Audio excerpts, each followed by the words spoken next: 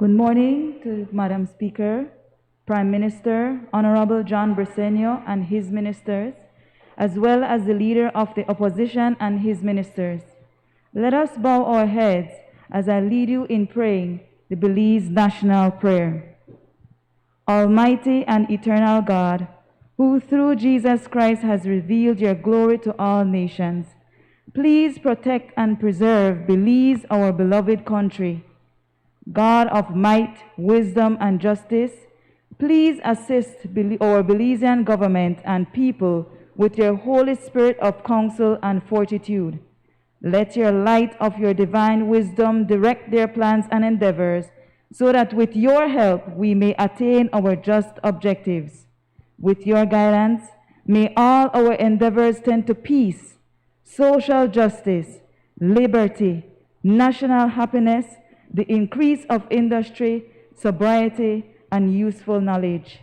We pray, O God of mercy, for all of us, that we may be blessed in the knowledge and sanctified in observance of your most holy law, that we may be preserved in union and in peace which the world itself cannot give. And after enjoying the blessings of this life, please admit us, dear Lord, to that eternal reward that you have prepared for those who love you. Amen.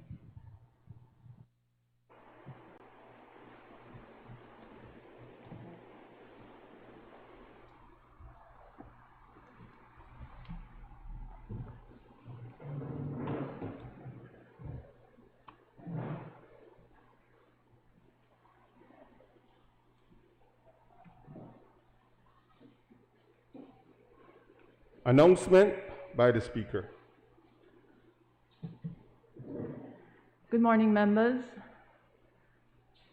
My announcement to start off this House meeting has to deal with two matters. The first matter, honorable members, following the disorderly events that immediately preceded the adjournment of this House on the last occasion, I have since met with the Prime Minister, the Leader of Opposition, and the member for Kaya South. I did so sincerely in an attempt to ensure that moving forward, there is not a repeat of what transpired at the last meeting.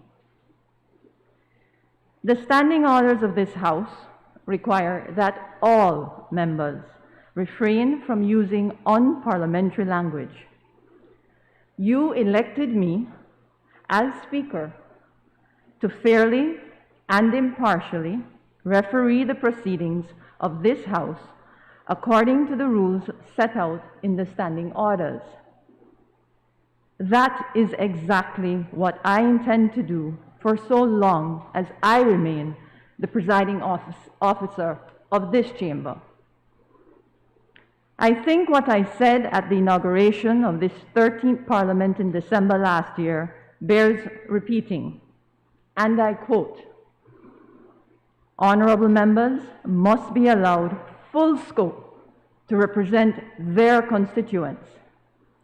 At the same time, I must be ever vigilant that each member discharge his and her duties in accordance with the rules of the House, and so to the Speaker falls the responsibility of maintaining order in a fair and balanced manner, being neither too lax nor excessively strict or sensitive, but rather carefully navigating the boundary between, on the one hand, freedom of expression, and on the other hand, indecorous descent into indignity.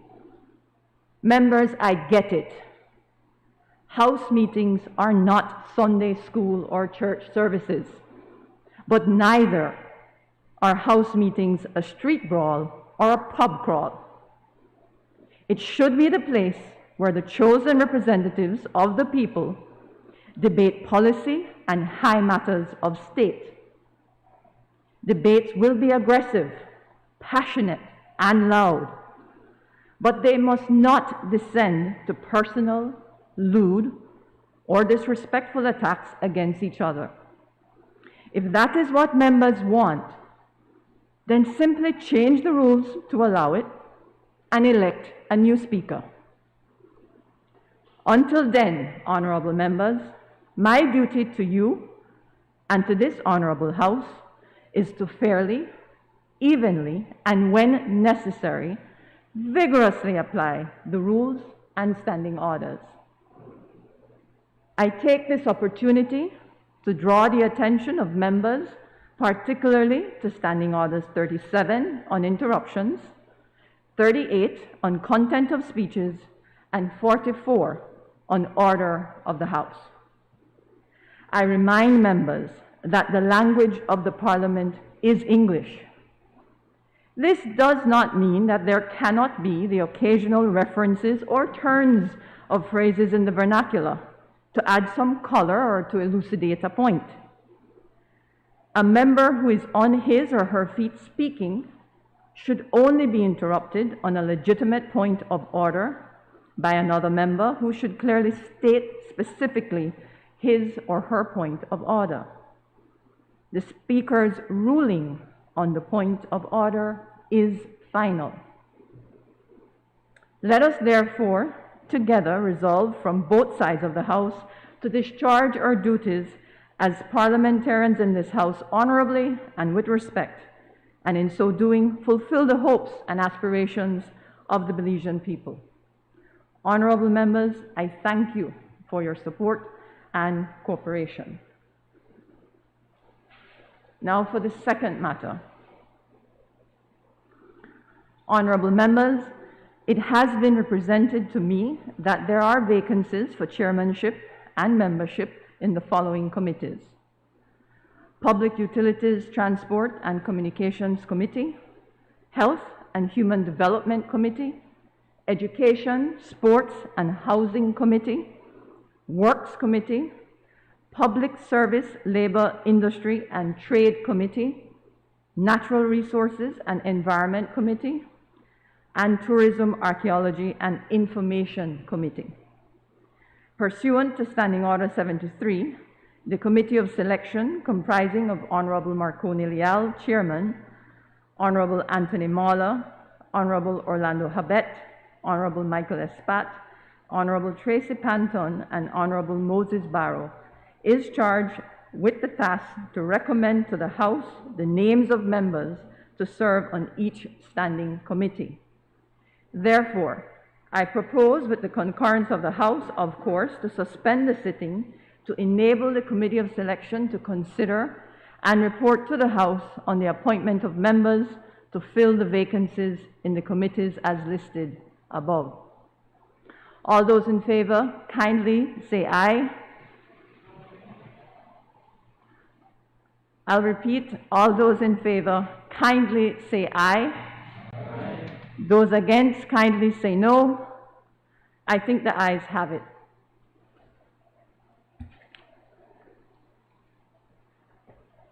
Clerk? Clerk? House is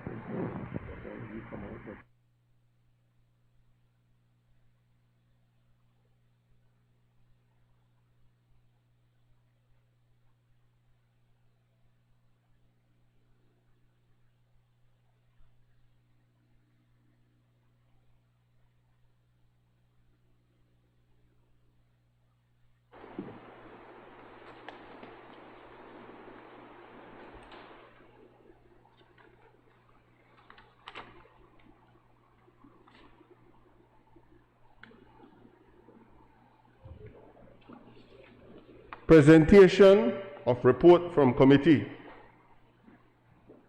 I recognize the Honorable Chairman of the Committee of Selection.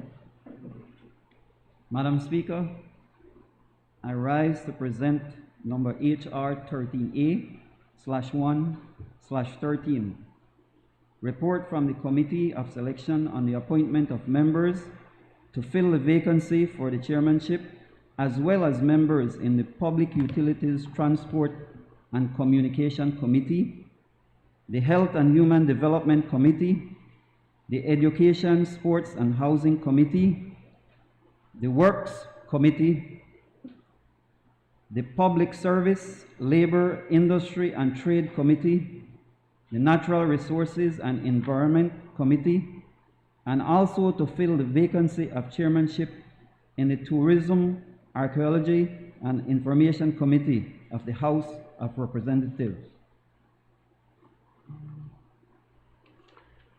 Honorable members, that report is ordered to lie on the table.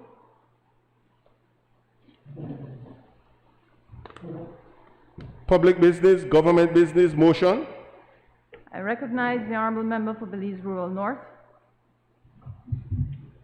Madam Speaker, I move, be it resolved, that the report from the Committee of Selection on the appointment of members to fill the vacancies for the chairmanship, as well as membership in the Public Utilities, Transport and Communication Committee, the Health and Human Development Committee, the Education, Sport and Housing Committee, the Works Committee, the Public Service, Labor, Industry and Trade Committee, the Natural Resources and Environment Committee, and also to fill the vacancy of chairmanship in the Tourism, Archaeology and Information Committee of the House of Representatives be adopted. Honorable members, the question is, be it resolved that the report from the Committee of Selection on the appointment of members to fill the vacancies for the chairmanship, as well as membership in the Public Utilities, Transport and Communications Committee, the Health and Human Development Committee, the Education, Sports and Housing Committee, the Works Committee, the Public Service, Labor, Industry and Trade Committee, the Natural Resources and Environment Committee, and also to fill the vacancy of chairmanship in the Tourism, Archaeology and Information Committee of the House of Representatives be adopted. All those in favor, kindly say aye. Those against, kindly say no. I think the ayes have it. Papers.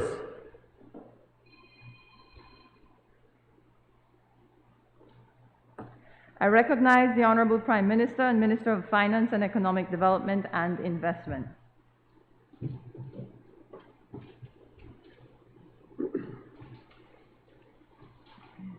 Madam Speaker, I rise to present and lay on the table sessional papers number HR 14-113, City and Town Council's Estimate of Revenues and Expenditure for Fiscal Year 2021-2022, number HR 14A-113, the Development Finance Corporation Annual Report for the year 2019.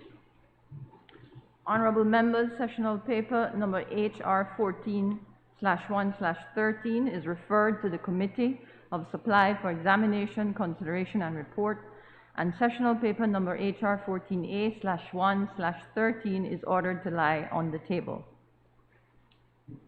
Presentation of reports from committee.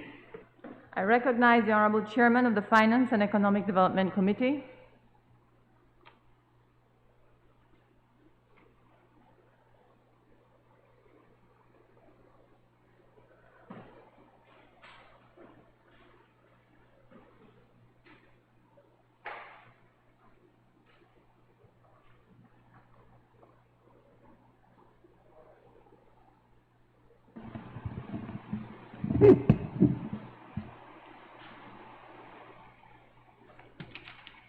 Madam Speaker, I rise to lay on the table sessional papers number HR 15/1/13, report from the Finance and Economic Development Committee on the Caribbean Development Bank Philip Golson Highway and Remate Bypass Upgrading Project of $34,300,000 loan motion 2021.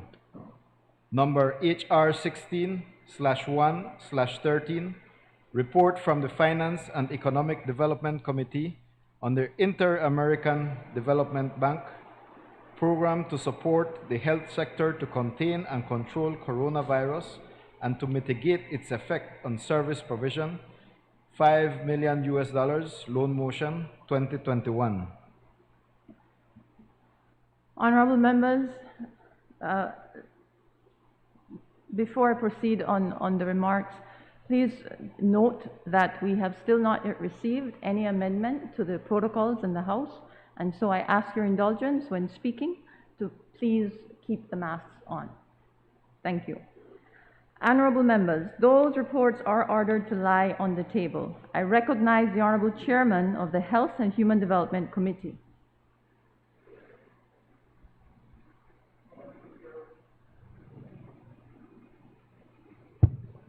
Madam Speaker, I rise to lay on the table sessional paper number HR 17/1/13, report from the Health and Human Development Committee on the Public Health Amendment number 2 Bill 2021. Honorable members, that report is ordered to lie on the table. I recognize the Honorable Chairman of the Constitution and Foreign Affairs Committee.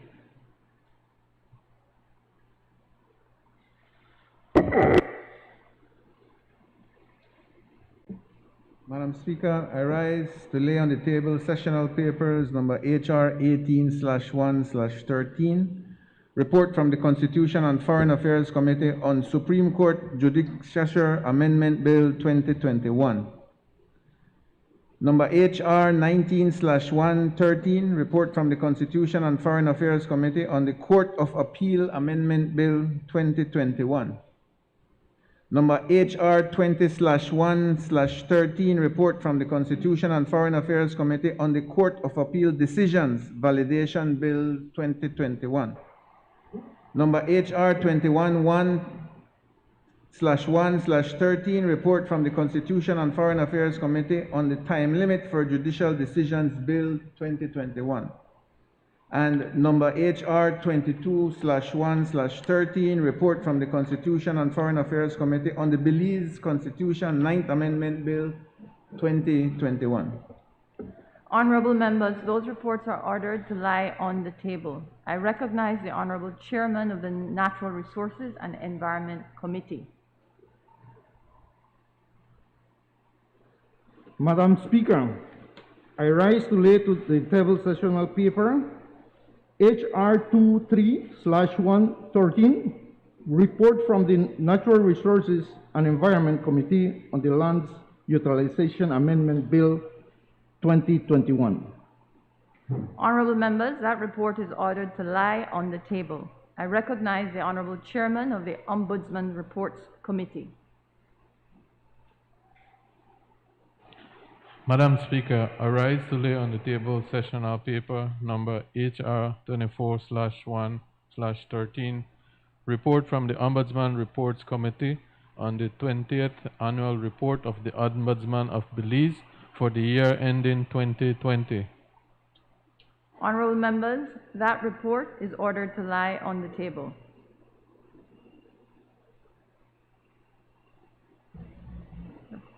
You have the statement by Minister. Statement by Minister. I recognize the Honorable Prime Minister. Thank you, Madam Speaker. As we are all aware, His Excellency Sir Colville Young has announced his retirement and is stepping down as our Governor General on the 30th April. His long service to Belize will be appropriately celebrated on the day of his departure. Please allow me, Madam Speaker, on my behalf, my family, our government, and all Belizeans to thank the Governor General for serving this country so selflessly. And he is a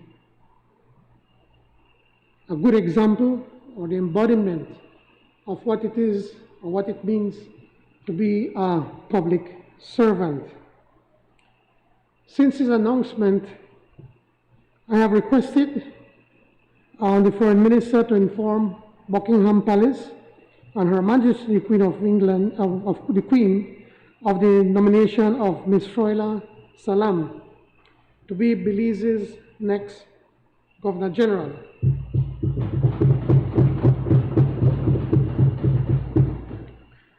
Ms. Salam is from the beautiful village of San Antonio in the Toledo district.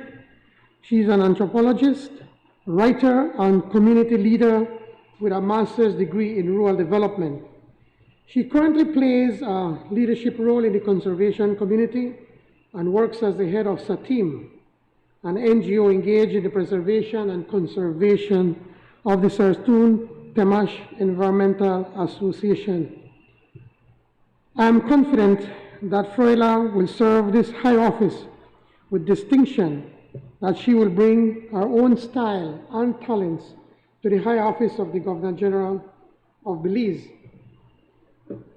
Madam Speaker, as I have been in communication with the Governor General, and I have said it before, it then came to my attention as to the remuneration of the Governor General of Belize. And I think that we have been doing a disservice to our Governor General. And it was even worse with the first Governor General in Belize, the way that she was treated. I will be coming to the House in the next House meeting, and I'll be making some amendments to the Governor General's Act to deal with the remuneration, ensuring that the Governor General has access to health insurance, to improve its salary a little bit more despite the challenges that we have presently. And we will do this retroactively so that the present Governor General will have a little bit better of a pension that he will get as opposed to what he would get under the present act that covers his salary. And when I bring that, Madam Speaker, I'm asking everyone in this House, on both sides of the House, to support the proposals that we're doing, which is in effect to give that respect that this high office merits. Thank you, Madam Speaker.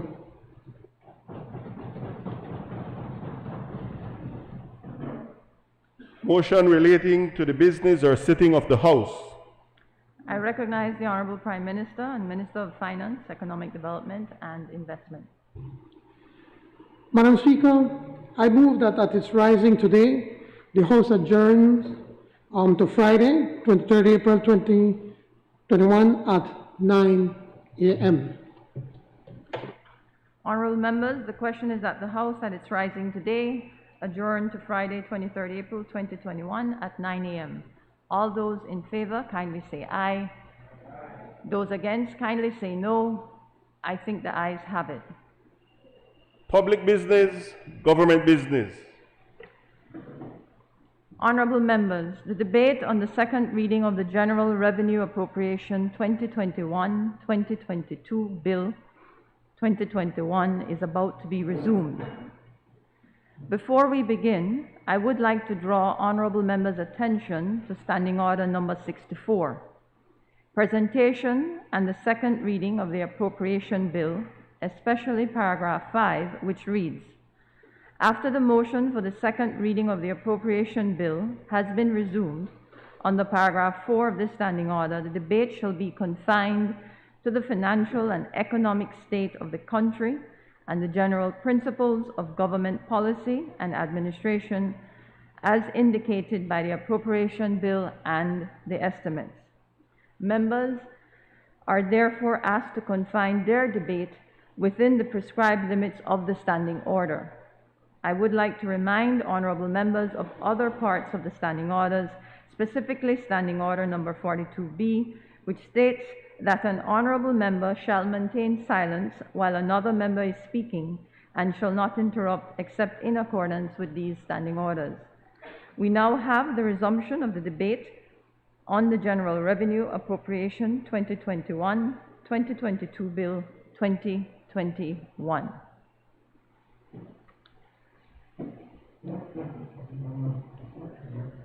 I recognize the Honorable Leader of Opposition, Member for Colette. Of course. Yes.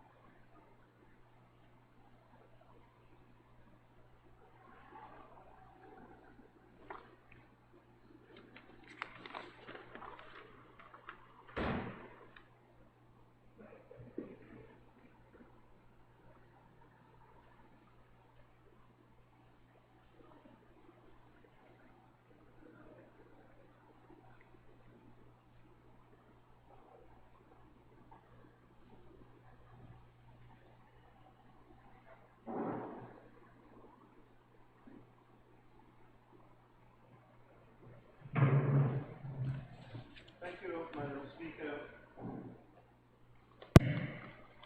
As I expressed to you, Madam, while I'm grateful to be able to use the podium, I'm not at all comfortable turning my back to the chair, so you will forgive me, but I will try my best as I deliver my presentation, Madam Speaker, to make constant turns and to refer to you as I speak to other members of the House via the chair. Madam Speaker, I rise to make my contribution to the debate on government's estimates of revenues and expenditure for the fiscal year 2021-2022, as presented by the Prime Minister on Friday, April 9th, in this Honorable House. Madam Speaker, I listened intently as the Prime Minister made his very first budget presentation to the nation. And as I hinted to the media shortly after the presentation, the Prime Minister's presentation indeed lacked luster and indeed was focused largely on blaming the previous administration.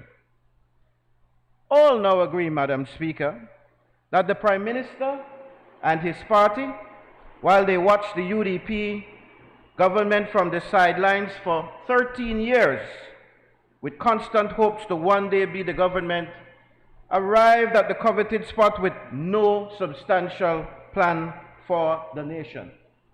Rather than manning up, and I'm in no way referring to the Prime Minister as a boy, Madam Speaker, but rather than manning up to the challenge that he knew to be forthcoming as the country's new leader, he instead chose to create an atmosphere of the greatest desperation and panic with the hope of gaining sympathy for his inability to handle the job. The PM lamented about the large mandate given to him and his party in November 2020, and also about their successive victories at the polls in March for the municipal elections. But he seemed deaf to the cries of the masses of Belizeans all over, especially on social media, and especially the teachers and public servants, about 15,000 in number, who now seem to be sending him and his party a new message after just a few short months. In fact, a few weeks after the victories he bragged about at the polls. Such a message, Madam Speaker, is loud and clear, resounding the point that he failed to convince them that he has a serious plan that is anything but self-serving for he and his party, or riddled with the kind of practices that the people spoke overwhelmingly against in November of last year. You see, Madam Speaker, people voted for a change. But instead of that change, Belizeans are of the opinion that this PUP administration is intent on producing the same old that they were known to produce from the days gone by. The Prime Minister and his administration should really use the large chest of political capital garnered at the polls recently to bring about the kind of change that will be truly good for Belize, the kind of change that political parties on the edge could not effect because of the need to do the very difficult balancing act. Rather than wasting gunpowder on the blame game, the Prime Minister and his administration should really be using such fortunes on building anew that which has gone so terribly wrong in this country, brought on by situations of the past. The Prime Minister should take a page out of the book of the UDP and address the situation in the manner in which they did back in 2008, when the new UDP administration inherited a somewhat similar situation, save the fact that the damage to the economy was not caused by a pandemic, Madam Speaker, but rather by the man-made disaster that was the People's United Party. In his presentation to the Honorable House at the budget of 2008-2009, Prime Minister Dean Barrow outlined the situation that he found when he came into office. And while he was obliged to cover and report on the conditions he inherited, he took firmly the job assigned to him by the people and utilized the opportunity of presenting the budget to inspire confidence and hope that the people of Belize, in the people of Belize, rather than brag about victories at the polls.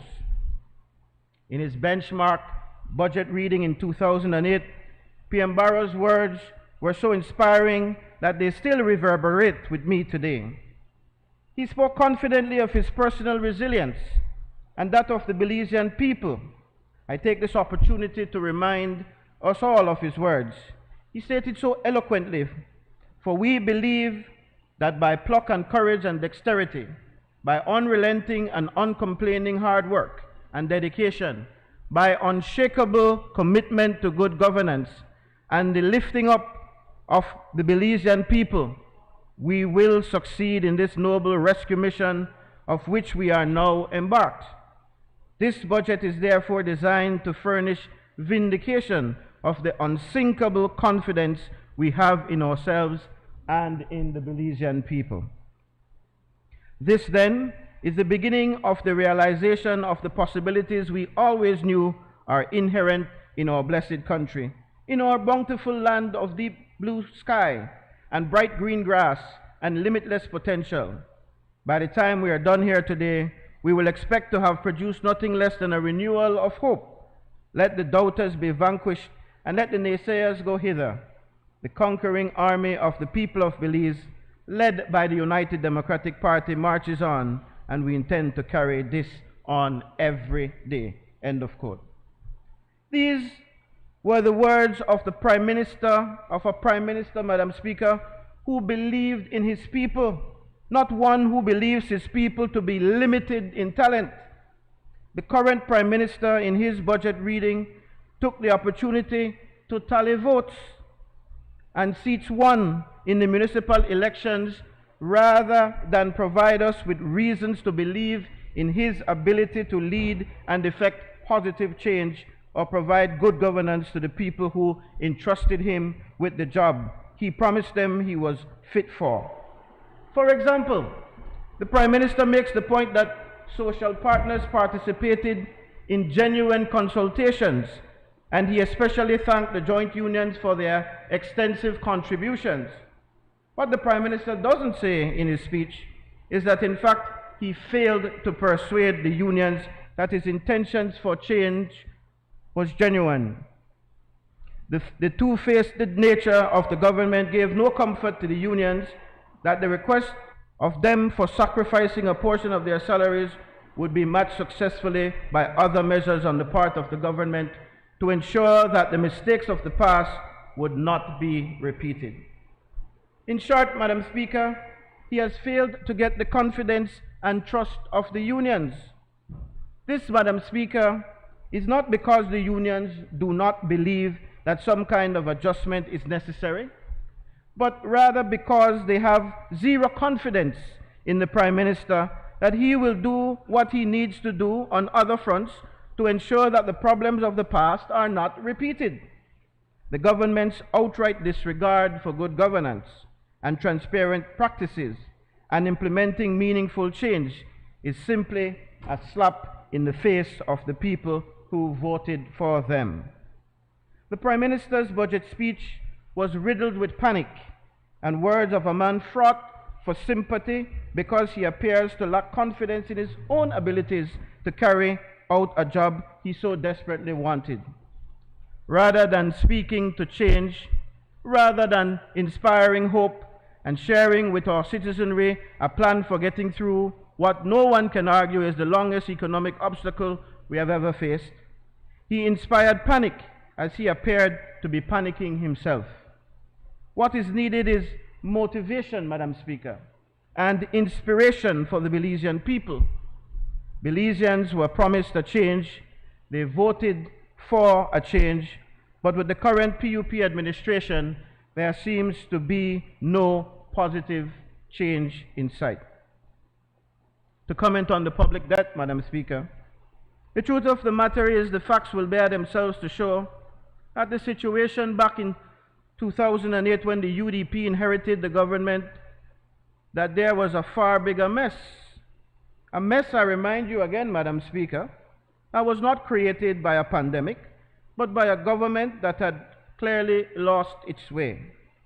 The records will show that from 2002 to that point in 2008, that the PUP administration struggled desperately to keep the international money reserves at a rate that would be considered appropriate. That is just 3 months of imports. The Dean Barrow administration in 2008 found $217 million in the reserves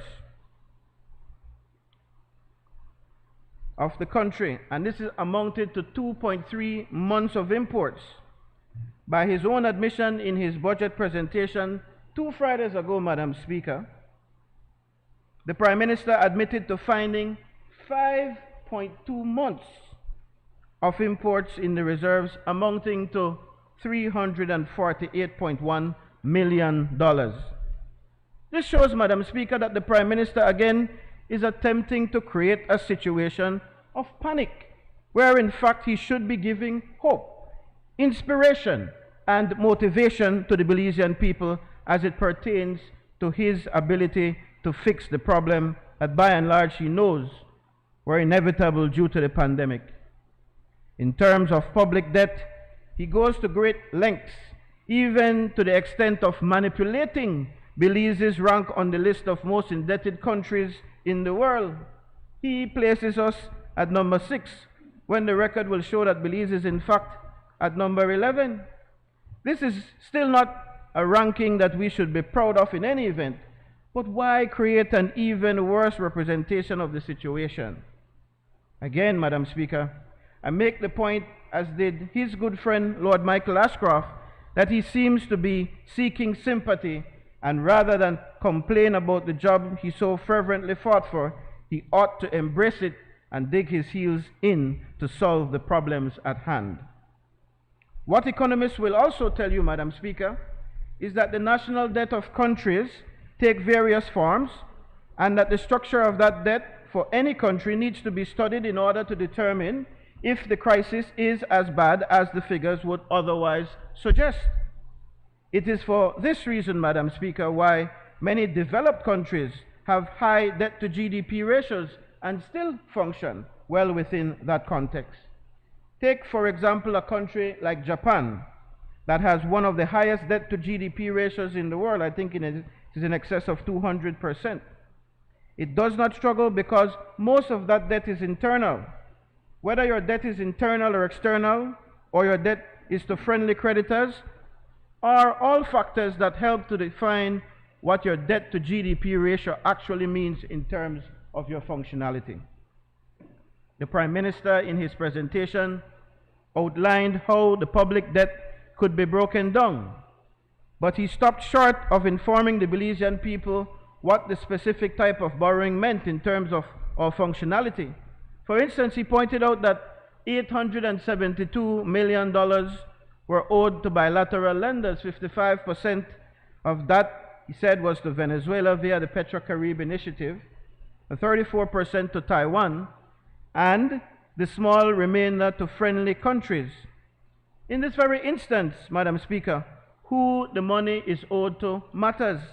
Friendly nations, like the above stated, are unlikely to provide pressure to a nation, especially, Madam Speaker, under the circumstances that we currently face. Another portion of our debt, as described by the PM, is owed to multilateral lenders who have been very supportive of our efforts to cope with the pandemic. The most strenuous of all debt, set aside what is owed on the domestic market, seems to be what is owed to external commercial creditors. And therein lies the super bond, which we all will remember is a creature, Madam Speaker, of the People's United Party.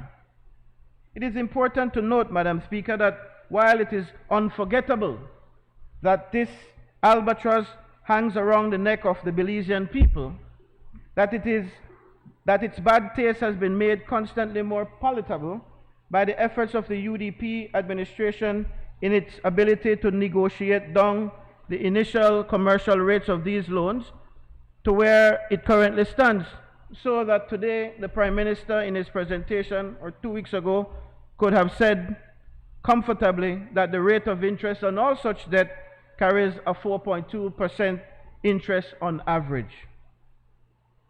Madam Speaker, the indication of the Prime Minister that the administration will attempt to lower the debt to GDP ratio to 85% by the close of his term, I think he said 2025, and I think he said, Madam Speaker, he's trying to be very prophetic, but if what is happening outside is any indication, they're not going to go beyond 2025. But he attempted to say a further reduction by the year 2030. But, Madam Speaker, these goals, in my view, are laudable. And honestly speaking, Prime Minister, the 4-point plan that you outlined is a good plan. However, talk is cheap. This can only be achieved by anti-corruption. First of all, the government will have to convince the Belizean people that it is capable of executing according to such plans, and will have to exercise extreme discipline in its execution, which in their short time in office, the Belizean people, and certainly us on the opposition, have very little confidence in their ability to do. But not to rain completely on the Prime Minister's parade, we on the opposition side will console ourselves, Prime Minister, that you have at least put it in writing. And even if this is only to dazzle the IMF and the other IFIs, we salute you for doing so. We will continue to remain vigilant and hold the Prime Minister and his government to the fire to ensure that they stay on track with such commitments. In fact, if the Prime Minister were honest, or if he would have chosen to go a different route, a different direction, he might have been honest about the fact that the debt that has been described to be out of hand only came to that extent because GDP fell so tremendously low as a result of the pandemic, and of course, necessary emergency borrowing became compulsory. If he were a different kind of leader, rather than a chicken little that constantly cries, "The sky is falling, the sky is falling," he would encourage the Belizean people to do their best to assist in the rebounding efforts to improve the economy. This includes ensuring that the public servants and the teachers were made strong contenders in terms of spending in the economy by not cutting their source of disposable income, coupled, of course, with other measures. Such encouragement will see GDP go back to normal or even improve beyond pre-COVID and allow things to return to some semblance of normalcy in terms of the debt to GDP ratio. Instead, however, the Prime Minister chooses to panic and to frighten the Belizean people, claiming the peg to the US dollar is about to collapse and that Belize is at the bottom of the barrel when compared to other countries in the world. What he neglects to mention when he spews recklessly these statistics without giving proper context is that all of these countries in the world, of all the countries in the world, there are only but a handful, I counted maybe between 10 and 12, who their debt to GDP ratio has not dropped as a result of the pandemic or has not increased as a result of the pandemic. The majority of countries have experienced lower yields in terms of their GDP, and in an effort to mitigate the effects of COVID-19 have engaged in spending and borrowing that prior to the pandemic they may have avoided. On the Prime Minister's recovery plan, Madam Speaker, the Prime Minister's feeling the need to put in black and white that some quarters have erroneously suggested or assumed that the salary adjustment is the sole pillar upon which the fiscal recovery rests is proof positive that his widely touted success at consultations and negotiations with stakeholders was in fact a failure. Madam Speaker, the Prime Minister tries to paint a picture that the government would be relying on other measures that could satisfy the joint unions press that there is genuine change in the way things are done, so that their sacrifice of salary adjustments and increment freezes would not go in vain, and that in fact they would not in the near future end up in a similar predicament. What the PM deems inevitable, a reduction in interest payments of some $53 million less of what was allotted last fiscal year aside, all then other measures of his recovery plan seem to be hopeless. One such measure he described is the collection of all current taxes from all sources from whom such taxes are due. Again, this is laudable. In fact, under our administration, there were many attempts to do this. There was one time when we put it in the budget that we were going to collect millions of dollars in land tax that was owed. Easier said than done. And it is especially hard to do, Mr. Prime Minister, when it is that you give no details other than saying that the state is going to use enforcement agencies that will adopt a muscular approach, as you put it, to revenue collection and enforcement. I will give you that I did see an allocation later on of money to beef things up. But such a response, especially to an already bewildered constituency, begs the question, Mr. Prime Minister. Please give us the details of how it is you are going to do that. How is it that you are going to all of a sudden enforce such actions when there is very little other than the little money that you put in to beef up such activity? No additional personnel, no additional materials or equipment, and most importantly, no political will to enforce such actions on people who are friendly to your party, like those big businessmen that of course will tell you that they know they upon that with all the land that they owe, they're not going to pay the taxes and you could do your next best. Some of the very same business people, Mr. Prime Minister, who funded your general and municipal campaigns. Talk is cheap, Prime Minister, and we have heard it all before. It is for that reason that the union's incredulity says to you, no sir, we are not taking a salary cut because you are not serious about these other measures. The fourth step in your recovery plan again fuels the incredulity of the joint unions and the Belizean people. This pillar of enabling investment, both domestic and foreign, has already been poisoned by very questionable moves made within your administration and more specifically within your office, including appointing your bosom buddy and friend, who is without credentials and who shall remain nameless, as head of such an office operating from the Prime Minister's office to oversee investments.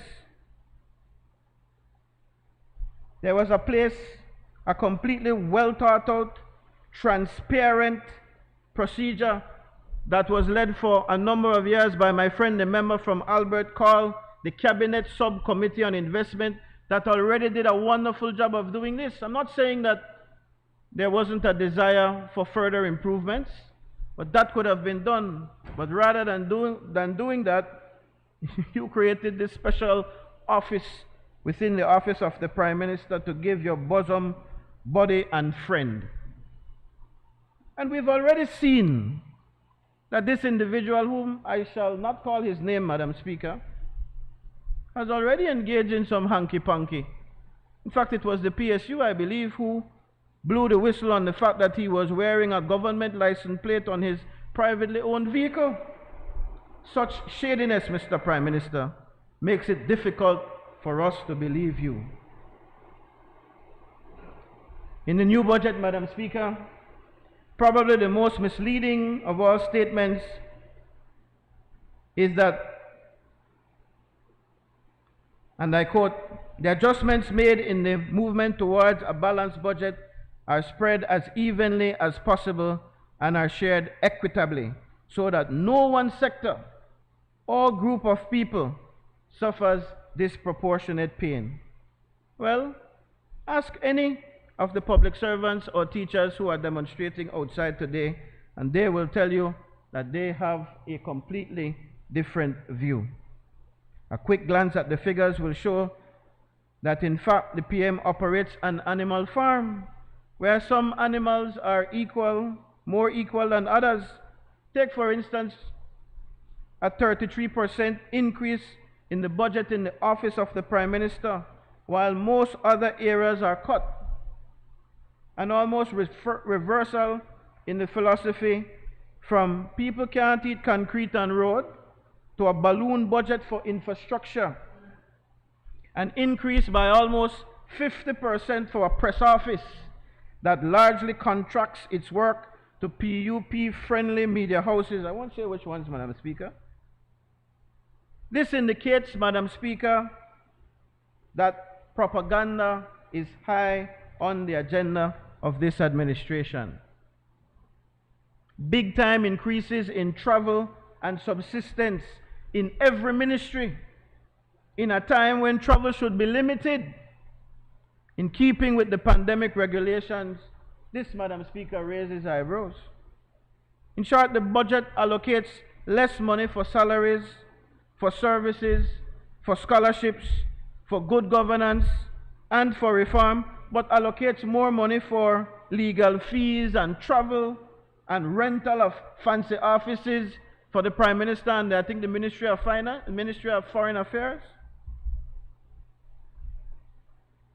Waste, Madam Speaker, and hustling seems to be the order of the day when it comes to this section. Social programs, Madam Speaker, are significantly cut. It slashes right through the heart of their famous catchphrase, "Everybody for win." We now see the member from Belize Rural Central spurting out in various different ways how it is that everybody can get. He said it in a different way recently on the TV. I can't remember the words. But it is clear, Madam Speaker, that under this set, everybody is not going to win. The allocated budget is now $10 million, which is a third of the previously allocated $29 million for these social programs. And this does not include the food pantry, apparently. Take the allocation for the food pantry is a measly $3 million. The PM indicates, though, Madam Speaker, that his budget gives priority to spending in areas of health, poverty mitigation, education, citizen security, rural development, and infrastructure. And while we can give him credit for spending on health in terms of the pandemic, the devil is always in the details, as my friend from Kaya North will tell you. The devil is always in the details, and we have our great suspicions, Madam Speaker, of the procurement measures utilized in this fight against COVID-19. Plan Belize, Madam Speaker, and the budget seem to have fallen out of alignment when it comes to certain social programs in particular. Where free education is promised in Plan Belize, we see allocations for school assistance cut in 2021-2022. School transportation has been reduced from almost $8 million to $4 million. With the government's intent to reopen schools in person in the near future, it begs the question of how it is that these students requiring assistance in the form of transportation, how is it that they are going to get to school if the allocation for school transportation is cut in half? So only half of them will go to school? I know that that is a concern for my colleague, my friend, the member from Corozal North. Because, Madam Speaker, it was under the United Democratic Party's administration that constituencies like Corozal North, Corozal, well, the Bay is not really included, but Corozal Southeast and Corozal Southwest and Orange Walk East and Orange Walk South. My friend from Orange Walk South will tell you that never before did you have bus runs to take students to schools until this UDP administration did it, and now the budget is going to be cut by half. How is it, Madam Speaker, that this government can claim that they have a heart for social justice when these are the kinds of cuts? How is it that he can say that the cuts are equal and equitable? Major cuts are being made to the primary education budget. Major cuts are being made to the secondary education budget. And they seem to be sustaining the cut that the UDP administration, yes, put in place in the height of the pandemic when there was a shutdown. If things are improving now, you would think that they would ease up on cutting the subvention to the University of Belize, which they vow they love so much. The owners tell the people, are getting free education, all the grants money cut. Students are now returning to school and parents have to pay fees, and the government is saying there is nothing for that. Madam Speaker, the Prime Minister's rebuilding of fiscal operations again. And Madam Speaker, they quite often accuse us of not pointing out the good in the budget. So I want you to pay attention to how many times I've said that what the Prime Minister had in his budget presentation is laudable. I'll say it again. That in fact, his measures for rebuilding of the fiscal operations as set out in his presentation again seem very laudable. And if it is indeed carried out according to the plan, it will succeed. But again, by the time he makes this very laudable recommendation, he says, you know how we know we can get it done? And then he says, because we have done it before. And he points, Madam Speaker, to the budgets of 2006, 2007, and 2007, 2008, where he makes the point that there was a primary surplus. And so I wanted to check on that. So I went, Madam Speaker, and did a little research. And that research showed that, in fact, if you go and you read our good friend Jules Vasquez's news transcript from February 6, 2006, it will show you, Madam Speaker, that in fact, that's just about a month and a half, a month and a few days away from the March, I think it was 23rd and 24th reading or debating of the budget. On February 6, 2006, the headline in the Channel 7 newscast was GOB needs $190 million for 2006-2007 debt shortfall. So if you have this kind of shortfall in addressing your debt, this was when the super bond was cracking us. This was when our friends from the G7, who some of you are still surviving in the People's United Party, said to the Prime Minister that, no, you like to talk about members' father. When your father, my friend from Caribbean Shores, was the Prime Minister, and his own party members jacked him up to say, you cannot continue. And sorry, my friend from Fort George too, as people might not know that that is his father. I don't know. He's not disowning his father, right? Anyway, Madam Speaker, the newscast of the time showed that in fact, what was happening was that the government had contracted a company called Houlihan, Lokey, Howard and Zukin, remember this? To do a study. And this study was to put in check the debt situation at the time. Now, if this was in February, in fact, Jose Vasquez was asking the then Prime Minister about the report, and the Prime Minister said he hadn't seen the report yet, but that he was not disputing the fact that there was such a contract for this company to look at and study the debt and to make recommendations. And then, Madam Speaker, I actually looked at the transcript of the debate, the 2 days of debate in that year of 2006, just to try to fact check the Prime Minister to see if in fact, as he said, there was some kind of surplus in that 2006-2007 fiscal year, and then again in the 2007-2008 financial year. I will concede the 2007-2008. And then I saw that there was the kind of back and forth between the then Prime Minister and the Leader of Opposition merely on how it was reported, and the Leader of the Opposition, the Honorable Dean Barrow, I call his name only to make the distinction that at the time he was the Leader of the Opposition, Madam Speaker, was chastising the then Prime Minister for hiding the fact that there were huge debt payments that could not be made and that was not being put in the figures. And the response of the Prime Minister at the time was that, well, that is the new way of doing things and you don't put amortization payments in the report. But whatever the case is, for you to say, Mr. Prime Minister, that the reason we are to have confidence in you is because in 2006, 2007, and 2007, 2008, you successfully had a surplus, is just flawed. The PM also spoke about the critical role of the private enterprise to the overall prospects of recovery.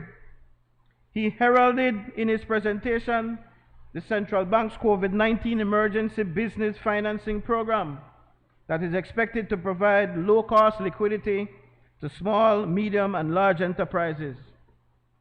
The simple fact is that for the central bank to engage commercial banks to further lend to businesses that already have loans that are not performing may sooner or later affect the commercial bank's balance sheet. This will in turn put depositors' money at risk if they do not manage that risk properly. The banks may already be at their capacity in terms of how far they can go with these kinds of initiatives. And it is no wonder then, Madam Speaker, that the Prime Minister says that really, we can't really say whether these kinds of initiatives, the central bank initiative, is going to yield any kind of success.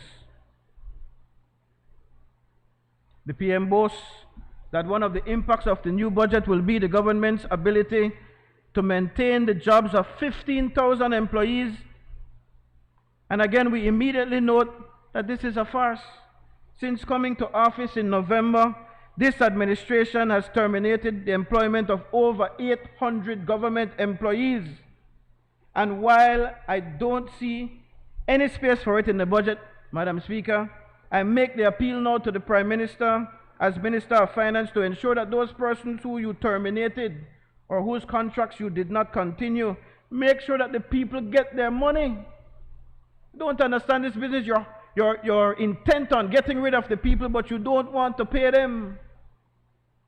And the numbers are legendary out there in terms of those persons who have not received their monies.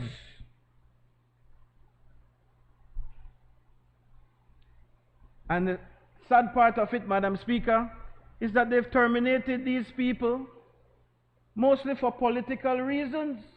Not because of the pandemic, you know, for political reasons. Because they're affiliated with the United Democratic Party. Or in some cases, the people are innocent and not politically connected at all, but they want to make way, as my friend from Stan Creek West had said. He never shame, he never hide, he said it publicly.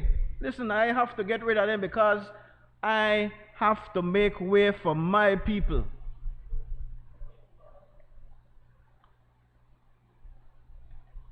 Madam Speaker, the extension of that statement includes that no government workers, the PM said boldly that there was no retrenchment, that is not a practice of the government. Well, I don't know what you call sending home in excess of 800 workers right after an election. You might not know how to count, it is plain. My friend from Stan Creek West sent home 80 of them in one day. 80 of them in one day on George Price holiday. I'll never forget it. But there is an extension to the point that the Prime Minister made, Madam Speaker. He also said that by extension, they are not going to cut the salaries of any worker making under $12,000. Said no government worker, therefore, would be making under the minimum wage of $5 an hour. No, Madam Speaker, this statement alone smacks in the face of the tens of thousands of other Belizeans who are waiting patiently for the establishment of a nationwide minimum wage of $5 per hour. We are reminded yet again of George Orwell's Animal Farm, where the pig conveniently amends the rules as he goes along, written on the barn. He go on, he scratch off piece and he scratch off piece. And then when the other animals attempt to call him to order, the rules are there, it's changed. So now it seems that the promise was not to get everybody a minimum wage of $5, only the government workers. Madam Speaker, I have already highlighted the hypocrisy of the PUP administration in terms of what they promised in Plan Belize and what this budget promises to deliver. But I must re-emphasize their allocations for questionable procurement under the health sector and their demeaning allocations for housing, a mere $3.5 million, when you promise the people houses galore. Their drastic cuts of social programs, including the food assistance program and the unemployment relief for those affected by COVID-19.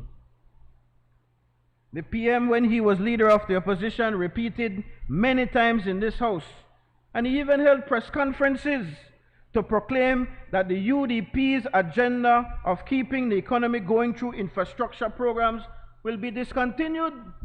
And he said that even if the monies had already been negotiated, that they would reject those offers because, as they put it at the time, people can't eat streets.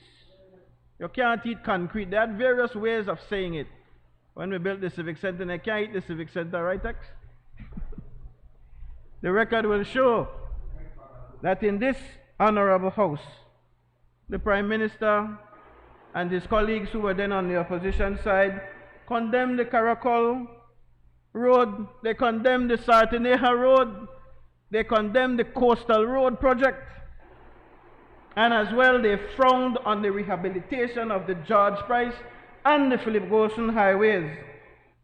Well, it seems now, Madam Speaker, that either the political will or their outright tendency to mislead people into believing that they can do things they cannot do has manifested itself.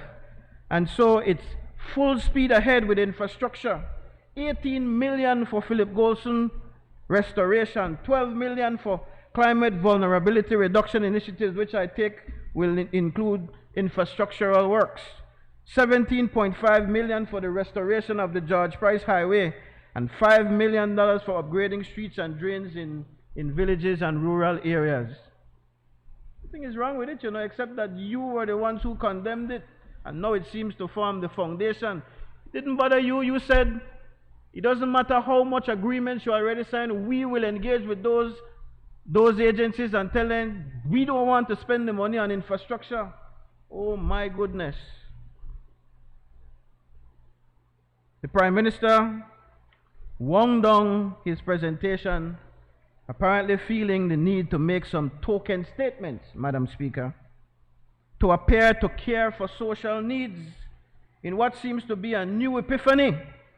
And I say this without hesitation because his new administration cut programs at the Department of Youth Services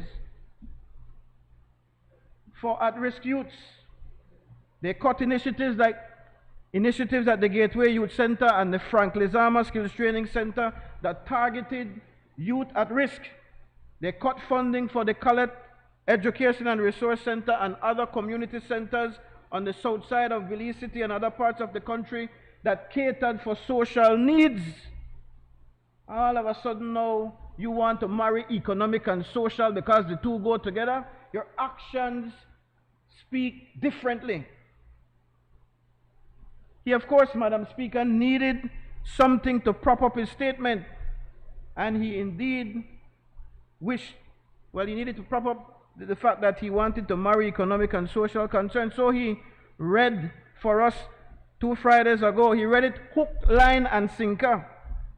A prepared script bragging about the success of the Restore Belize initiative, which he claims is run out of his office, the office of the Prime Minister. Madam Speaker, this is an initiative started under the United Democratic Party government that could never have yielded the kind of results that he boasted about in 2 or 3 months or 4 months or whatever amount of time they're in office. So we thank him for giving kudos to the program, but we beg you to give credit where credit is due. It was the UDP who did that.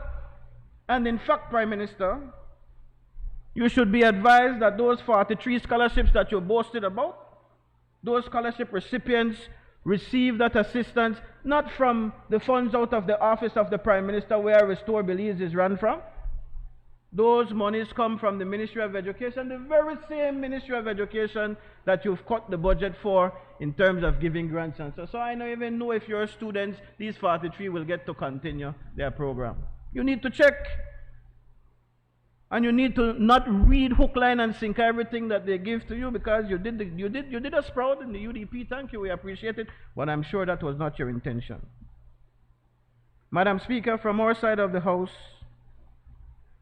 we can do nothing but condemn this administration for its short-sightedness.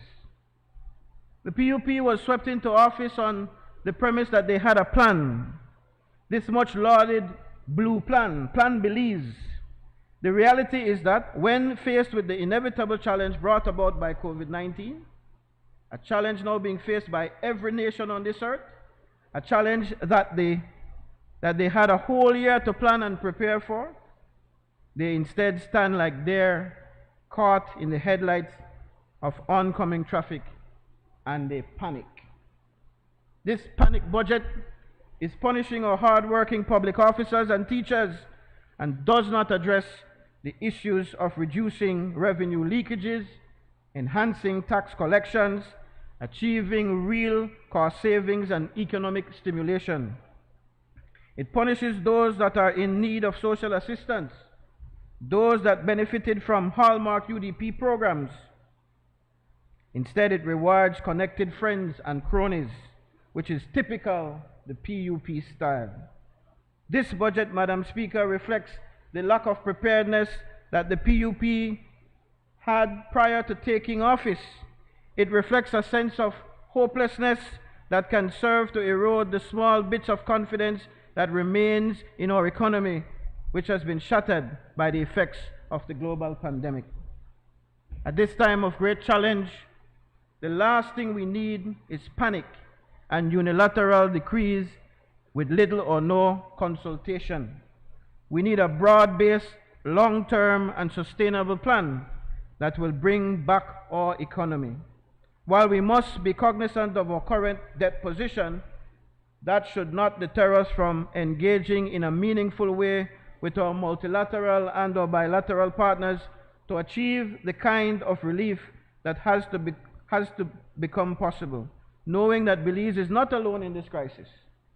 Most importantly, Madam Speaker, the PUP has to stop lamenting and stop blaming others for their inability to face this crisis as a champion of the people and not as a punisher. At this critical juncture of our existence, a small nation, we need hope, because hope can and will kindle the indomitable spirit of the Belizean people. Before I sit, Madam Speaker, kindly allow me to salute those wonderful people of the Collett constituency who have ensured that I get an opportunity to sit and represent them in this honorable house for 5 consecutive times. Thank you, Madam Speaker.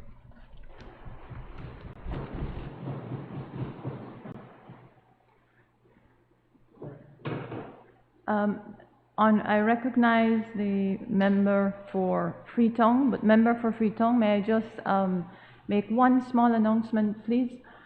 At the start of this morning's session, as I'd said, we had not received any adjustment or amendment for the 2 days of debate, given the nature of the debate, the length of time for speaking. So you may have witnessed that I did allow the Leader of Opposition to speak without mask. He did request, as I did with the Prime Minister last session. Since then, that adjustment had been formally sent over to the National Assembly, and so those who prefer to speak without the mask during the contribution to the budget debate can do so. All others must remain with their masks on and within the precinct of the building today and tomorrow. Of course, please let's continue to respect the other protocols in place. Thank you for allowing me to say that, member for Freetown.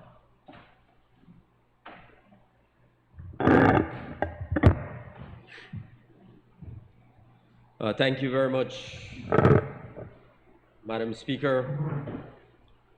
Madam Speaker, I rise on behalf of the people of Freetown to offer my support and my contribution to the debate on the budget for fiscal year 2021-2022. The Honorable Leader of the Opposition spoke for 52 minutes, and he almost put me to sleep. It was, what a disappointment, my honorable friend, for your maiden speech as Leader of the Opposition, full of empty rhetoric and lacking in substance. You know, Madam Speaker, as I listened to the Honorable Leader of the Opposition, the first thing that comes to mind is an old Creole proverb. And I know you, as an advocate for the Creole culture and language, you will forgive my use of it in the current context. I don't mean to be impolite, Madam Speaker, but you know that Creole is a beautiful, colorful, engaging language. And really the good old proverb, often cited to me by His Excellency Sir Colville Young, so I know it's not out of order. It's colorful, but the old proverb that comes to mind when I listen to the Leader of the Opposition is, man we cock up on the beach, forget. The man we walk in it, remember. The Leader of the Opposition this UDP crowd, Madam Speaker, they play like they forget the damage and destruction that they have done to this country. But we in the People's United Party, Madam Speaker, we can't forget. We don't have the luxury of forgetting, because we have to clean up this mess. We have to fix this mess.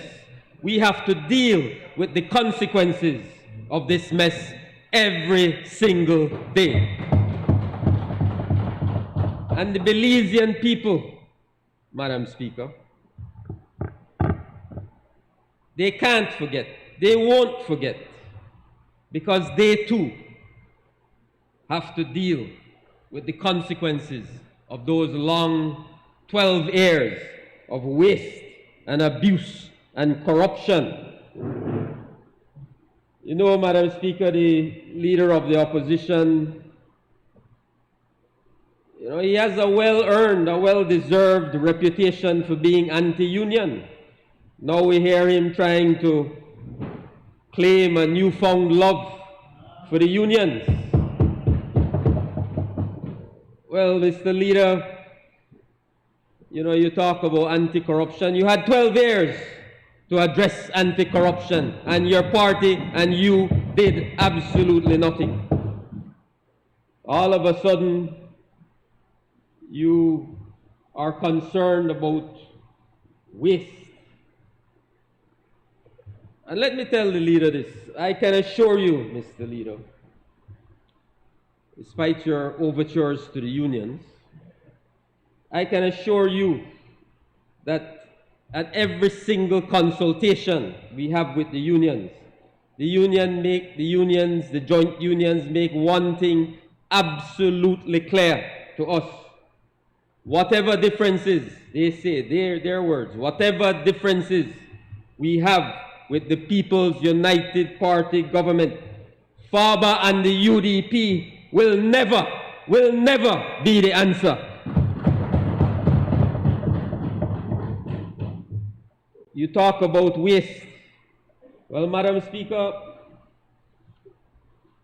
you know, it is the unions that brought these matters to my attention. You know, I don't want to embarrass the leader of the opposition, but when you talk about waste, it is the very union leaders out there who bring these matters to our attention. And they say, you know, why we are so concerned about waste and abuse, and it's difficult for us to get our membership to accept salary cuts.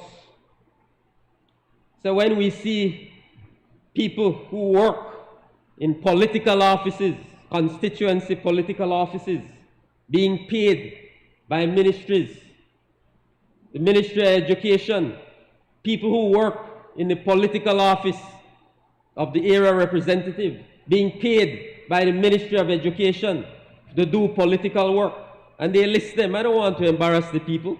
We have the list of them. We could go through them. $25,000 a year, $36,000 a year, $15,000 a year, $10,000 a year. We could go through them. And then they bring to our attention, they say, waste and abuse. And they are the ones who gave me this, you know, the search for these things, Madam Speaker. Rental of dwelling quarters for Minister of Education, Youth, Sports and Culture.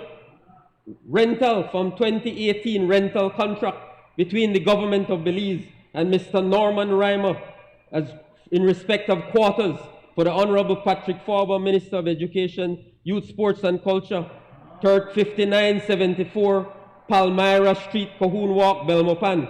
Kindly be informed that the 2-year contract will expire 30th June 2020, and the ministry recommending that the agreement be further for a period of 1 year. This is in the middle of pandemic, you know, from July 2020 to June 2021. $3,100 a month. $3,100 a month, Madam Speaker. You talk about waste and abuse. Allow me to hear the point of order. No, to malign my name with falsities, Madam Speaker. No, you need to give me the specific point of order. Go continue, member. Madam Speaker, it's right here. There is no renewal It's of right the here. contract in the middle of a pandemic. That's a lie. So July 20th isn't in the middle of the pandemic. You wrote to get it renewed. The ministry wrote to get it renewed. Somebody stopped it maybe, but you had $3,100 for 2 years before that, sir. And that is on top of their housing allowance. So, Madam Speaker, I say to the Honorable Leader of the Opposition, have you no shame, sir? And we all know the answer to that. Instead of coming to this National Assembly today to apologize to the Belizean people and to take responsibility for 12 years of the most corrupt, most wasteful, most incompetent government this country has ever seen, you have the audacity to stand up and attempt to discredit the new government's principled efforts to bounce back the broken economy and build back this shattered country. You should be joining our efforts. You should be working with us, not against us. You should be praying for our success, not for our failure. Madam Speaker, this is not a budget we wanted our first year in office. This is a budget forced upon us and the Belizean people by a reckless, irresponsible UDP government.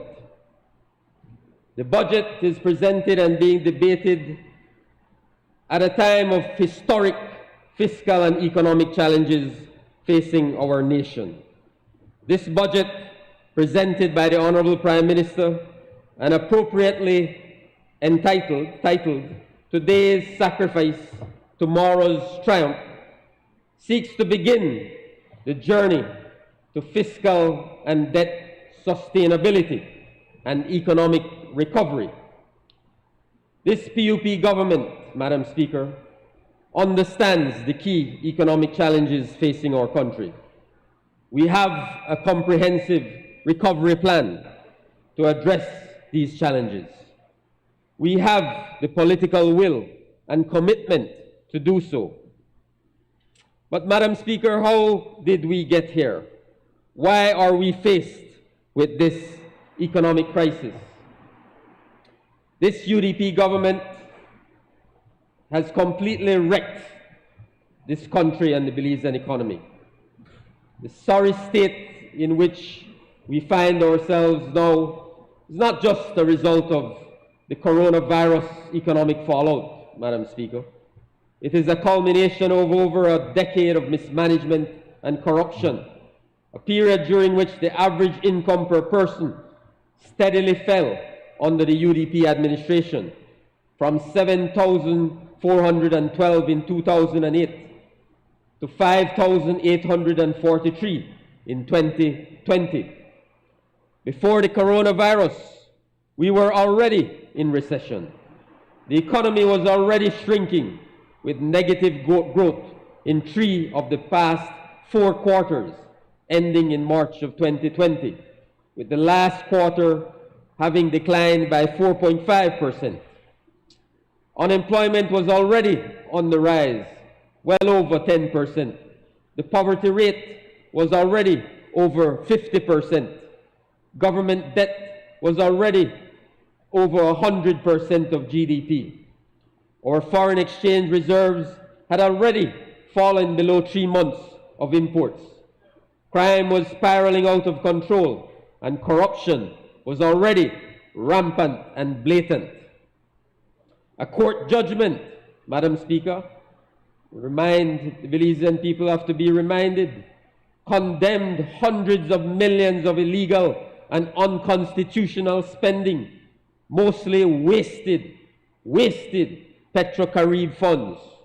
Oh, if we only had those funds today. There were questions arising as to the flow of funds in the last Auditor General's reports, Madam Speaker. Monies owed, despite court judgments, $400,000 to the government from the Vegas, still not paid. And in spite of public outcry and disgust, Madam Speaker, bloated government contracts were handed out again to people like Emery Hernandez, crony of the UDP, masquerading as a contractor and one of the chief conduits for government monies to be corruptly channeled to the United Democratic Party. And now we have learned of the corrupt, nepotistic $500 million Bolido contract, which we will do something about, and the criminal abuse of government assets. Criminal abuse of government assets. The Commission of Inquiry is just the tip of the iceberg. Don't get comfortable. The dreadful state of the economy is, of course, now, Madam Speaker, even further exacerbated by the coronavirus economic fallout. The Central Bank of Belize estimates that in 2020, the economy contracted around 14%, completely unheard of in these modern economic times. That means in this 1 year, 2020, past year, every Belizean of working age forming part of the labor force has become on average roughly $1,200 poorer, from an average of, as I said earlier, $7,000 to $5,800 per person. This level of income per person has not been seen in our country since 1992. The unemployment rate has reached an unprecedented 29.6%, Madam Speaker. Over 60,000 Belizeans are out of a job, while more than 80,000, or 38% of our employed are underemployed. That is over 120,000 Belizeans looking for work. Belize's unemployment rate is more than triple the average unemployment rate throughout the Caribbean and more than quadruple that of Central America. Tourism and local consumption have nosedived as well. Even with the Philip Golson International Airport reopening, tourism arrivals are but a fraction of what it was in the previous year. This fall, Madam Speaker, in consumption has negatively impacted virtually all other sectors of the economy, including primary sectors such as agriculture and livestock, secondary sectors such as construction, electricity production, manufacturing, including beverage production, and tertiary sectors besides tourism, such as services, sectors like transportation, business process outsourcing, and financial services. Exports for 2020 fell by over 11%, or 46.1 million from 2019.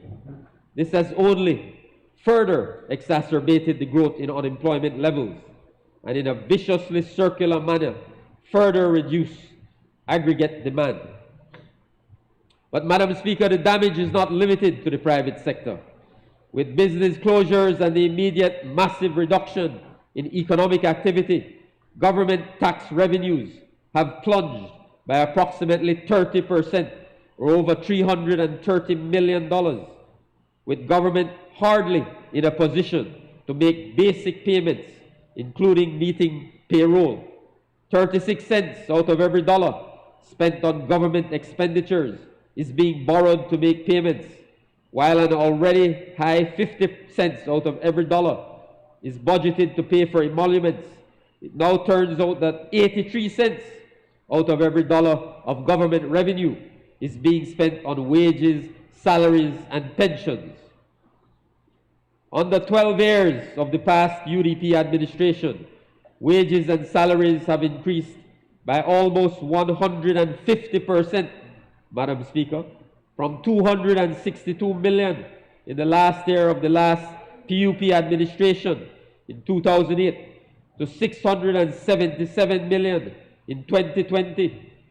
In that same period, the pension costs have more than doubled, while debt finance capital expenditures have almost tripled from $137 million to $346 million.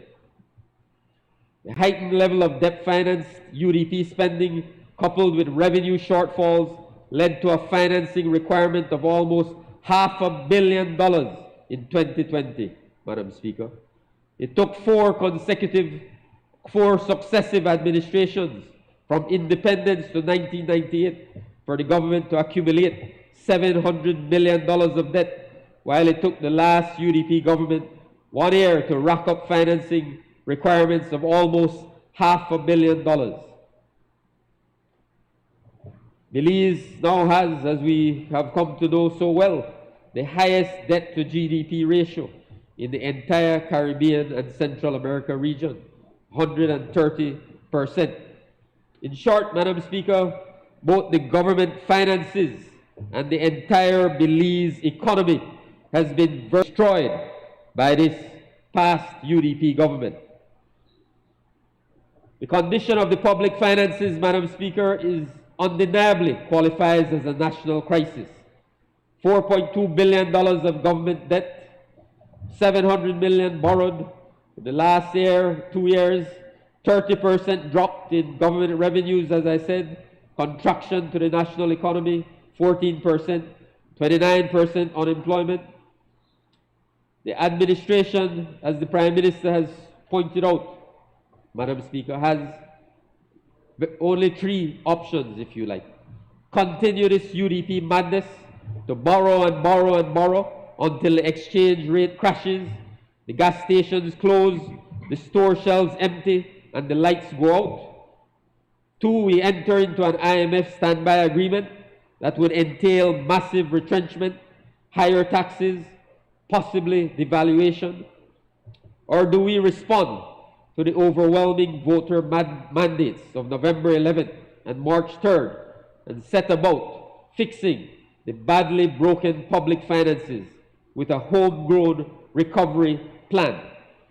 The government has considered, consulted, and calibrated solutions, settling on a homegrown recovery plan that entails 4 equitable pillars, which the Prime Minister so properly laid out. Spending adjustments to government's operating or recurrent costs, including wages, goods and services, subsidies and transfers, and debt servicing. The total proposed recurrent spending adjustment compared to last budget, Madam Speaker, is $203 million. $40 million will come from wages, $5 million from pensions, $78 million from goods and services, $27 million from subsidies and transfers, and $53 million from debt servicing. So the wage adjustment is clearly not the only reduction, nor even the most significant. Wage reduction is 20% of the overall adjustment, 20 cents of every dollar. But it is absolutely necessary, Madam Speaker. Debt restructuring are well underway, the negotiations are well underway, both domestic and bilateral debt being reviewed for principal and interest reductions. Revenue resiliency, the special unit is being established to collect outstanding taxes, complemented by a new revenue court. No stone will be left unturned to collect what is due to the government. Additional progressive and targeted revenue measures may be necessary, but the government will defer that step as long as possible. Structural reforms to enhance growth and improve governance and transparency, Madam Speaker. Higher than average economic growth will only come from fast-tracking specific investments, improving the business climate, introducing new company laws, instituting a credit bureau and collateral registry, enabling capital markets, among other steps. Urgent pension reform is necessary, given annual spending of almost $100 million. That has to be looked at with a sense of urgency, Madam Speaker. Good faith pledges by government to the joint unions during consultations. Very important, Madam Speaker, for the Belizean people to understand. Good faith pledges, UNCAC formal adoption, unjust criminal enrichment laws, whistleblowers legislation, campaign finance framework, protection from wage cut for those earning $12,000 or less, 15% salary and 50% allowance reduction for ministers and CEOs, work week reduction of up to 5 hours, extension of the forbearance directive by the Central Bank of Belize to the commercial banks and credit unions for the benefit of all borrowers, stamp duty and penalty waiver for certain mortgage transactions, loan windows of between $3 to $5 million for public officers at the National Bank of Belize or the Development Finance Corporation, data package discounts by BTL for teachers, the National Trade Union Congress, representation on the board of the National Bank of Belize, operationalization of a joint Government of Belize Unions Committee to evaluate the state of public finances every 6 months. Madam Speaker, the extent of this pledge list leaves no doubt about government's fair-mindedness and flexibility. Have private sector workers in so many cases not lost more than the 10%? Some have lost 100%, some 50% during this crisis. This administration, Madam Speaker, must do what is best for all Belizeans, for all Belizeans. Not just public officers. To continue borrowing, risking default and devaluation, borrowing in the name of all taxpayers so that only some can get their full salary is neither fair nor justifiable. Factually, Madam Speaker, even as the public debt has surged, public officers have benefited from close to a 50% wage increase during the last decade. A real increase in purchasing power since inflation has been very low. To support the private sector, government has also launched a $50 million Central Bank of Belize supported COVID-19 emergency liquidity facility that can provide soft loans at 5% interest for 5 years for up to 200 small, medium, and large businesses, so long as their focus is on job creation, job retention, and export earnings.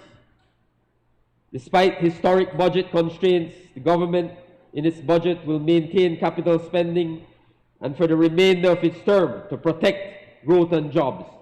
Plan Belize projects will also commence this year and accelerate as fiscal space widens and the economic recovery gathers steam. For the medium term, Madam Speaker, government has published for the first time, a 5-year budget targets which illustrate exactly how the public finance recovery unfolds and when wage increments can resume. If the recovery happens more quickly, then so will increment resumption. So, Madam Speaker, government invites all social sectors and institutions to consider the urgency of the economic crisis, the importance of unity, and to therefore express public support for the balanced, reasonable, homegrown recovery plan that has been proposed. Madam Speaker, if we are able to work together, to unite as Belizeans around these 4 basic elements for economic recovery, then maybe, just maybe, we will be able to stave off a full-blown economic meltdown, which will have harsh economic consequences for all of us, our families, communities, and nation. It is in search of this national unity, in support of an equitable homegrown plan, that our government embarked on budget consultations with all our partners in development, both in the private and public sectors. Since February 10th, I have been a part of government's team consulting with the unions. We have had extensive, frank, good faith discussions with the National Trade Union Congress of Belize, the Belize National Teachers Union, the Public Service Union, and the Association of Public Service Senior Managers.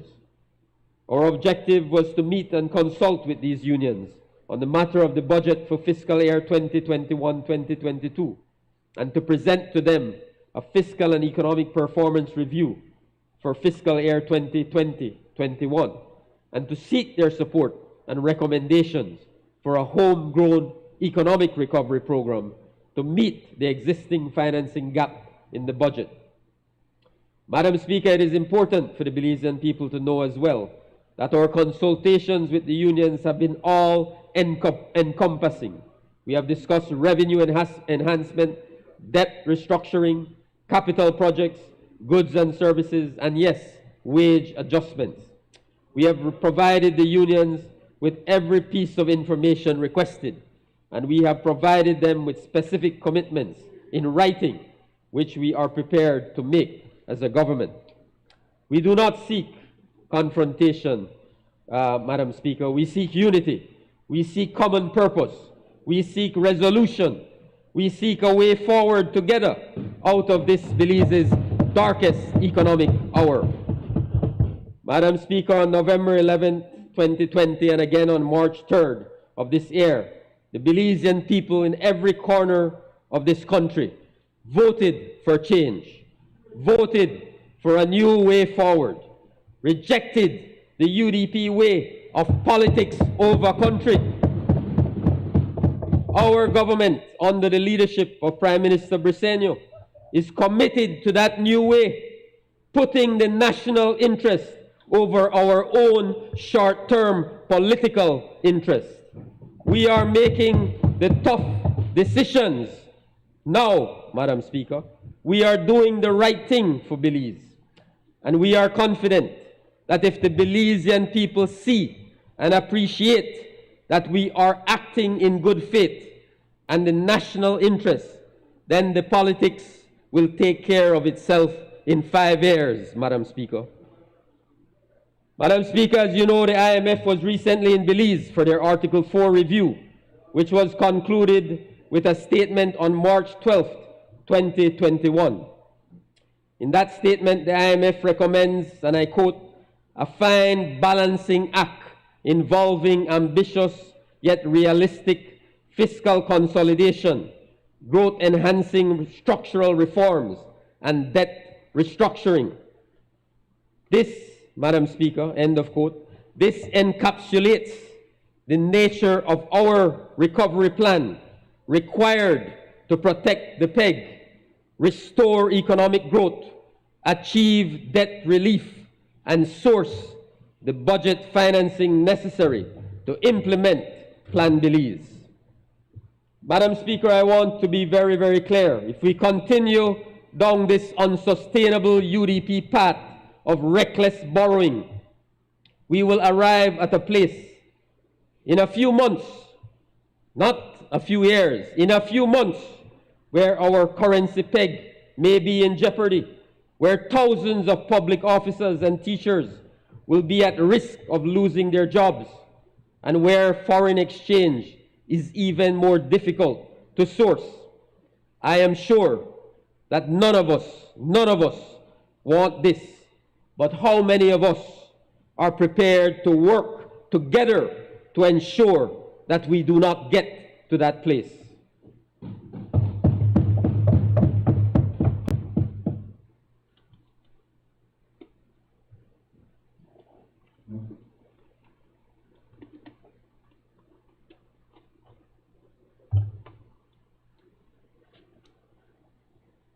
Madam Speaker, that is what this budget for fiscal year 2021-2022 is, Madam Speaker.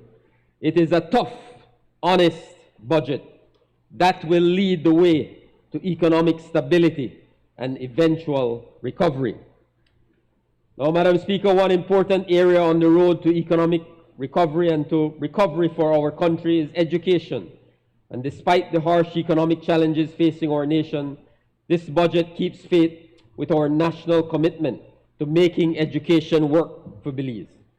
The Ministry of Education, under my leadership, in which I am joined by Minister Dr. Louis Zabané, embraces the philosophy of education as a lifelong process, a lifelong search, Madam Speaker, for acquisition of knowledge, for skills, values, and attitudes. This philosophy, quality education for lifelong learning, has no doubt been sharply influenced by the dynamics of the new economy, which demand greater efficiency and competitiveness in the job market.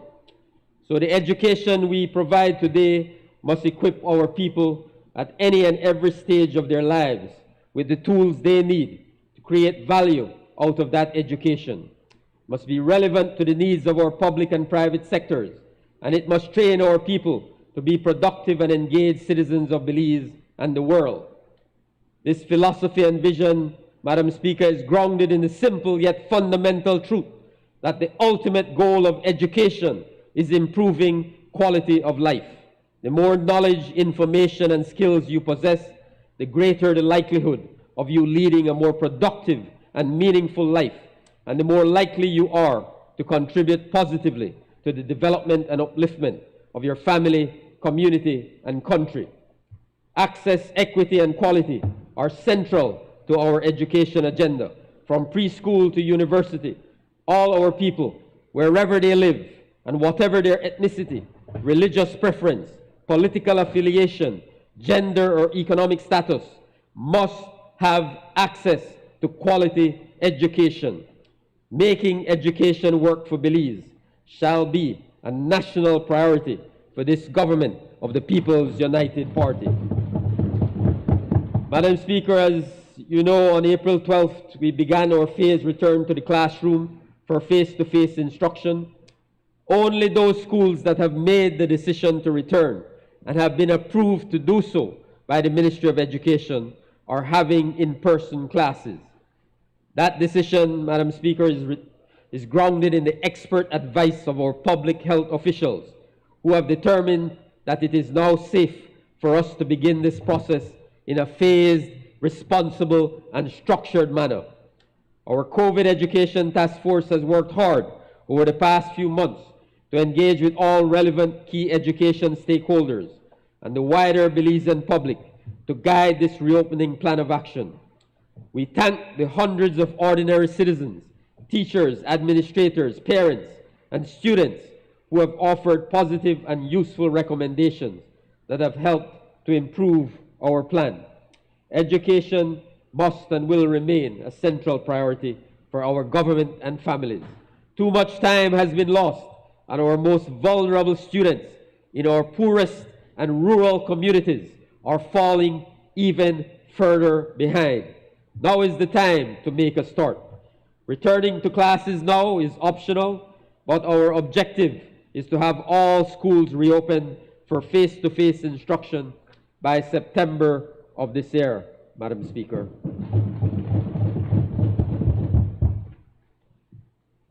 Over the past few months, we at the Ministry of Education, Culture, Science and Technology have also been engaged in planning and reform.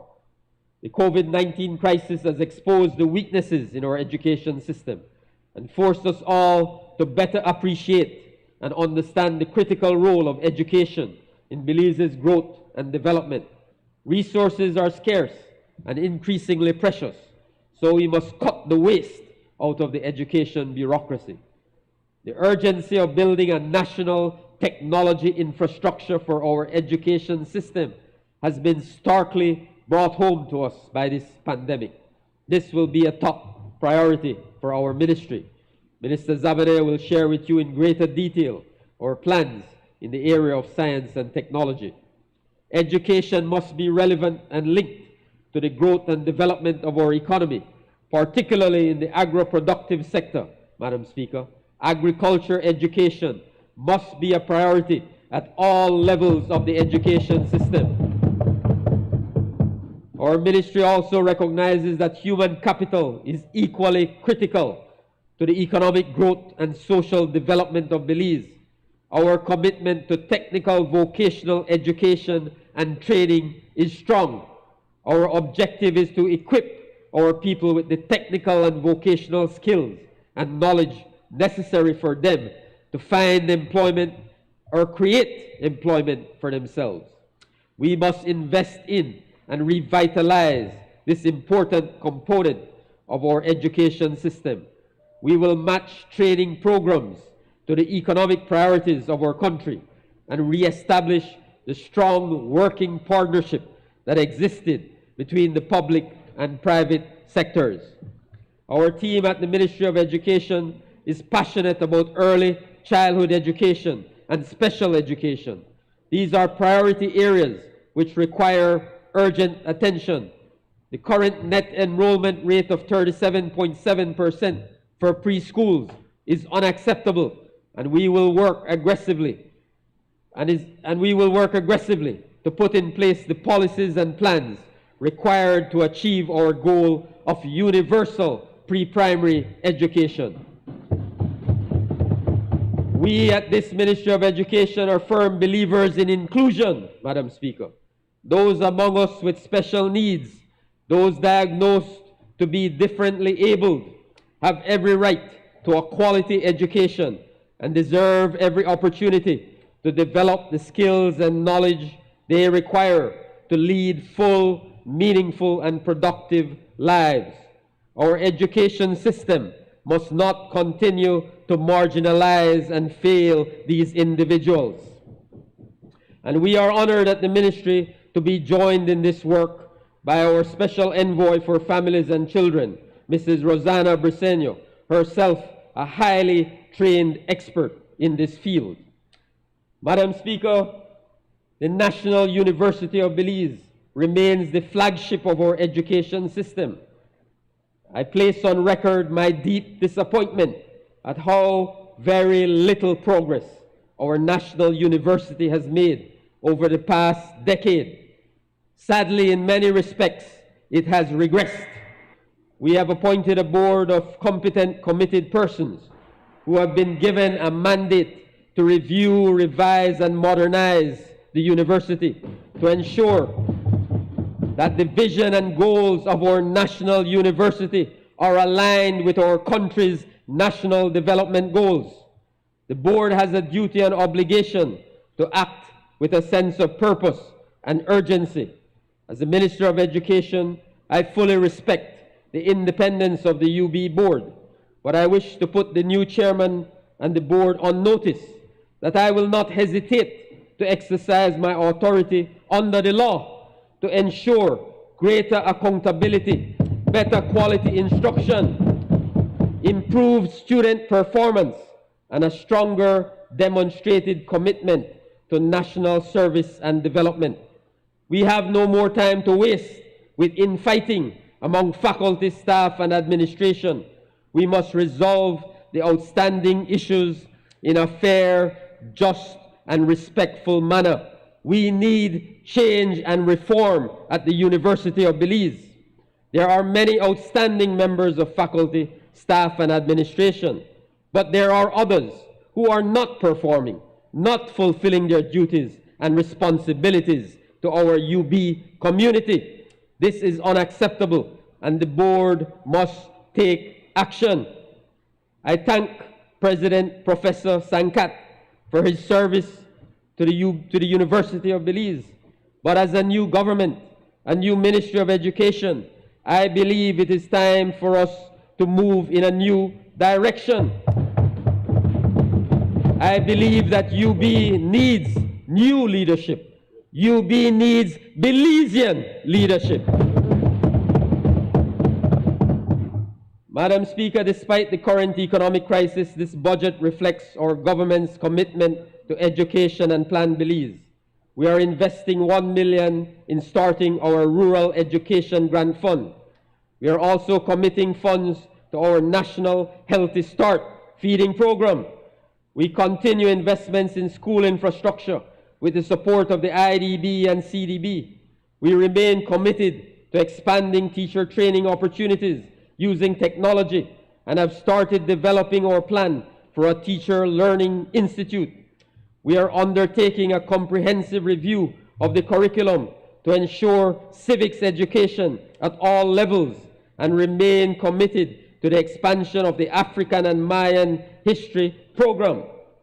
Culture is education, Madam Speaker. Our PUP government recognizes that culture is inextricably linked to education. Culture is education. For us in the PUP, culture is about self-love. It is about national identity learning. The root line orientation of our cultural education begins with African and Mayan history. This is the foundation of our national identity. The next period is that of resistance from 1491 to 1981. This is the story of our people forging a new cultural and social space in our sovereign and independent nation state of Belize. We are now in a period of contemporary thinking in a global space, with Belize in the heart of Central America and the Caribbean, struggling to make good on the promise and hope of independence, and working to coexist with our sister nations of Central America and the Caribbean. The National Institute of Culture and History is the statutory body responsible for the tangible and intangible cultural heritage of Belize. NICH comprises of 4 institutes: the Institute of Creative Arts, Institute for Social and Cultural Research, the Institute of Archaeology, the Museum of Belize Houses of Culture, and the Administration Department.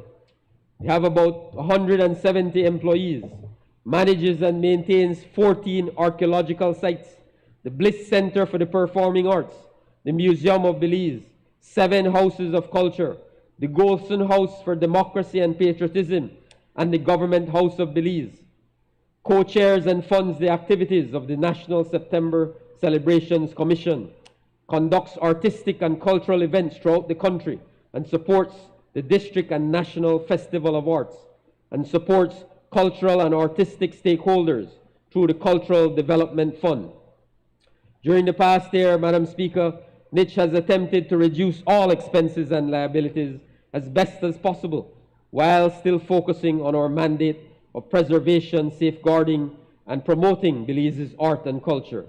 The site revenues have declined rapidly, with the site revenues for April 2020 to January 2021 being 97.75% less than that for the same period of the last fiscal year, and total income for the same period declining by 70%. Financial support to accomplish NICH's mandate has been derived 90% the government of Belize, 5% revenues from the archaeological sites. NICH has a deficit of 1.3 million. The staff and administration have been on 50% salary, Madam Speaker. The staff and administration of NICH, 50% salary since May of 2020, while the park rangers on the front line protecting our national treasures are on 80%. They got a 20% salary cut for the same period. I cannot explain, Madam Speaker, how grateful and touched I am by their patience and their commitment to the sustainability and survival of NICH. I know how challenging and difficult it has been for them and their families. And my pledge to them and the Belizean people is that we will rebuild and revitalize NICH. We will develop new and exciting programs and projects to engage with our artistic community in the areas of dance and music and drama and arts and craft and books and writing. We will collaborate with the National Library Service to transform our libraries into cultural community spaces across the country. We will make culture live and thrive again, Madam Speaker. Now, Madam Speaker, I'm coming to the end. I'm probably in trouble already with the party whip, but allow me to say a few words on behalf of the Attorney General's Ministry. Upon taking office, this new government acquired software to facilitate the online filing of court documents for the Supreme Court and Court of Appeal. For the first time, attorneys will be able to upload and file documents digitally. Upon taking office, the new government acquired software to facilitate case management for judges of the Court of Appeal and to provide analytics for the court's systems to monitor court outputs. We inherited a judiciary plagued by outstanding judgments. We have created a voluntary jurisdiction to have another judge or panel continue to hear a matter when a judge or members of a panel has demitted office. We have enacted legislation to place a deadline for the delivery of judgments, to stem this perennial problem of late judgments, to allow members of the public to have access to timely justice. The judiciary, Madam Speaker, will take a lot more resources to improve its performance. We understand that. And regrettably, the former government chose to squander millions of dollars on the hiring of well-connected private attorneys instead of investing in the judicial infrastructure and capacity of judges. In due course, we intend to improve the infrastructure for judiciary, along with strengthening judicial capacity. This new budget will see the digitization of the Vital Statistics Unit. Digitization of the Vital Statistics Unit that will allow Belizeans, Madam Speaker, to apply for their birth certificates, death certificates, and marriage certificates online. Limited data searches will also be available online. This will curtail the crowding at the Vital Statistics Unit and will allow out-district applicants to apply from their phones and their laptops. In the coming months, we also hope to source funding to digitize the Belize Intellectual Property Office, Belmopan, so that registry too may be able to facilitate online filing. Over the next few weeks and months, our Attorney General's Ministry will also be engaged in the preparation of model legislation to advance our government's good governance reform legislative agenda. Madam Speaker, I know I speak for all of us on this side. With the Prime Minister's permission, I do so in expressing our government's deep gratitude to the Honorable Magali Marin Young for her dedicated, competent, tireless leadership of the Attorney General's Ministry. Finally, Madam Speaker, allow me to express my deep gratitude to the people of Freetown who have continued to place their trust and confidence in me for 5 consecutive general elections. It is my great honor and privilege to serve as your Freetown area representative. I know how difficult and challenging life has been over the past 12 years, and particularly over the last year, and continues to be for so many of our Freetown families. Our country is in crisis, and I know you elected our PUP government to fix things, to make the changes needed for you and your families to have a better life. We will not let you down. We will make the tough decisions. We will work hard each and every day, and we will create a Belize that works for everyone. You gave our Prime Minister and our party your full support, and we will not fail you. We need you to continue to stand shoulder to shoulder with us as we work our way through this economic crisis facing our beloved Belize. We need your support now more than ever. We know that so many of you are in need of jobs. You want access to land. You want access to housing. You want access to education. You want access to quality health care. We thank you for your patience and promise you that we will deliver Plan Belize for you, your families, your communities, and our nation. May God continue to guide and bless each of you and your families and our beloved Belize. Thank you, Madam Speaker. Member for Belize Rural Central, allow me just to give one small reminder to all members, and that is to direct your attention to Standing Order 35-6. Except with the leave of the Speaker, a member shall not read his speech.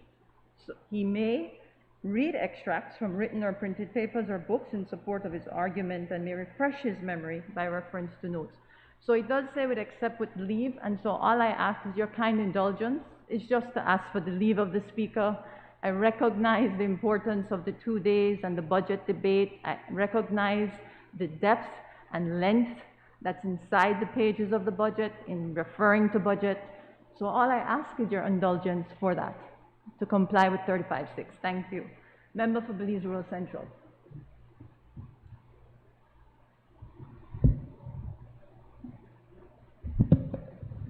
Pleasant good morning, Madam Speaker.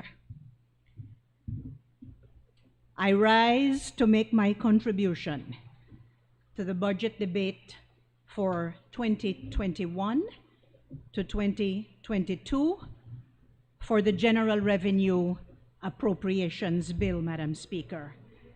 And I wish, first and foremost, Madam Speaker, to commend you for the dignity and professionalism that you have brought to the remit that you now bear. I also wish, Madam Speaker, with your permission, to welcome to this honorable house the Honorable Elvia Vega Samos.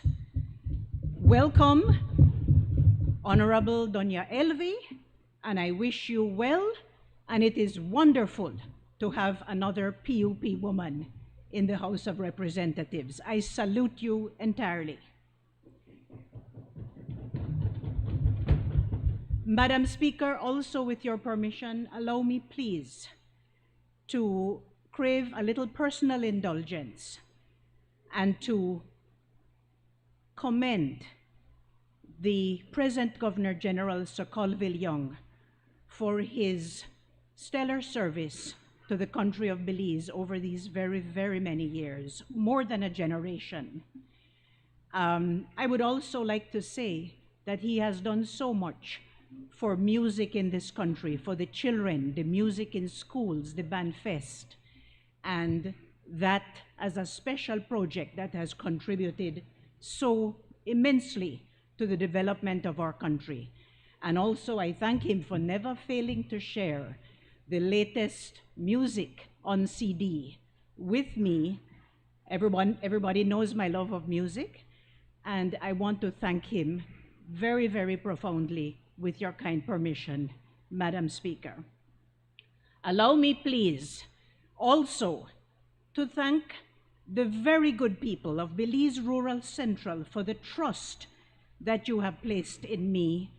And as the Honorable Member for Freetown said, I thank you for your patience in these difficult times as we do our very best to give the service that has been entrusted to us. Madam Speaker, I think I can say humbly but also proudly that the people of Belize Rural Central in all 16 ballot boxes voted for change and for a government of the People's United Party. I am humbled, I am honored, and allow me please to repeat my mantra that it is a privilege to serve. Despite difficult times, Madam Speaker, we are signaling on this side of the House and for this government our will to represent as we should. The cronyism and selfishness of the past are now gone. Thank you very much for that, the good people of Belize, and we will put our shoulders to the wheel, whether it is in Gales Point, Manatee, La Democracia, Mahogany Heights, Freetown, Cebu, Hattieville, Western Paradise, Gracie Rock, Ladyville, and last but not least, Lord's Bank. In a few short months, Madam Speaker, we have been able to do multiple cleanup campaigns. We make it our business to do our best to keep the roadside clean and to have a garbage drum. We are removing derelict vehicles along the highway in the Hattieville area. We are attending to our people at clinic. We are making sure that we give the attention to streets and drains, although we would like for it to be quicker, but we are in difficult times. And I thank people for their patience, but we will get to the work. And of course, to thank Nemo and our staff of Human Development for giving the attention in the time of almost unprecedented flooding because of the hurricanes Eta and Iota. I pledge, along with all the help that we have in Belize Rural Central, I pledge that we will continue to work exceedingly hard. Madam Speaker, we will continue to engage with our people. We will provide, of course, with the assistance of our Honorable Minister, the member for Lake Independence, we will provide more house lots. We will continue to provide educational assistance and opportunities. And we will continue to encourage small business and self-help. Madam Speaker, I wish to place on record before this Honorable House my full support for this budget going forward. It is realistic in hard times, and please allow me through you, Madam Speaker, to say to the Leader of the Opposition, the member for Collett, there is absolutely no panic. There is absolutely no panic on this side of the House. And please, do not blame COVID for the difficult times that we inherited because of 13 years. What we found was much worse than we could ever have imagined. The UDP presided over times of arrogance, corruption, criminally reckless spending, aloofness from service to the people, and neglect, especially of our rural communities. Today, Madam Speaker, because of what we found, we must sacrifice. And I have to call on everybody, without exclusion, to do our part. These are difficult times. Everyone, let us do our part. Public servants, teachers, we call on you in particular. I want to say to this Honorable House, through you, Madam Speaker, today, that I thank the dedicated public servants who have continued providing service through all of these difficult times. We thank our staff of the Ministry of Human Development. We thank everyone who has worked hard. We have found many, many good public officers and officials. But also, Madam Speaker, and sad to say, we have found many, luckily I hope it is in the minority, but we have found many who are lazy, self-serving, even undermining, Madam Speaker. And it has made it difficult for us to put our feet on the ground properly in our ministries to take over the work that is absolutely so necessary.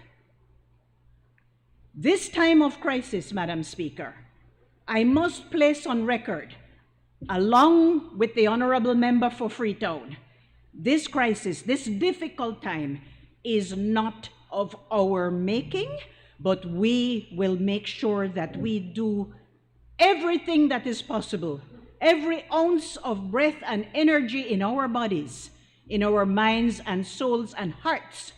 We will make sure that we address the difficult times that we are in now and the difficult times that are ahead of us. But I am confident that with commitment and hard work, we will come through these difficult times. Allow me, Madam Speaker, to say a few words about our Ministry of Human Development, Families, and Indigenous Peoples Affairs. We will make sure that we put the meaning back into the name of our ministry. We will be caring and compassionate. We will make sure that there is equality and inclusion, and we will make sure that there is ongoing respect, engagement, and communication. We, first and foremost, Madam Speaker, are absolutely committed to gender equality. The struggle must continue. I was addressing women Coast Guard officers and women police officers and women BDF officers during Women's Week about a month ago. And I was asked the question, why are you fighting for gender equality? And my answer, and I used a sort of an analogy, speaking about the words of Haile Selassie, when he said that until the philosophy that holds one race superior and another inferior, let me use the analogy, Madam Speaker, and say, until the thinking that holds one gender superior and another inferior is finally and permanently discredited and abandoned, we will continue to work hard for the women of our country. Madam Speaker, one gender must never be superior and another inferior. The struggle continues. The Sustainable Development Goals of gender equality, of inclusion, and of reducing inequities of vulnerable people across our political, social, economic spectrums of our country. Those will be what we will work hard at. And we commit ourselves absolutely to the work of our ministry. We have a special desk now having to do with vulnerable persons and persons with disabilities. We are putting our money where our mouth is and our work. We are revitalizing the National Council on Aging, the National Committee for Families and Children. The bedrock of our society, Madam Speaker, is strong families, and we will continue to work very hard along that line. Let me also, in following the lead of our honorable member from Freetown, let me pause to particularly salute Mrs. Rosanna Briceño, our new special envoy for the development of families and children. Already she has hit the ground running, and she has shown that she will bring professionalism, integrity, and commitment to the work that we must do in this country. We also salute our National Women's Commission for the important advocacy that they are continuing to undertake. And I pause to mention the Spotlight Initiative for the reduction and elimination of gender-based violence. We also thank our United Nations partners, UNICEF, UNDP, PAHO, WHO. I may be leaving out some of them, but the entire United Nations team to Belize. We thank you for your respect, your collaboration, and your work, important work with us. Madam Speaker, I will speak about the dollar figures in the budget in just a moment, but with your permission, I would just like to repeat the announcement that was made that we will be undertaking an invitation from the public for the renaming of the youth hostel, to keep in mind that we must make all things Belizean. We also wish to thank the new ambassador and the embassy of the Republic of China on Taiwan for donating the fabric that is being so well used by our women's groups and our seamstresses throughout the country. I think there may be some tailors as well, so we're not gender biased, but we accept the donation very kindly, and I can assure that very, very good use is being made. The Memorandum of Understanding that our ministry signed with the Love Foundation, I really wish to thank Ms. Deborah Sewell and also the chairman of the board of the Love Foundation, Rene Villanueva Sr. Thank you for collaborating with us. We could never do all the work of our country by ourselves as a ministry. We need our committed partners. And I think it was an excellent choice for us to work with the Love Foundation, and we thank them for the commitment and also the work that has already been shown. We will give attention, Madam Speaker, to the issue of trafficking in persons. We must do better as a country, not because the big brother US is looking at us and breathing down our throats, but because it is the right thing to do to combat trafficking in persons of whatever form and any form of exploitation that is occurring in our country. We are also decentralizing our human and child protection services throughout the country. We are also strengthening our social planning unit. And I would like to assure the Belizean people that we will be making optimum use of the hub in Belize City as a center for counseling, child development, and all the services that go along with the remit of our ministry. I announce also that we will be celebrating Family Day coming up on the 15th of May.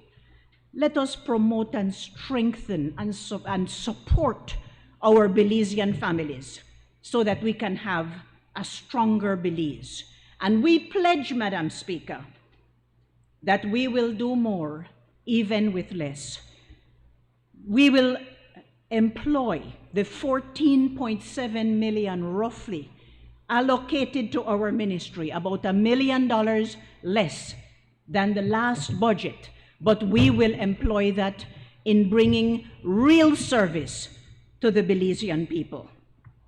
I wish to ask the question, Madam Speaker, where did 600,000, let me repeat, where did $600,000 out of the Ministry of Human Development go in the last budget year?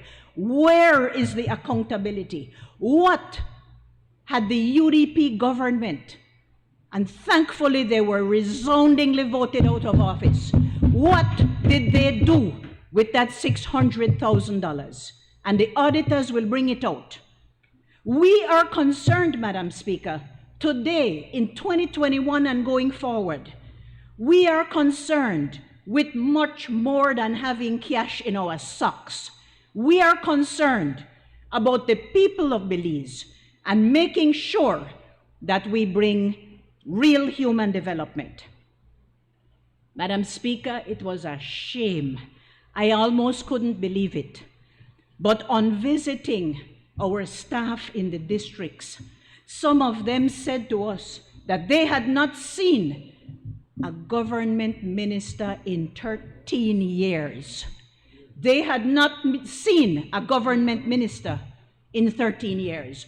No more, Madam Speaker, no more. As I stand here today, we will make sure that our ministry delivers. In relation to Indigenous Peoples Affairs, and we thank the Prime Minister and this government for having the portfolio for Indigenous Peoples Affairs. We have appointed a new and dynamic Commissioner for Indigenous Peoples Affairs. We are signaling our commitment to seriousness in the ruling, the consent judgment, I must say, of the Caribbean Court of Justice. The UDP government, Madam Speaker, most unfortunately, kicked the can down the road where the consent order of the Caribbean Court of Justice was concerned. We have already shown that we are pledging that all the relevant ministries having to do with the Maya land rights case, we are showing that these relevant ministries are willing to cooperate, collaborate, and work together. We will make sure that we balance competing interests of third parties and others. We will make sure that we respect all Garinagu and all Maya people in our country of Belize. We will work in relation to the consent judgment on the issue of boundary delimitations and we will make sure that the legal and administrative framework for the implementation of the consent order of the Caribbean Court of Justice is going to be put in place, that framework. And Madam Speaker, please let me take this opportunity. It was on my birthday, actually, a week or so ago, that Garifuna Survival Day was separated. I particularly today, it's already a little bit into the afternoon, but I particularly today salute all our Garifuna sisters and brothers, and I say to you that we will work together to make sure that we make this country a better place. Madam Speaker, we have voted in our budget proposals under the Cap 2, $150,000. We will not, despite hard times, we will not abandon essentials that we must deliver in this country. We have voted $150,000 for the trafficking in persons response. We have voted $100,000 for poverty assessment. The food assistance, Madam Speaker, we will not abandon it. There is a line item for $3 million, but we will do our best to see how we can gather more sums of money to assist our poorest of the poor. On the COVID-19 relief, we have voted $250,000. And on the Indigenous Peoples Commission, we have voted $100,000. We are putting our resources, Madam Speaker, we are putting our money where our mouth is. And in the official charities fund, I only wish to make special mention of a new NGO entitled Autism Belize. And we want to thank all the persons who work with Autism Belize in highlighting the need for giving the attention to special needs children and those who need our help the most. So Autism Belize will be receiving some monies from the official charities fund. Madam Speaker, I'm about to wrap up. Let me, although he's not in his seat, he will hear what I say, I am sure. Let me speak through you, Madam Speaker, to the young man, I think I can call him a young man, the member for Mesopotamia. And I do recall that in a previous House meeting, he looked straight at me and said, "What are you doing about poverty?" I didn't get a chance to answer him then, but let me please answer him now. The best human development of any country is an enabling environment for work and business. Don't look at me when we have poverty in our country.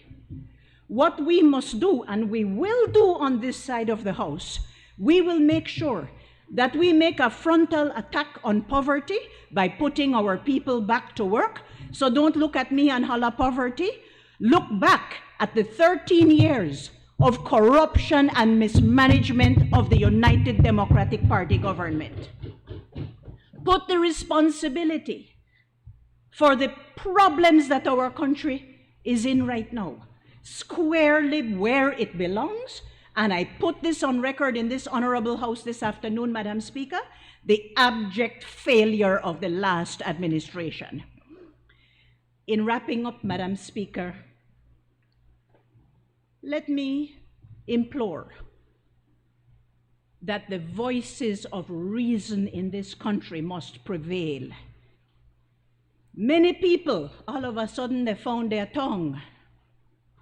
But I am asking, I am imploring, please find your ears to hear, to listen, and to comprehend that we are all in this boat together. We're all in the same boat, and we don't want the boat to go into the reef. We want the boat to sail. We want the boat to move along into a bright future for our beloved country. I ask the president of the BNTU and other union leaders to show the leadership, Get your COVID vaccine, man and lady. Get your COVID vaccine. Let us have real leadership. This is no time for grandstanding in this country. It is difficult times, but we have to show leadership. In wherever we are, let us show the leadership. I only want to say to the Leader of the Opposition, through you, Madam Speaker, don't come here with unbecoming conduct and bleating and calling out people's family members. Through you, Madam Speaker, that is going to stop. And I am going to make sure that whenever they descend into that kind of foolishness, I will raise my voice in objection. Let me say to the Leader of the Opposition, in kindness, not with any ill will, we wish you a long tenure on that side of the house.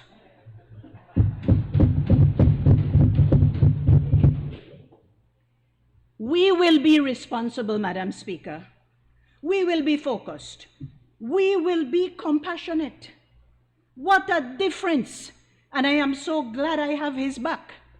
What a difference to this leader of the country from the previous one who used to come here and demean people, curse out people, belittle people, just because he had a mind to do so. What a difference in our present member for Orange Walk Central and our Prime Minister of this country.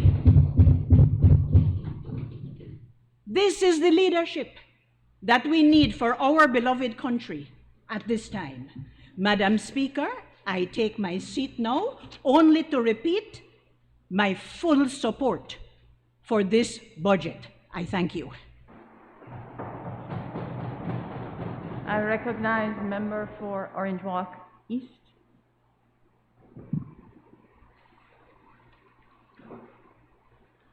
Thank you, Madam Speaker. Madam Speaker, I rise to make my contribution to the budget estimates for fiscal year 2021-2022, and I ask your permission to refer to my notes. Madam Speaker, with the approval of my people, the people of Orange Walk East, I must say that this is one of the first real budget that has been presented in this honorable house for the past 13 years. I say this because for the past 13 years, all we were getting were padded budgets that only imagined the possibilities, while the reality was, well, it was always a proverbial bokut. Those previous budgets, Mr. Speaker, were all about sinking the Belizean people more and more into the deep abyss and the deep blue sea. This budget, however, tells the real economic situation in the country. It presents real solutions based on our full confidence in the resilience of our people, and it pulls no punches. There are no fancy words because we have had enough of that. For too many years, the nation listened to absolute rubbish presented by the other side while feeling the pains of poverty and desperation on the street. But every single year, the former Prime Minister stood on this side of the aisle and promised the Belizean people and never fulfilled many of those promises. Mr. Speaker, in our business, a broken promise is no much different from a big lie. So the Belizean people concluded that the UDP lied to us over and over again. Mr. Speaker, I listened to the member of Colette and Leader of the Opposition asking us to take a page of the UDP book. But Mr. Speaker, the only picture painted on those red UDP pages was painted, and every single page was painted with an oversized bokut. Mr. Speaker, the leader of the opposition spoke of how the UDP found the country in 2008 and tried to paint a grim picture. But what the member for Collett failed to tell the Belizean people, that in that 2007-2008, the UDP found a primary surplus of $98.1 million, which amounts to 4.04% of GDP, and an overall deficit of only $15.3 million.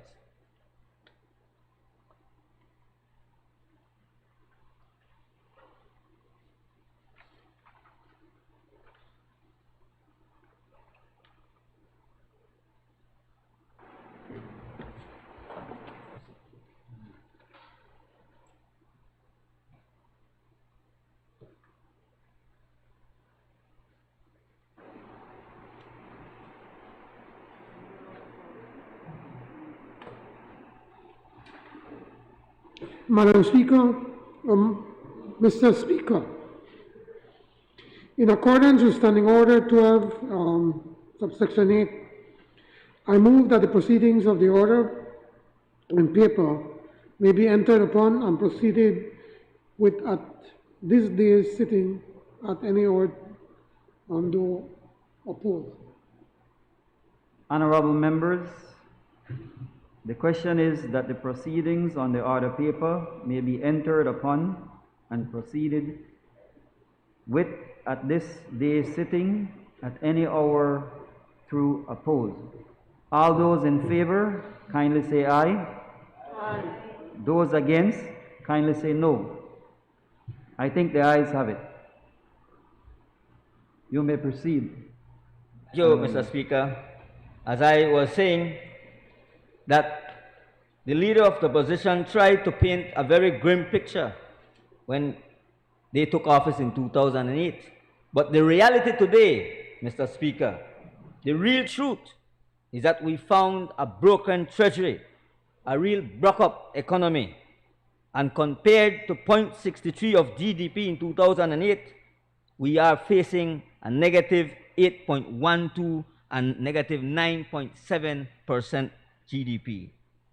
They should hang themselves, their face in shame, Mr. Speaker.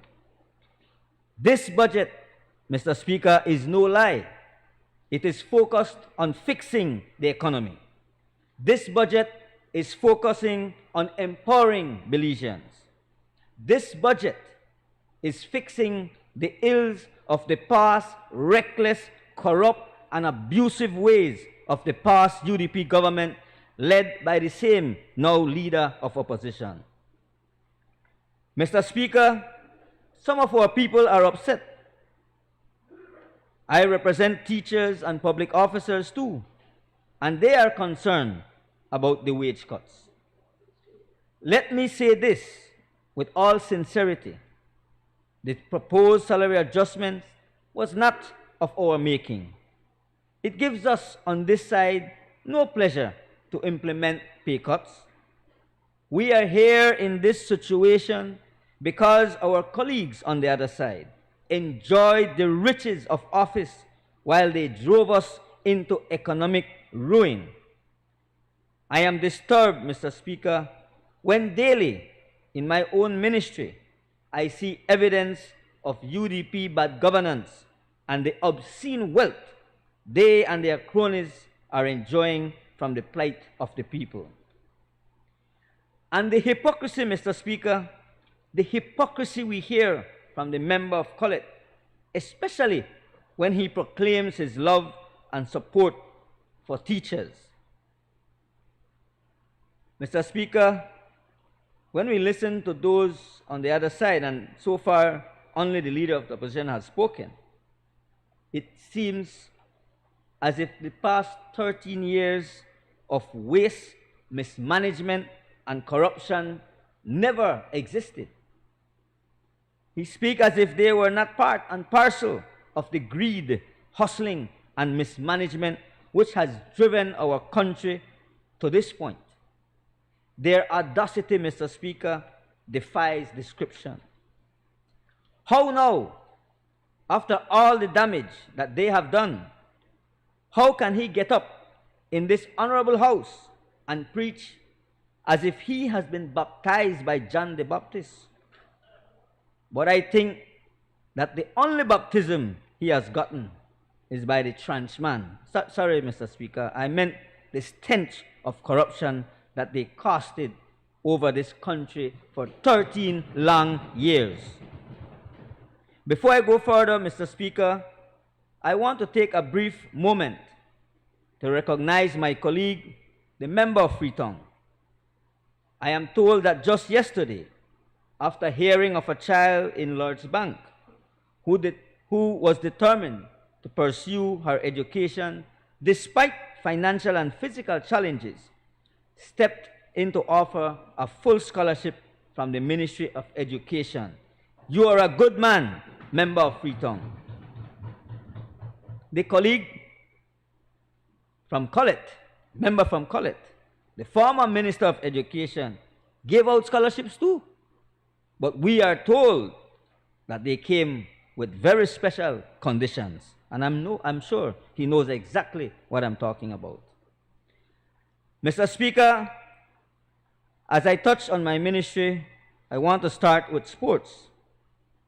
And Mr. Speaker, I start my brief presentation today with some welcome news. On May 1st, just over a week from today, we will open up sports in the country, although under strict guidelines. I would not wish to preempt the SI, but I can say that non-contact sports will return to normal, as will recreational sports, while contact sports will be for training purposes only for a period of time. We will get into more detail in the coming week, but God willing, we will return to complete normal by the start of 2022. Mr. Speaker, as we expected, the member of Colette spoke at length, but his address was lacking of truth, substance, and credibility, as he is. In fact, Mr. Speaker, in many countries, the member for Colette would be in jail for his chronic criminal neglect of youth and sports in this country. We have spent in the first few months in office doing work at every major sporting facility in the country. Mr. Speaker, facilities like the People's Stadium, the Victor Galvez Stadium, and others across the country were left in ruin. And I said again, the member for Colette know exactly well that I am speaking the truth.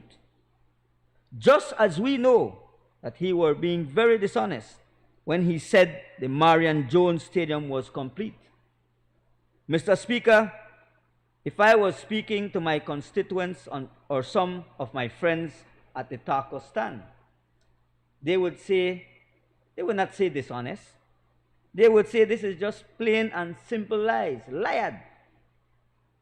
I could spend hours on the mess we found in sports, Mr. Speaker, but we are fixers, not talkers like those on the other side.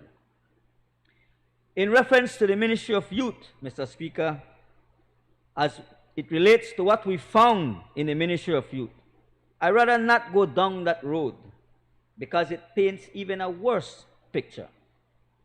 However, as promised in our Plan Belize manifesto, we will give priority to our youth and our young people across this nation. Mr. Speaker, this government, under the Ministry of Youth, Sports and E-Governance, is committed to our youth. Things are different now, Mr. Speaker.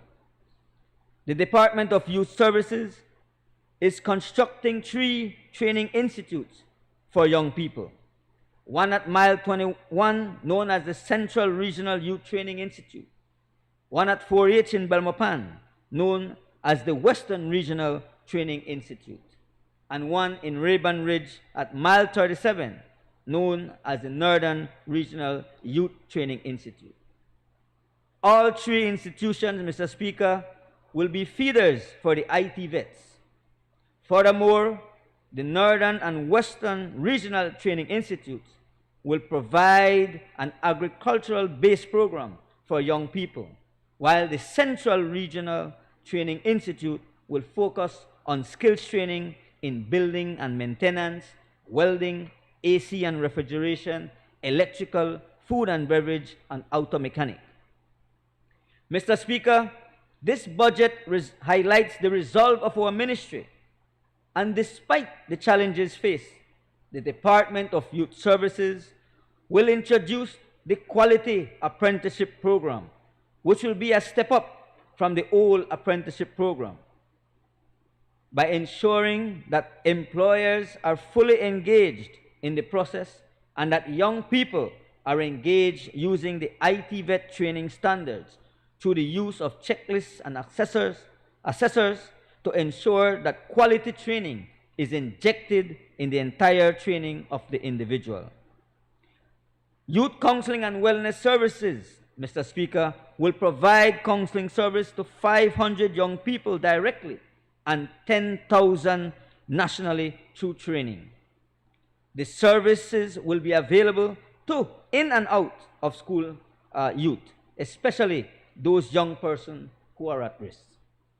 To ensure that technical skills are in focus at all times, the Department of Youth Services will continue to engage at-risk youth through the use of the Cure Violence concept, with a view to ensure that young men are given a second chance.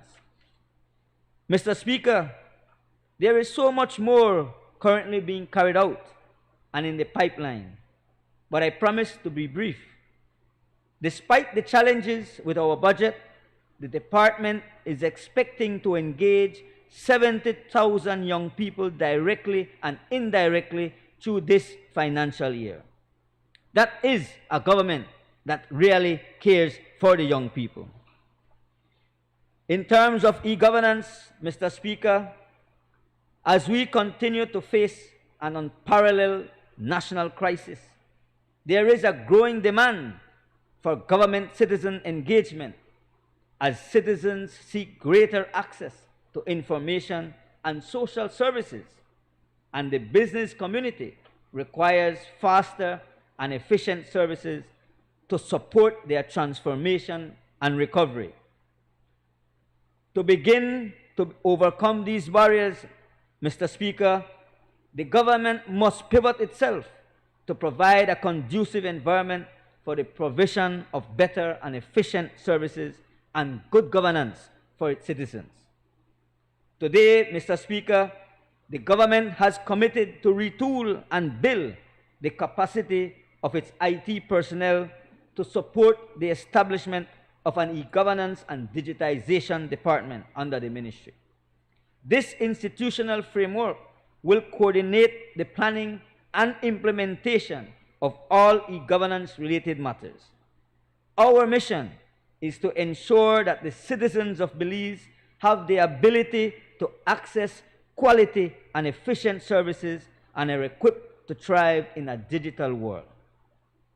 As I stand here, technical experts across the public service are rethinking the redistribution of health services and improvement in birth registration, financial services, passport issuance, traffic management, business registration, social programs, land administration, climate resilience, tax administration, to name a few, with the use of technology. Our small team at the department has been providing support to the various ministries in the planning and design of initiatives of high priority.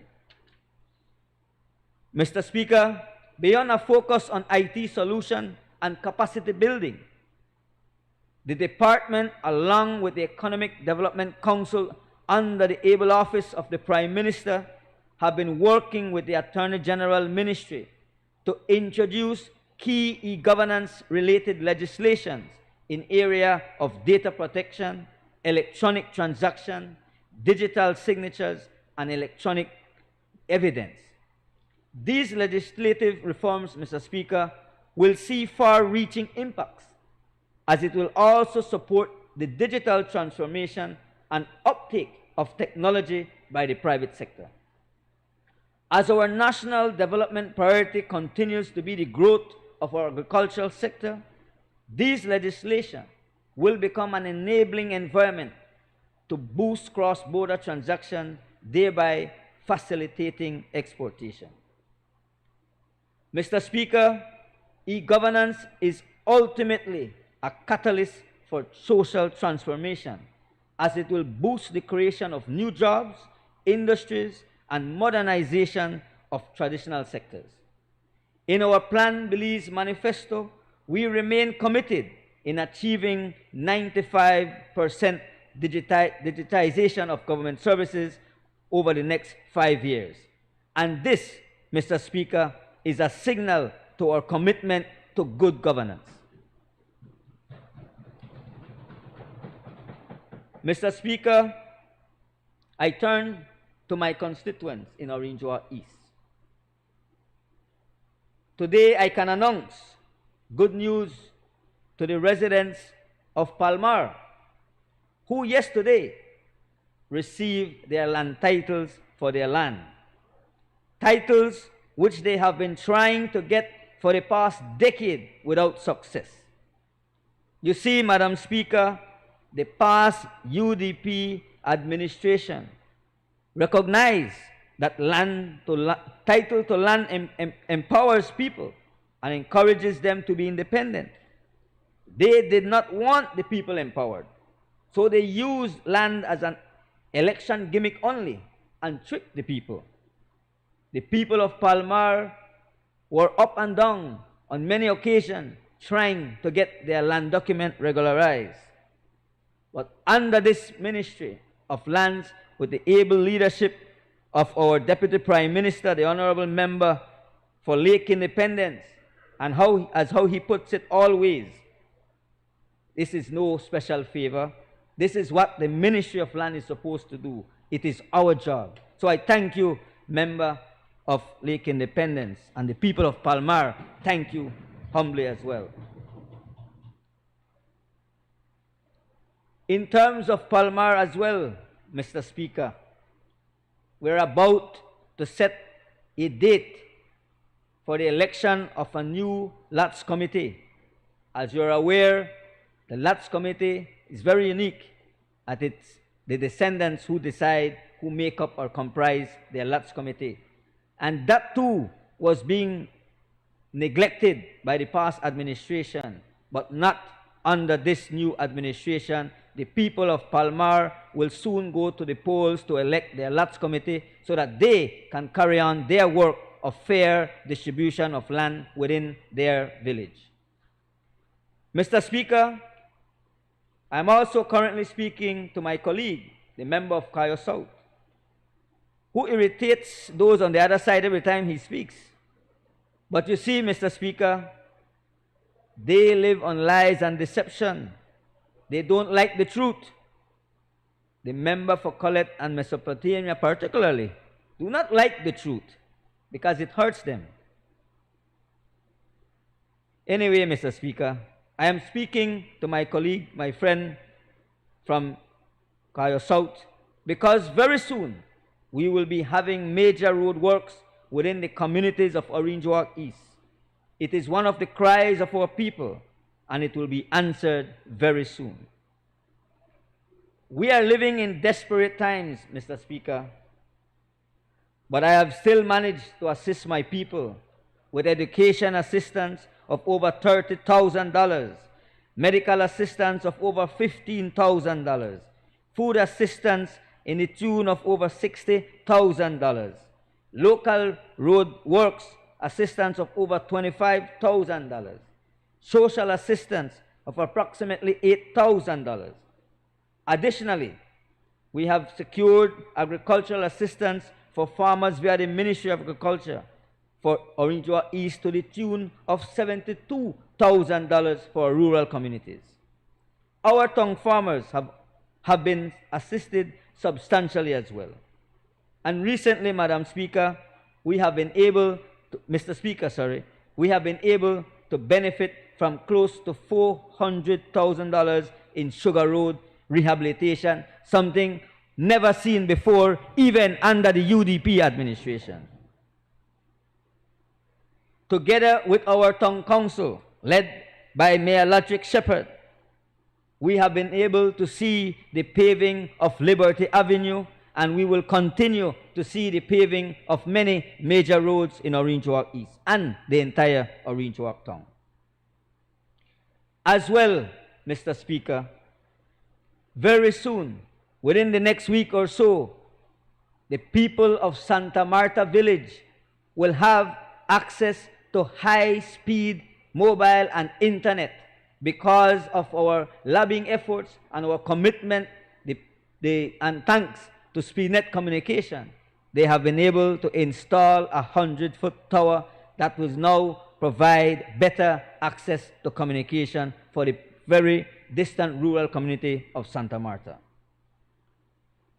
I wish we could do more, Mr. Speaker, but we are doing all we can because we believe in service and we believe in our people and we believe in Plan Belize.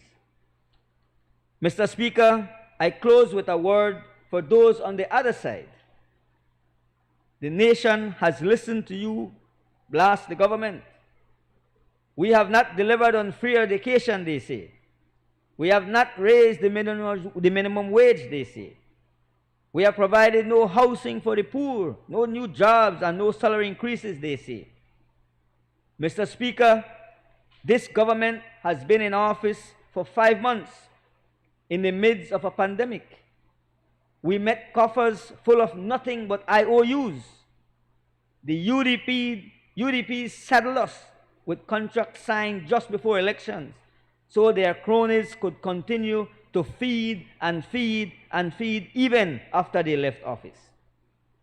1 month before election, Mr. Speaker, the UDP grieved for Belize because they knew they had screwed the country and people royally. Now, 5 months after elections, they stand there like sanctimonious, self-righteous, puritanical virgins. They are all sick, Mr. Speaker. They disgust me, just as they disgust all the right-thinking Belizeans of this nation. In 13 years, members on the other side, you did not deliver on anything. You had $500 million in Petro-Carib, but you spent it on rum and pibil. They weren't thinking about free education then. Why are they now thinking about it today? In 13 years, Mr. Speaker, those on the other side ran through hundreds of millions in oil revenues and hundreds of millions in loans, and they did nothing but drive us straight into economic ruin. But as what the people on the street would say in Spanish, tienen cojones. They have the cojones to criticize this government. I will end there, Mr. Speaker, before I get myself in trouble and tell them what I really think about them. Mr. Speaker, I support this budget because I am confident that finally we have a plan to fix the mess we inherited for our corrupt and incompetent predecessors, and because we have a government that has the competence and the will to do it. Mr. Speaker, I signed the covenant with the people, and I am committed to those covenants as much as I am committed and believe in Plan Belize, because I believe in Belize. I stand here fully committed with the Prime Minister in making real his promise which he laid out in his budget presentation. Today's sacrifice will be tomorrow's triumphs. I stand here committed to the people of Orange Walk East and to the people of Belize that today's sacrifice will yield great triumphs in this PUP administration achieving our Plan Belize goals. Mr. Speaker, on behalf of the people of Orange Walk East, I fully support this budget. Thank you. I recognize the honorable member from Stan Creek West. As I stand here today to represent the people of Stan Creek West, I do it with dignity and honor. As we debate this budget for 2021-2022, I consider it to be the most realistic budget in the last 13 years. Because ever since in the last 13 years, the budget came to the House, it was bragged that it was $1 billion budget or $1.1 billion budget, but nothing was realized. Every single year since then, we find ourselves in a deficit. So now, as the Prime Minister brought this budget forward, it was debate after debate, and it was realistic that he asked us to sit down with the FinSec and come up with a realistic budget. And so with a budget of over 800,000, I know that we are going to spend it wisely and properly, and there will be no over-emphasizing of prices, because we are here to make sure we make betterment for the people of this country. And so, as I was appointed the Minister of Transport, Energy, and Public Utilities, I heard the member from Collect make mention of my name, or from the constituency that I come from, Stan Creek West, that I sent home over 80 people, in particular one day, and on George Price's birthday.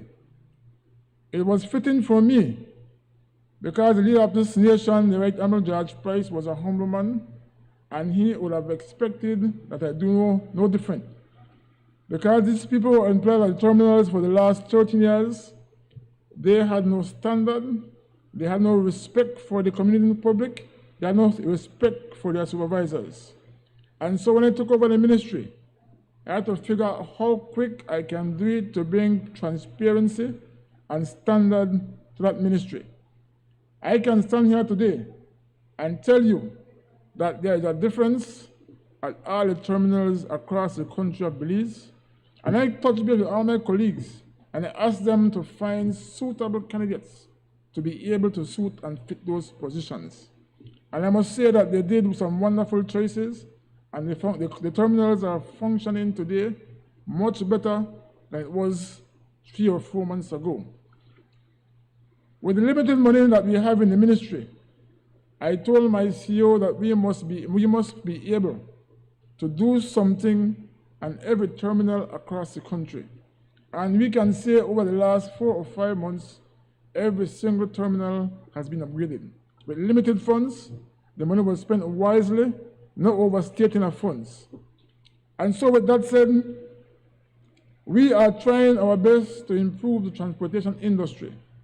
We are saying within 1 year's time, you will see a total transformation of that industry. We are going to make sure that we have a ticketing system.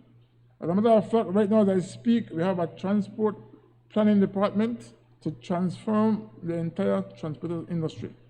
Another area of concern, while everybody wants to own a bus, it will come to a point where there will be too much buses on the highway. As I did over the last week, asked one particular district to give me a day-to-day activity of what is happening in that particular terminal. And when I look at the movements of people and the amount of buses, most buses are traveling at an average of 20 persons per bus. So one begins to ask the question, are these operators making money to sustain their buses? So about 2 weeks ago, we decided to ask our team to go out and do a thorough check on the condition of buses. And we find some buses with some very, very, very bad tires. That is what you call that will affect the traveling public, because if there is an accident, then it could create a lot of injuries. And so within a couple of months, the Transportation Ministry is going to fix it and make sure that buses are properly ready to go on the highway. So we plan to, in the very near future, to establish an inspection unit where buses by an SI must go into those inspection stations to get a thorough inspection to make sure that your buses are roadworthy. As we do on average, especially in the pandemic, more than 48,000 people are traveling on a daily basis, and they want to travel as comfortable as it is possible can. While we know our economy is not the best, and we can't afford the better buses, but their time will come when government will have to put it in place that we have better transportation for the people of this country. Many workers commute from one district to the next, and after a day's work, you want to get home and ride in comfort. So that lies in my responsibility and my team to figure out how we can improve this industry for the betterment of all. I was also afforded the Ministry or the Department of Seaports. While at the moment we have 2 functional seaports, there are much more in the horizon. And the Department of Seaports or Port Authority will have to find a way how all these ports can marry. But at the same time, we have environmentalists are saying that maybe there are too much ports in one region. But we are trying to find a way how we can create employment and opportunities for the Belizean people. So as we go along, we are going to look at it seriously. Just about a month ago, we were able to open back the yachts to come into Belize. When we did that, it benefits the tourism industry in particular, and the people in that industry were happy that the yachting industry was open once again. And so, Mr. Speaker, it's a challenge at a limited time when money is very limited, but I want to ask our people, do you want us to fix it, or you want us to kick it down the road? If we kick it down the road, it's going to be there for our children and our grandchildren. And I want to give the Prime Minister kudos as the Minister of Finance. He maintained his position that we absolutely does not have the money to carry forward. And something drastic has to be done. It is not being done because he wants to do it. I believe it is done because he wants to save Belize and Belize for the future. So I think all of us as Belizeans should embrace. I need to tell you while you say I will recover in 3 years. If in next year at this time, if the Prime Minister and the Ministry of Finance see that we have recovered to a certain extent, I'm quite sure that he's a man of conscience and will come back to the Belizean people and say, what the economy has recovered, we can do X, Y, and Z. So nothing is carved in stone. It is time for all of us to come together as a nation. Not time for any political games. If we allow our country to go under, then what will become of us? We might say, no, I'm thinking about my own selfish gain. I'm going to lose 10% of my salary, so I will not be able to pay my light bill, or my water bill, or my telephone bill.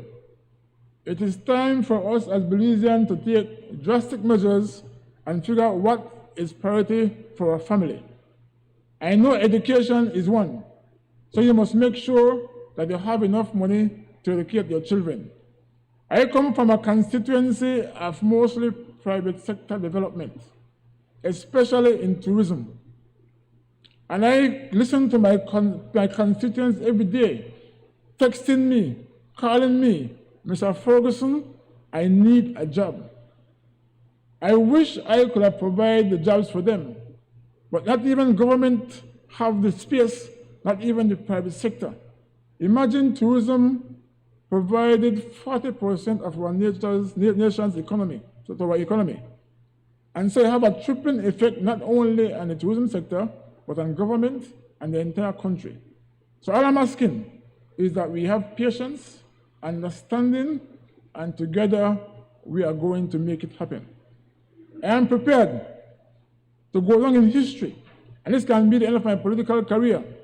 But I will stand with the Prime Minister to save Belize.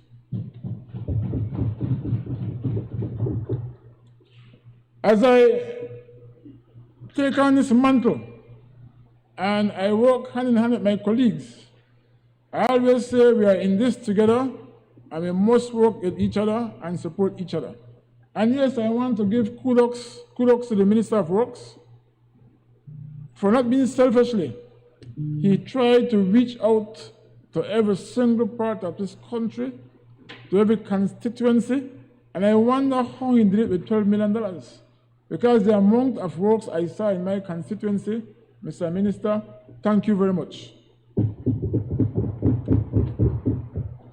I also want to thank the Minister of Lands.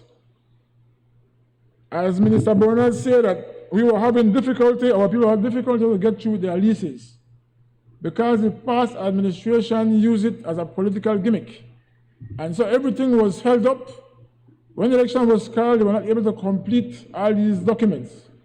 And immediately after the election, we all went to the Minister of Lands, and he was able to facilitate. And I can stand here today and thank him that 80 people in Santa Cruz has received their lease certificates. But one thing I must caution, I'm somebody that is very aggressive when it comes to provide for my people. And there might be some in the Ministry of Lands don't like how I work or how fast I work. And I want to say whatever I go there for, it is not a cost to government. The people of my constituency has always been prepared to pay for their survey costs. All we are asking government for is to make sure that they can facilitate and the people of this country can get what they deserve. In the Plan Belize manifesto, we say everybody for win. Everybody not be able to win with a job, but if we can provide for that person, for that family, a piece of land that they deserve, then I believe everybody will win. And in my constituency, I don't ask who the red or who the blue. Once you are a Belizean, you are qualified to whatever is available in my constituency. The office of the Prime Minister, I must say that you are the head of this ship, and you have allowed us as ministers with portfolios and representatives to act with the best that we can to provide for the country of Belize. So despite the small budget, I believe we will be able to accomplish much more than under a UDP government. Because with them, everything was bloated. It was what was in it for them. While the PUP is different, what is in it for the people of this country? Education. Mr. Minister of Education, I really appreciate you, because in the past, while the Minister of Education used to always accuse me and say I get 10,000 or 5,000 more than the rest because I go and I beg for it. But it was not enough, because my people can attest. When it's time for education, I reach out to as many of them, and my bills every year at all the schools are over $50,000. But I have an obligation to make sure I pay the schools before the school year is over. But I'm always committed to education of my children. So, Mr. Minister of Education, I know the type of person of you are there for education likewise, and I believe that every member of this House will get their due share. So thank you very much for always supporting. Minister of Tourism, and again, the Minister of Infrastructure. We came up with a very impressive plan how we are going to pave 1.2 mile in Hopkins when there is no money. But we were able to speak with the private investors and with public support, and we are in the process of paving 1.2 miles in the village of Hopkins. So that's a plus for the tourism industry and for the people of Hopkins. Again, guys, thank you very much. The smallest man among us, the Minister of Youth and Sports. Yeah, a little bit smaller than our Representative Oscar Wikenya. But he's a giant of a man. And he is there to give a helping hand. So every time I go to him, I say, Minister, I need extra and this from you, he responds. So I believe together we are going to make it happen. Over the last 2 weeks, especially we are in the dry season, my water systems are going in. And I knock on the door of Minister Oscar Wikenya, and he's there to support. Even when there is no money, he said, well, we'll go ahead and we are going to do it. So I must say kudos to the people of Silgrass, and I must make special mention of Assistant Commissioner Aaron Guzman, who assisted us in giving the village water when the system was down for 4 days, and the chairman and the village council. As that crisis was over, just yesterday I got a call from Santa Rosa, San Roman, that their system is almost also done. So again, the Minister of Rural Development has responded, and we are going to bring back that system back to working as quickly as possible. While the last years that our water board is elected or appointed for 3 years at the term of our village council, when the UDP government lost, all UDP water boards abandoned these systems and left one person to run the system for the last 5 months, for the most part. And it was done at their own liberty. There is no record, there is no reference, and so now we have to take over water boards that is really below zero. So, Minister of Rural Development, I thank you very much likewise.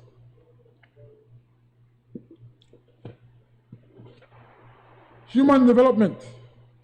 While it might not be perfect, while we were trying to provide for our people during this pandemic, I must say that a lot of my people receive the benefits, while most of them are suffering because my district is one of the hardest hit from the pandemic.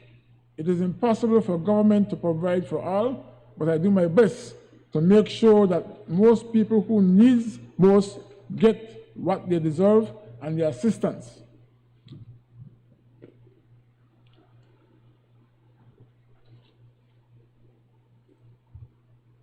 I, as a minister responsible for public utilities,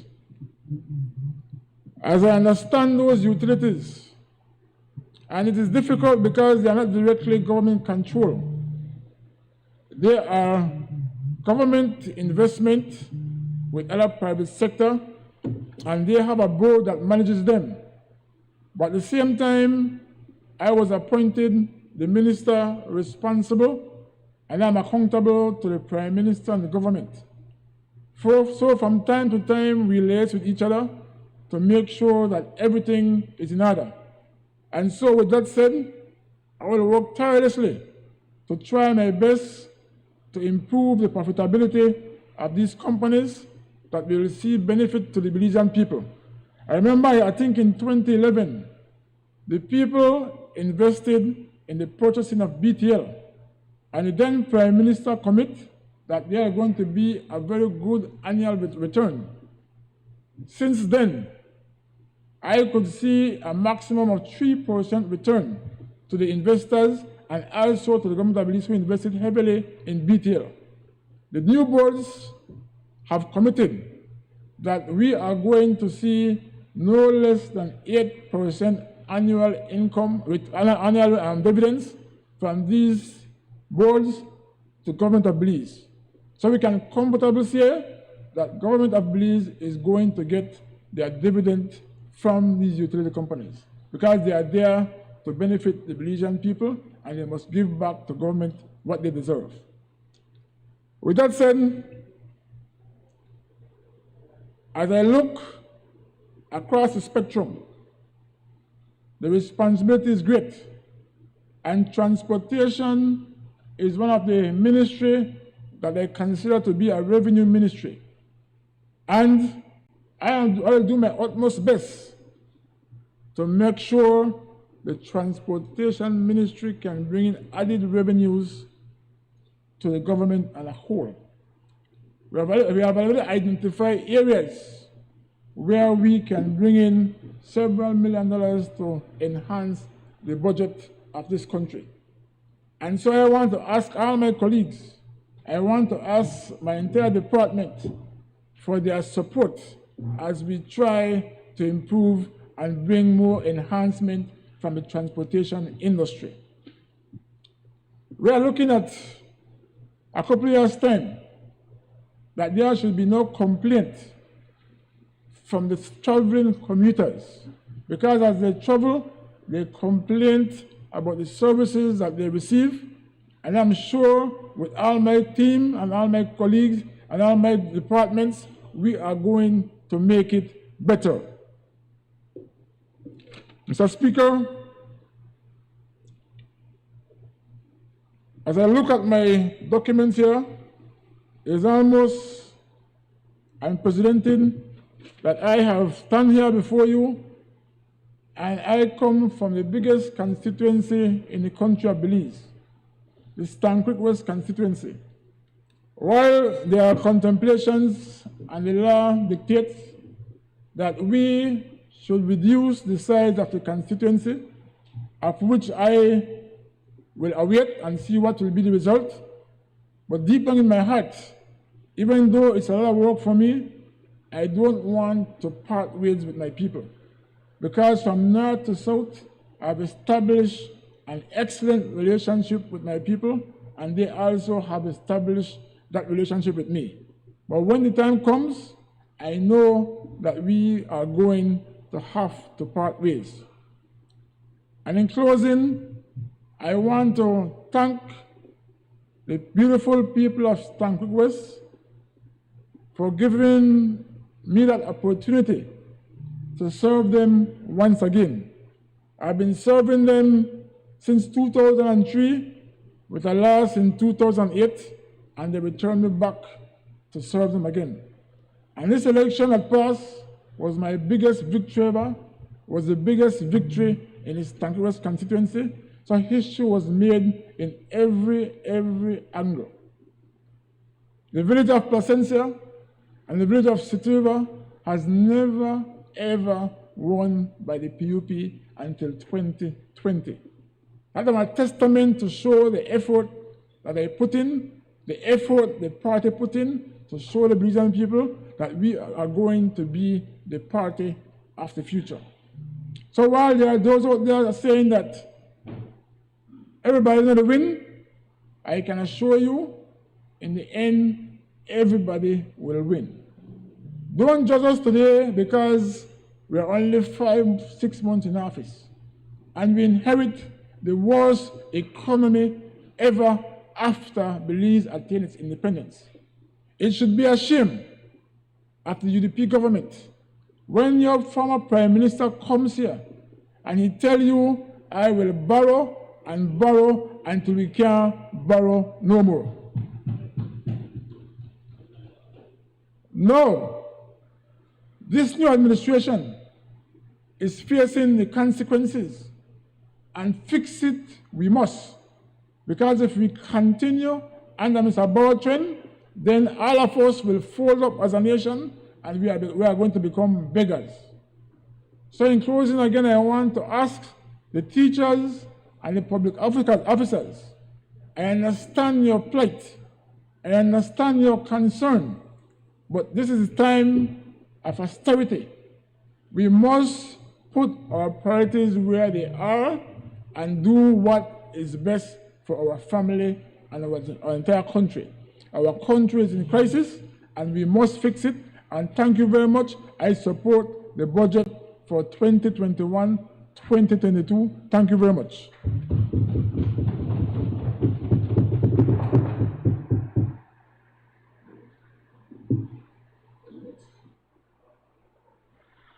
I recognize the honorable member from Cayo South. Good afternoon, Mr. Speaker. With your permission, I would like to refer to my notes.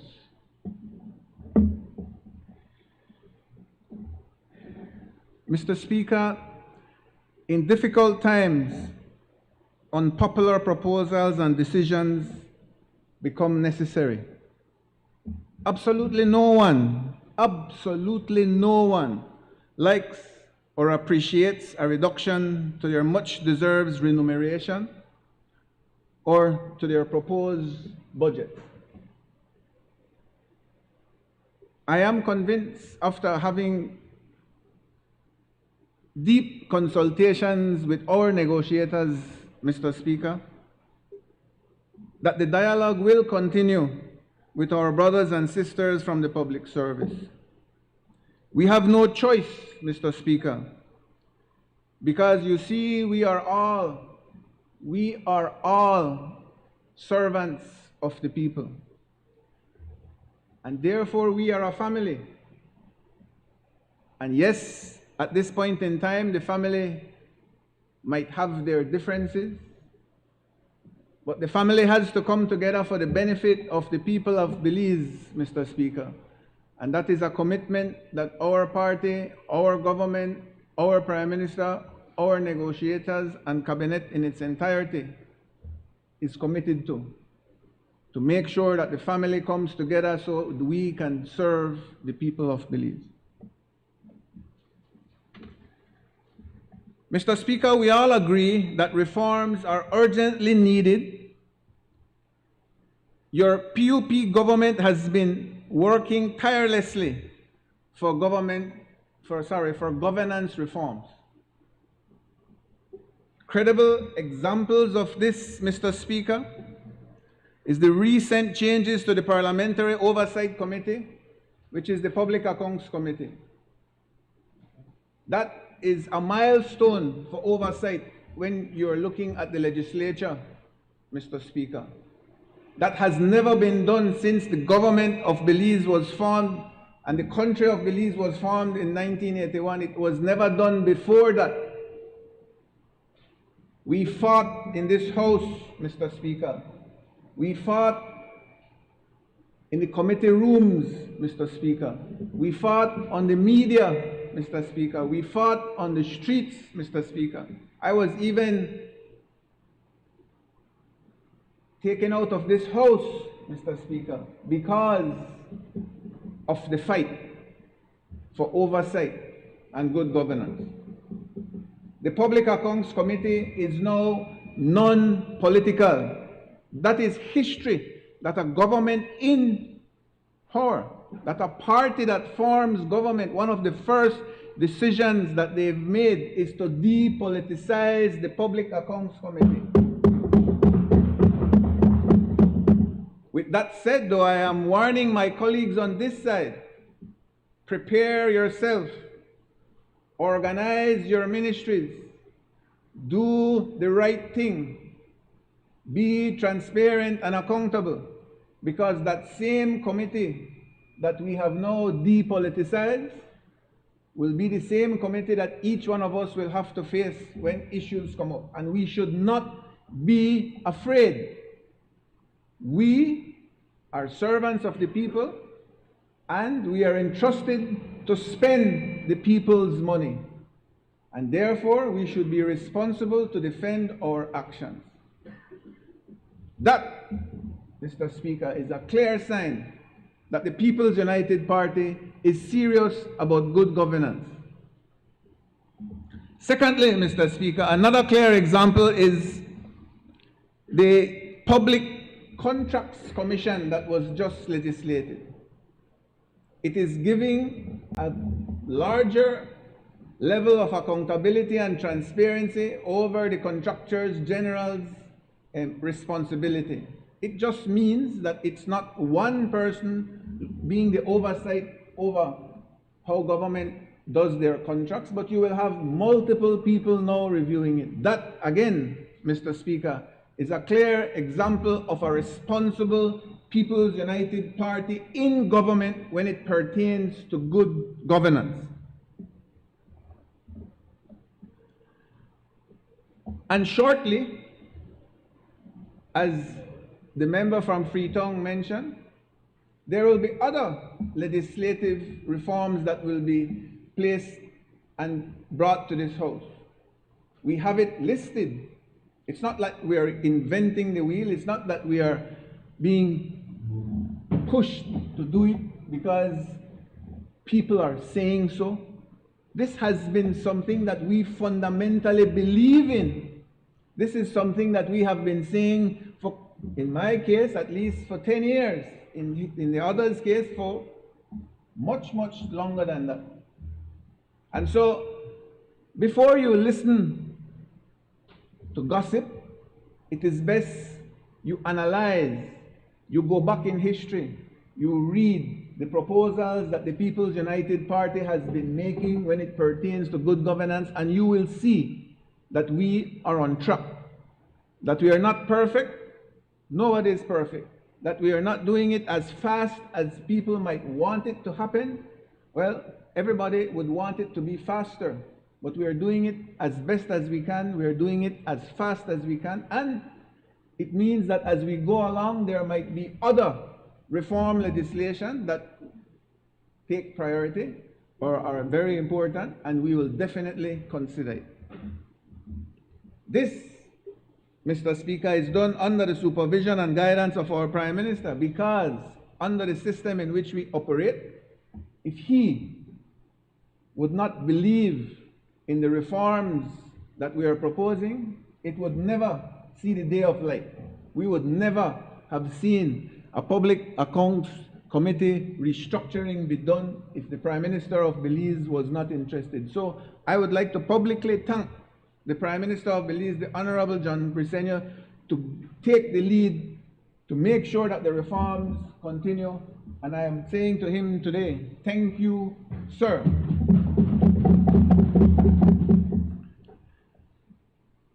But oversight reforms is only one of the reforms that I believe are necessary.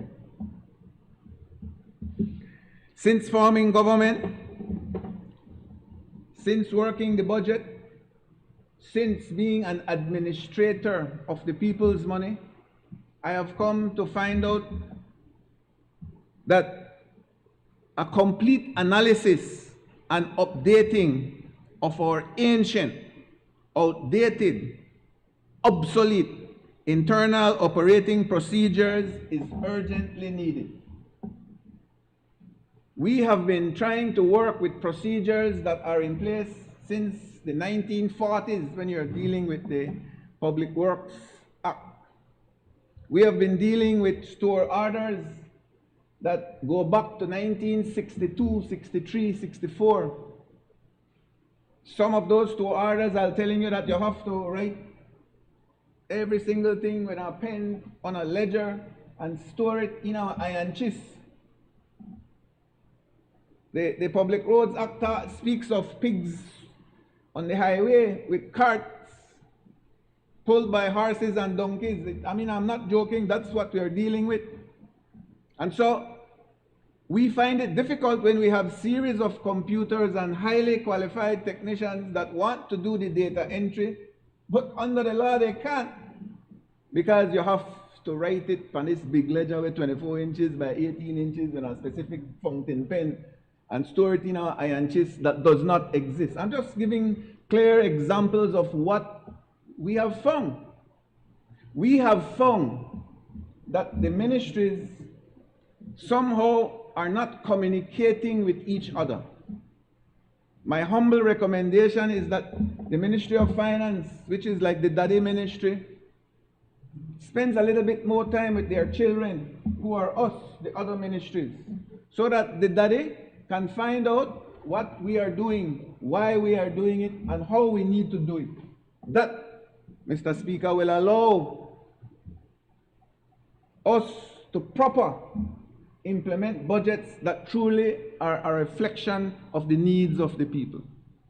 Now, this is not a criticism to our government. It is a criticism of a system that we inherited, and we have to be responsible now as a new government to spend the time to make sure that the system at least is updated to 2021 instead of 1963 or in some cases 1949. And if you do not believe me, Mr. Speaker, speak to the permanent secretaries that were in the ministries before. Speak to the FOs that have to handle the systems. Speak to the AOs in the ministries.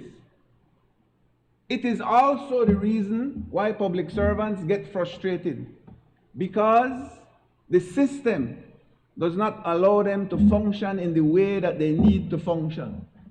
So sometimes the new ministers and CEO get frustrated that things can't get done. But in all honesty, the FOs, the engineers, the AOs also get frustrated because the system does not allow them to function at the efficiency that the People's United Party in government believes should happen. I am convinced that our Prime Minister and our Cabinet will understand, and they have acknowledged, that serious reforms need to be done. We have laws under which we are governed that the Ministry of the Attorney General has an opinion, the Contractor General has another opinion, and then the Auditor General got an opinion that's totally different from those two. So, with the permission of the Prime Minister, I thought it was important that we put all of them in one room. Let's look at it. You agree, you don't agree, you said a A, you said a B, you said a C. Well, let's come together. Let's find what the problem. We are legislators. Therefore, if the technical people can advise us, instead of dealing with 4 opinions, let's deal with 1. But to do it that way, we have to legislate changes for it to be more efficient. We are committed to do those legislative changes to make sure that our system works better.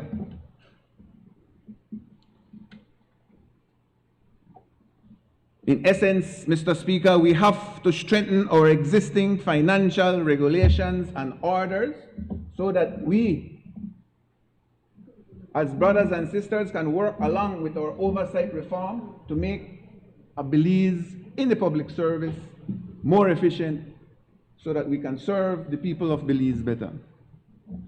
With that, Mr. Speaker, let me dig into the details of the budgetary allocation for the Ministry of Infrastructure, Development and Housing.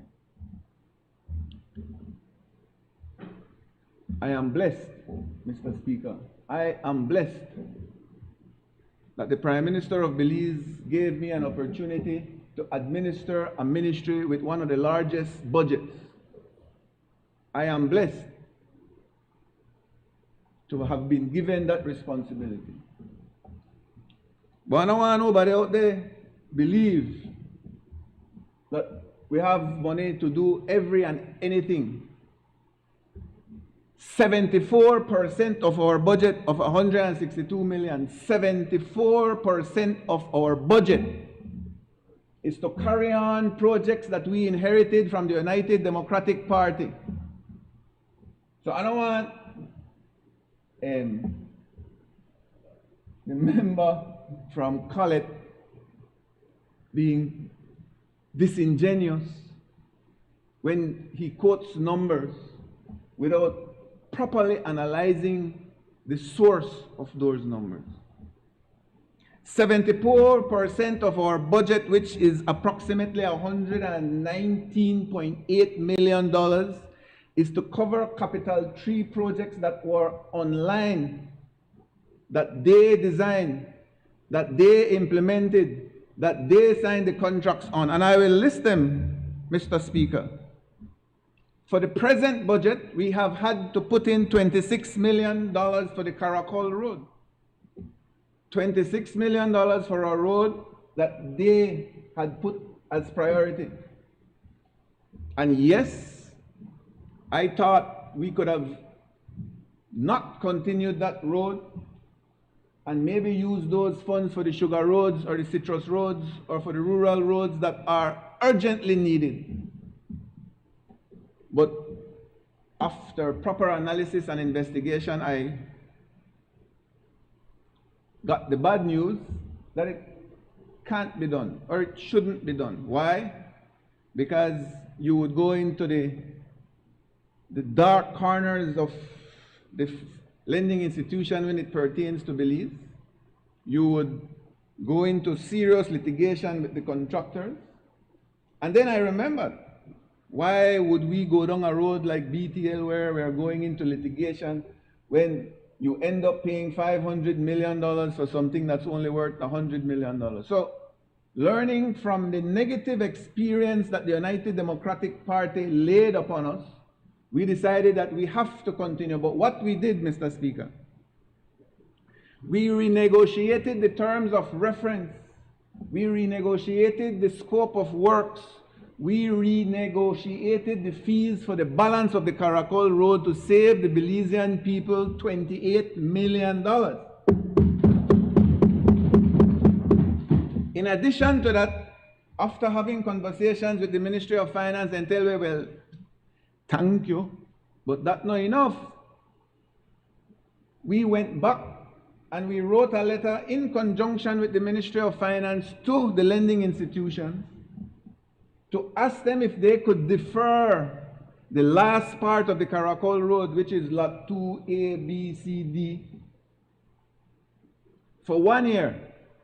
And we explained to them it is due to the economic environment in which we are facing. It's due to the budgetary constraints that we have, and we don't think and we do not believe that we can afford to do that part of the project this year. I would like to read the response, Mr. Speaker, if you allow me to. I need to put on my glasses for this one because the letters kind of small. It says, this is the Kuwait Fund for Arab Economic Development. And it was addressed to the Financial Secretary because we were working along with the Financial Secretary to make sure that we follow the correct procedures and protocol.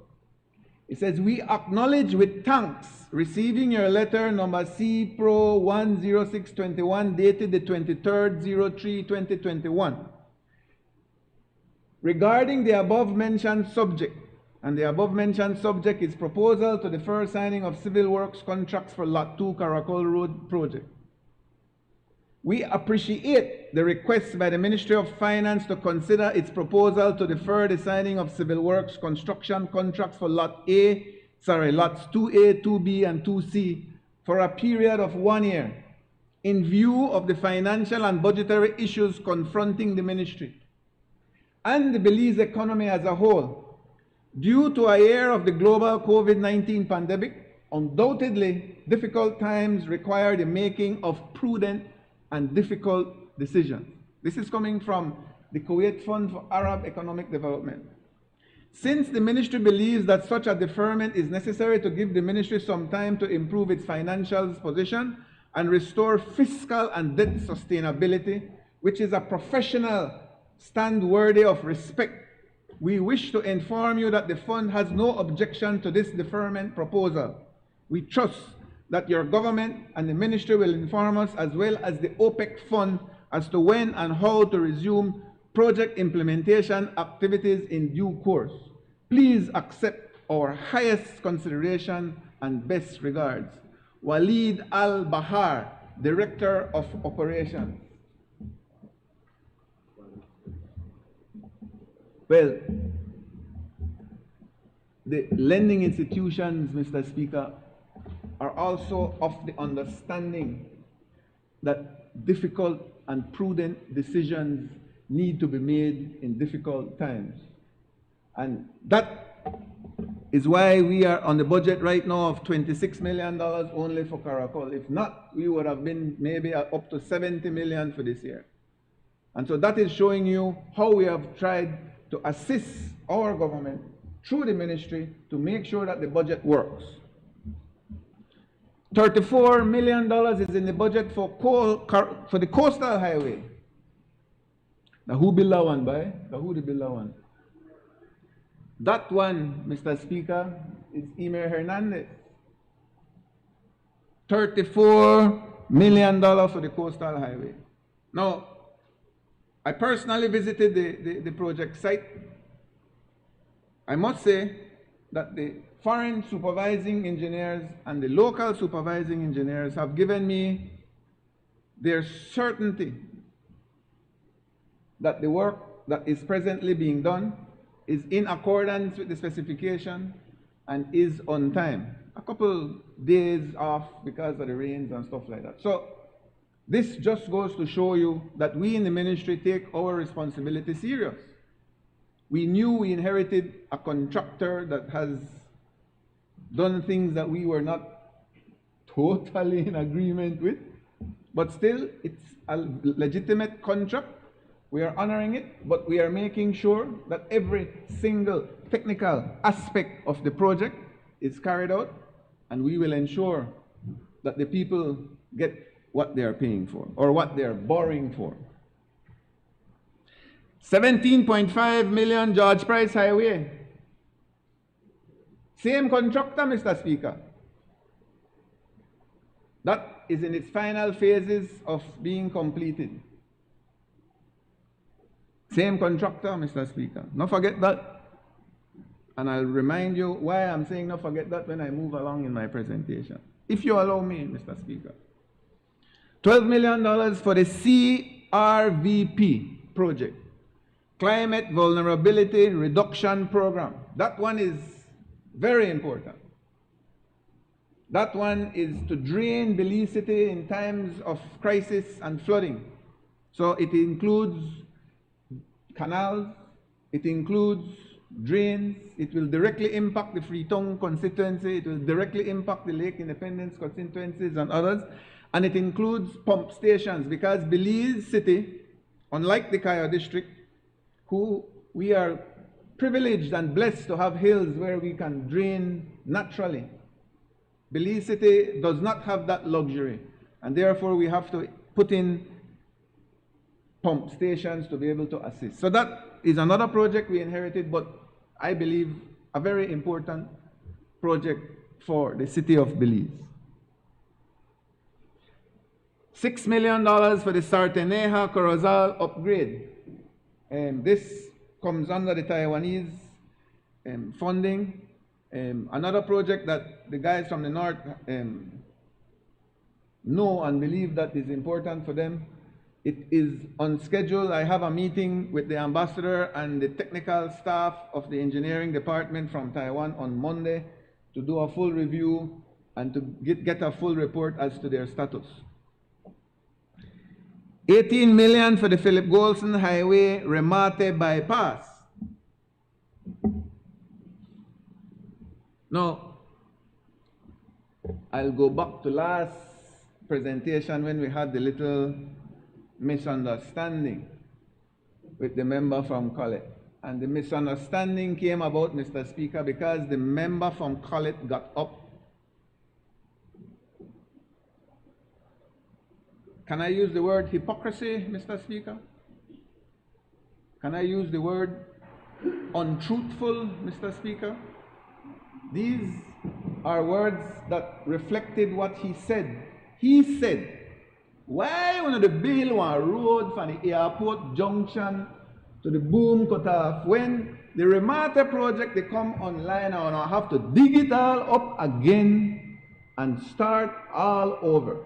If I didn't quote him exactly, Madam Clerk, can you just replay for anybody that's interested the recording so that they can hear exactly what he said?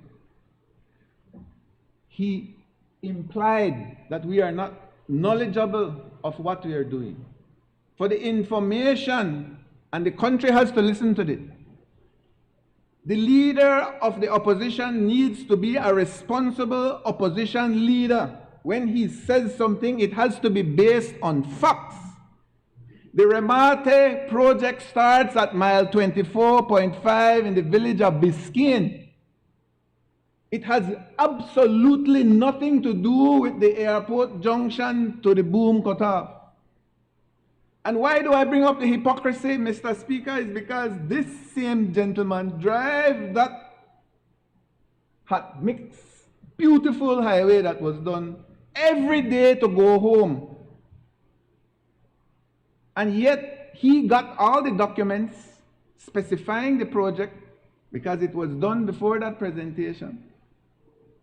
And so he needs to come back to this house and explain why he's not analyzing the documents that he receives, or why he's not speaking the truth.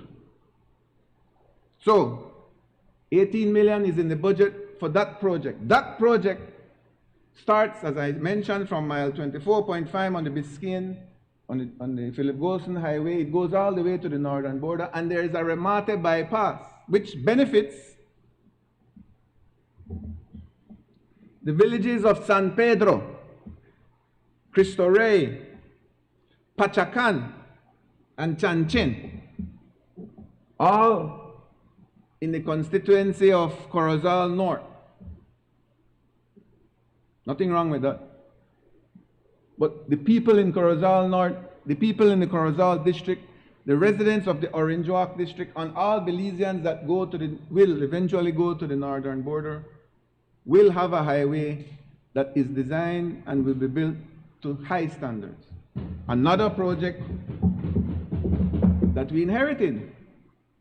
This one, we are signing the contract, we did the bidding, but the initial concept, the proposal, everything, the negotiations with the lending institution was done by the previous government. It just goes to show you that the People's United Party is responsible when it pertains to legal contracts, which is something that people, when they invest in a country, look, they don't want you to be nationalizing their investments. They don't want you to take away their titles. They want to know that the government that is in place is responsible and that will respect contracts, and that when their money is invested in this country, they will be protected under the law. That is what the People's United Party stands for. And then we had to cut down the Halova. So in the budget, there's only $1 million for the Halova. That means that we can't do much. In fact, we will continue at the level of bidding because we are at that stage. But I do not believe the Halova is a reality for this year when it pertains to physical work being done. But it will be done. The Prime Minister and the Cabinet understands the reality of the budget, understands where we are. And so it will be a priority once the economy moves again. And then we got $5.5 million for all of these projects collectively in CAP 2. CAP 2 is just government's counterpart in financing for all these projects. Not to forget, Mr. Speaker, that a large parts of these projects are also important because some of them come with grants.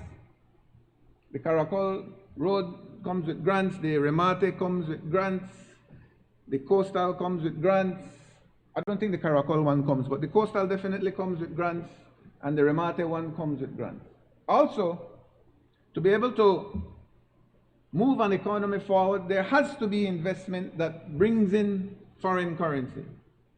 That is important. We can't just play dead and feel like everything won't function. We have to be responsible to, in the meantime, to move the economy. And one way is to have foreign currency coming in. And by these projects happening, you are having a large portion of the private sector being able to give employment. And so that, in a way, balances the problem that we are facing. So, don't make nobody come and tell you got this big budget, you spend like crazy. It is prudent spending based on 74% decisions that were made before. It's just that we are being responsible. We are allocating it properly.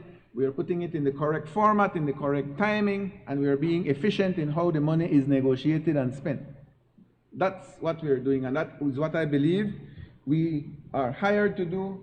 We are hired to be efficient.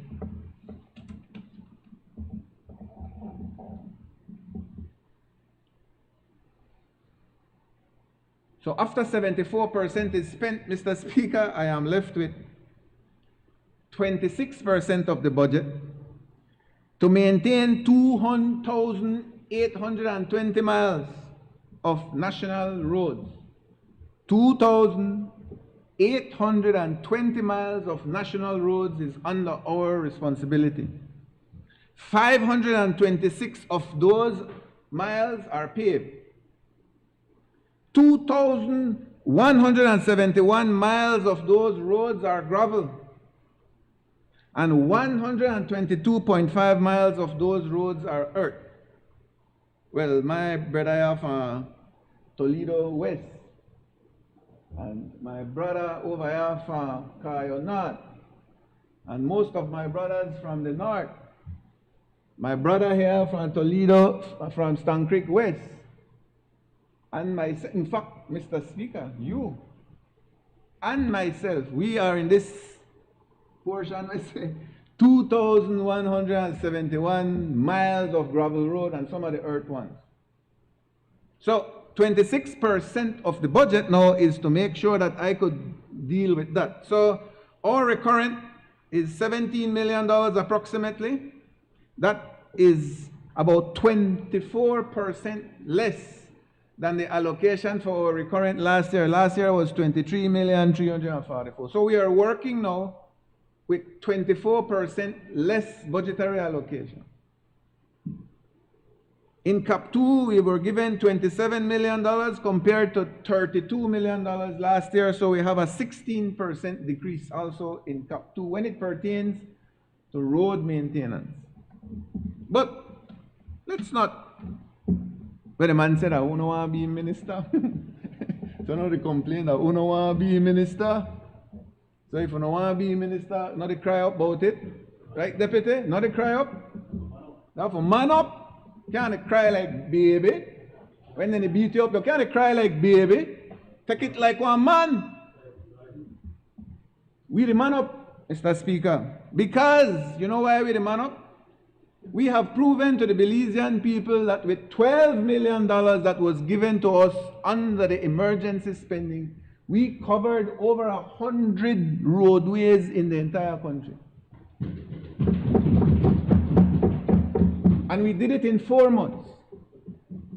And to my detriment in Cayo South, we spread it with love throughout the entire country. There is no area rep that can tell you that their request was not met, even though I could not meet all their requests. But their priority request was not met. And someone in the shout back here, so I have to go deal with that soon.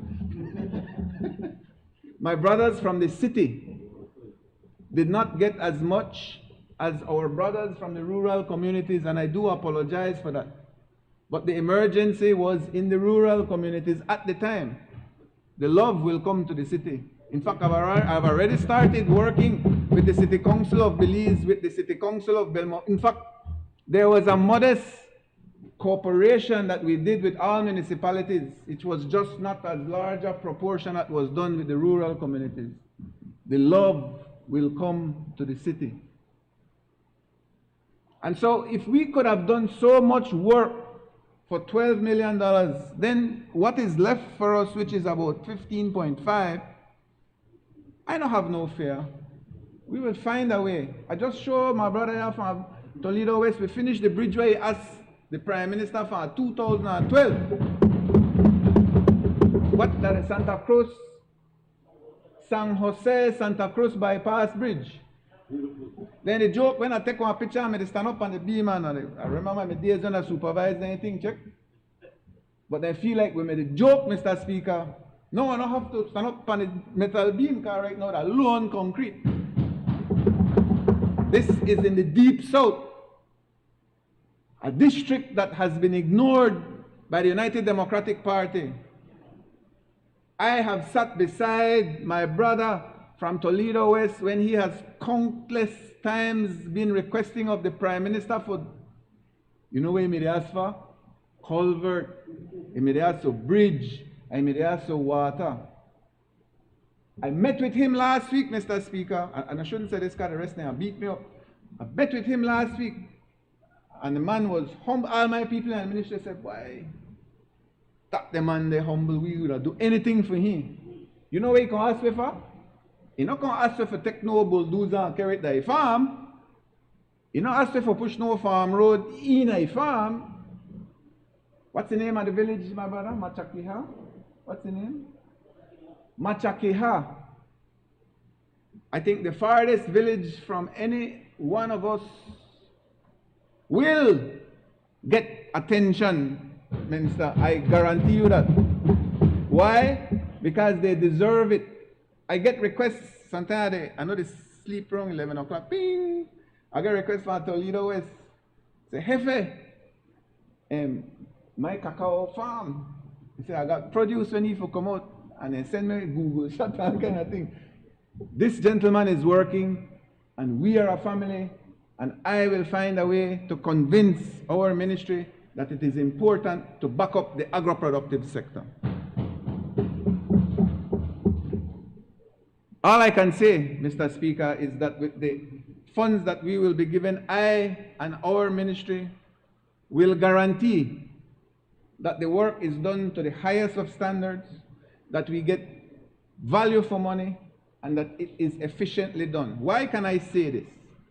Because we have a very, very healthy working relationship with the administrative staff, with the minister, with the CEO, and with the technical staff at the Ministry of Infrastructure, Development, and Housing. That relationship to me is love, but not just love, it is based on respect, and it is based on trust. Everybody at the ministry knows that if I say something and they are not in agreement with it, they have all the right to come to me and voice their opinion, because, Mr. Speaker, there are countless times when their opinion is better than our opinion. And a good manager and a good leader needs to understand that. And once we do that, then the machine starts working efficiently. We have been in communication with all our staff. We understand the reality happening right now with the unions. And I have personally told them, I respect your position as an employee for the government of Belize, as a union member, and as a resident and citizen of this country. All I am begging, I tell them, is that we don't hate each other. Because after 2-3 months, when the whole night don't ease up, we have to work together. And never forget, I tell them, that you and I are paid by the people of Belize, and therefore the only thing I ask in return is efficiency. We have to be able to give the service back to the people of Belize. Turning over to the housing component of our ministry, Mr. Speaker, I know I put you to sleep, Mr. Speaker, but we got to talk about. I hear a gentleman that up on TV the other night. They said that we don't get no budget for housing. I think he's supposed to be in this place, but he's not there. There is no budget for housing, they say. Well, I am happy to announce that the Prime Minister and Cabinet has approved $5.5 million for our housing program, Mr. Speaker. Now, $5.5 million will approximately allow us to build maybe about 150, 160 house max for this year. These houses will be done on a grant basis. I am setting up a committee right now as we speak, made up of people from diverse sectors of society, to make sure and guarantee that the recipients of these houses, and the priority, and I will say it clearly, the priority will be single mothers that have no income or low income. That will be the first target sector that we are going after. Single mothers with no income or low income will be the first recipients that we will allow to fill out their application forms. After that, then we will start looking at different sectors of society that need it. We will address the most needy. Now, 160 houses for 31 constituencies, And I want to feel like this thing a magic item. So, area reps, the people of Belize, everybody that needs a house, application forms will be going out, but please understand that for the first year, we will limit it to what we can do. And as the program starts showing itself, we will definitely get more people that are interested in the financing aspect of it, and the government will definitely get excited. The people will get excited, and I can guarantee you that the project will continue and develop further and better. Mr. Speaker, we have already completed the designs of the project. Mr. Speaker, we have already completed the bill of quantities of the project and the specifications. Mr. Speaker, we have even completed the pilot houses of the project. We know what it will look like. We know what it will cost. It is just now to define where they will go. Now, the future of this project, the housing program, it's brotherly love. It will be the Deputy Prime Minister of this country and our ministry that will have to work as one to be able to identify either government land or delinquent private owners or some other accommodation, so that then we can move this housing project to a level that we envision. And we have 5 years to do that. That was our plan. It is a commitment by the Prime Minister, the Deputy Prime Minister, Cabinet, myself, and everybody that is our contribution as a social program for the country of Belize. We are also looking at a different phase of the housing program where a different level, a different cost home, we will be able to assist the public servants through financing, through DFC, and through the National Bank.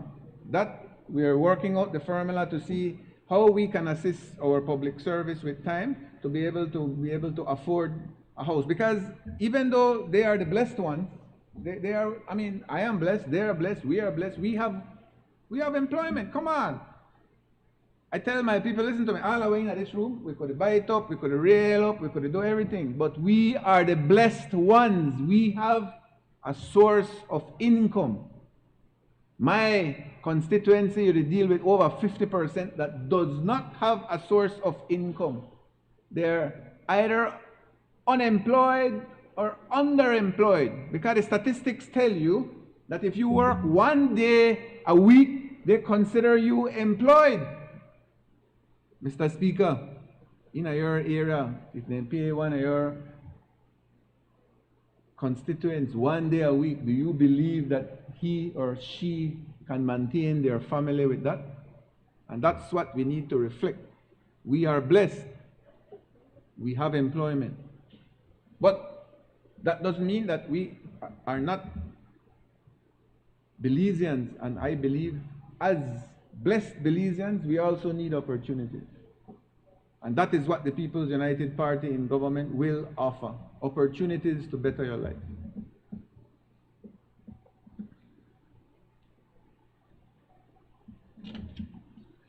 So what else is the Ministry of Housing doing? Well,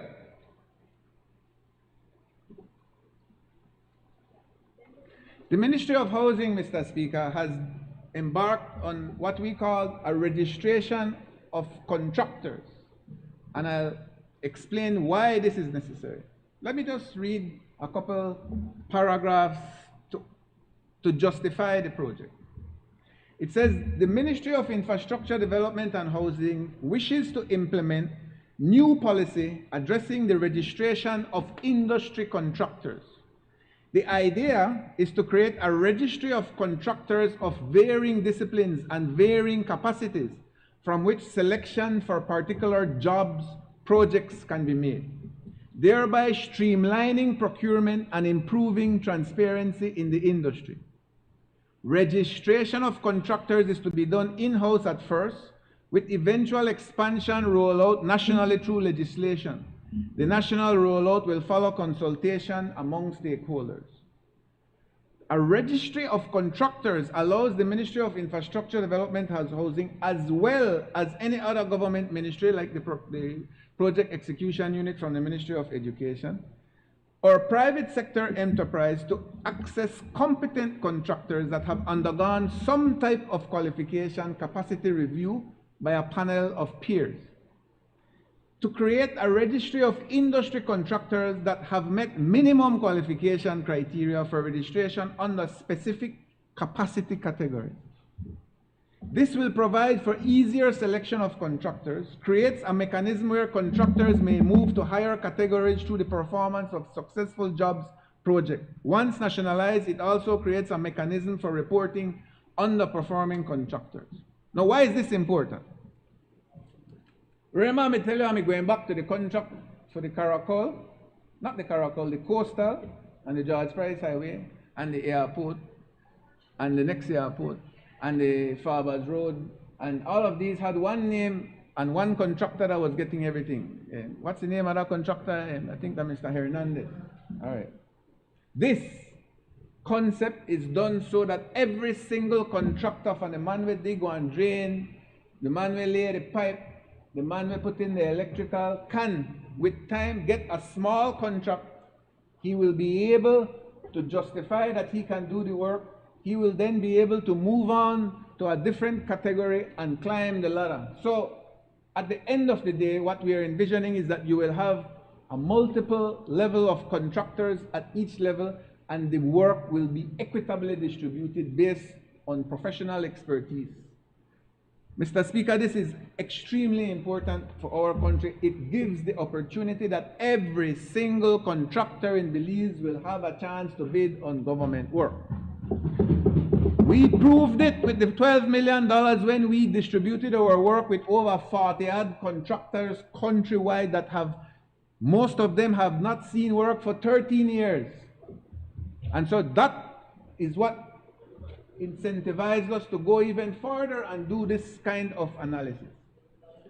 The categories that we are looking at presently, Mr. Speaker, is 1, general contracting, civil works and road construction; 2, land development; 3, bridge construction; 4, general contracting, building construction; 5, electrical contractors; 6, telecommunication contractors; 7, mechanical and industrial contractors; 8, plumbing and water services, and interchangeably, there are some contractors that will be able to do some or all. Another report, Mr. Speaker, has to do with the proposed procedure for the legislation of building codes.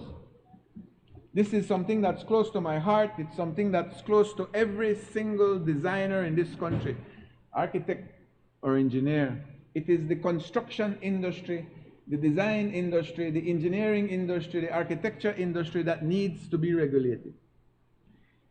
The Ministry of Infrastructure, Development and Housing wishes to establish for Belize a set of building codes, which are standards and guidelines for the construction of buildings and built-up environments to ensure minimum level of safety for the occupants and an acceptable level of durability for the building structure. Although in its early stages, the MIDH identified the International Building Code, IBC, a suitable and comprehensive suite of codes as the focal point of its vision.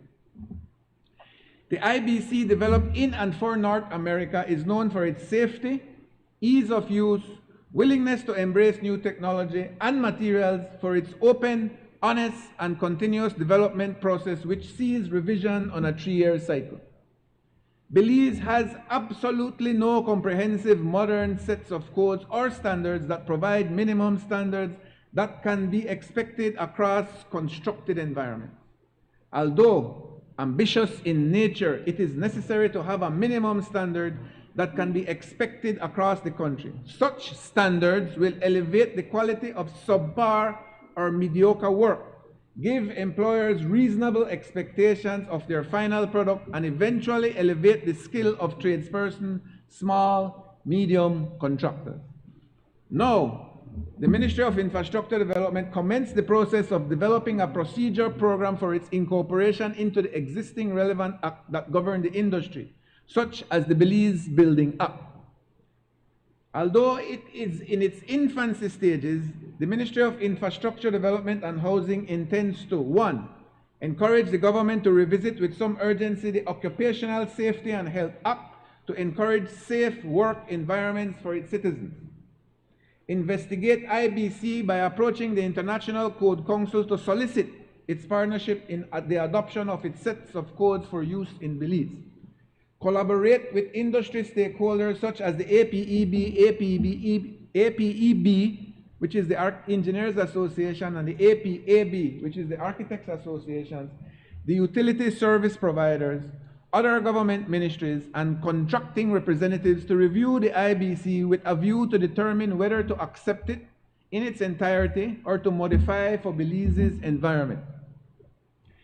Approach the Attorney General's Ministry for assistance in reviewing and successfully incorporating the building codes into the laws and statutory instruments of Belize with a view to reduce or eliminate conflict with other governing laws. Seek Cabinet support for a quick execution. Build capacity for successful, perhaps phased execution, and create guidance notes for specific construction fields that can easily be accessed by both employers and contractors. So, Prime Minister, so Cabinet, so area reps, and the people of Belize, your humble servant, the Minister of Infrastructure Development and Housing, was given a job because they say me want to be minister. Well, I'm taking the job seriously, as our other colleagues are, and we are working to make sure that the services be provided to the people of Belize as efficient as we possibly can, and that we will get value for money. Lastly, Mr. Speaker, the love of my life, one of the love of my life, the people of Cayo South.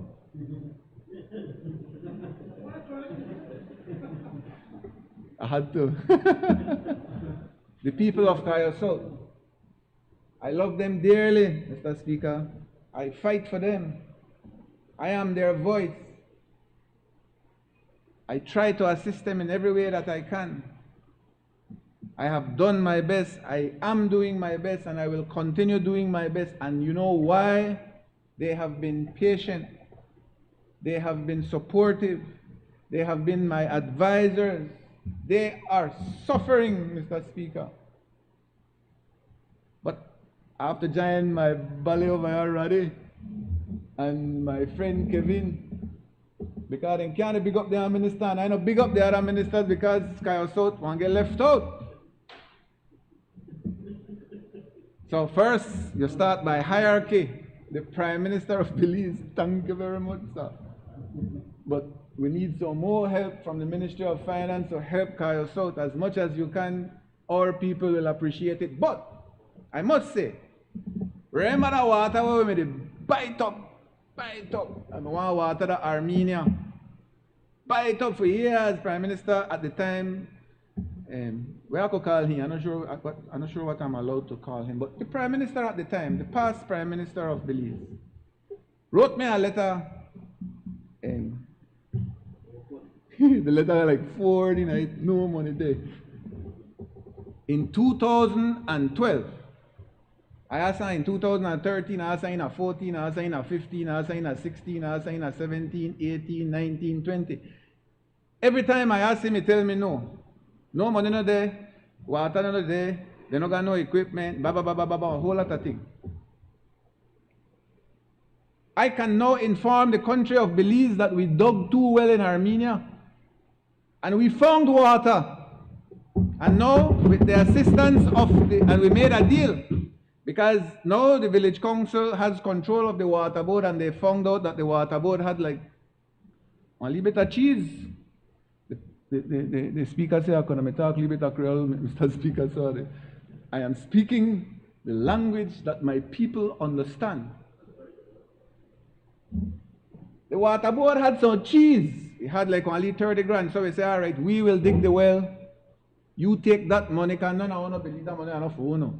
That money is for water. Now you want to take that money, you invest it in pumps, you invest it in pipes so that the people of Armenia will have water. And they are in the process of doing that. WASA has offered their technical expertise and anything that they could do to assist us.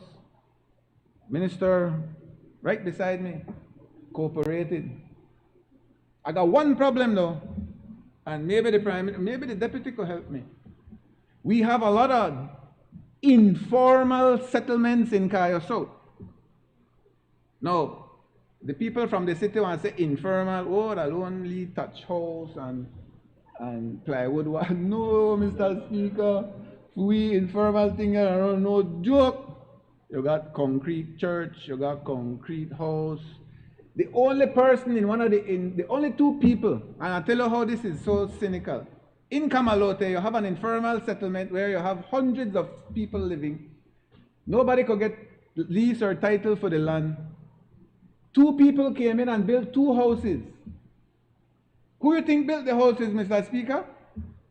The ex-minister, the one way by the border west, where him in Contreras. And his father-in-law. No, that my father, no, that his son-in-law, I got it back way.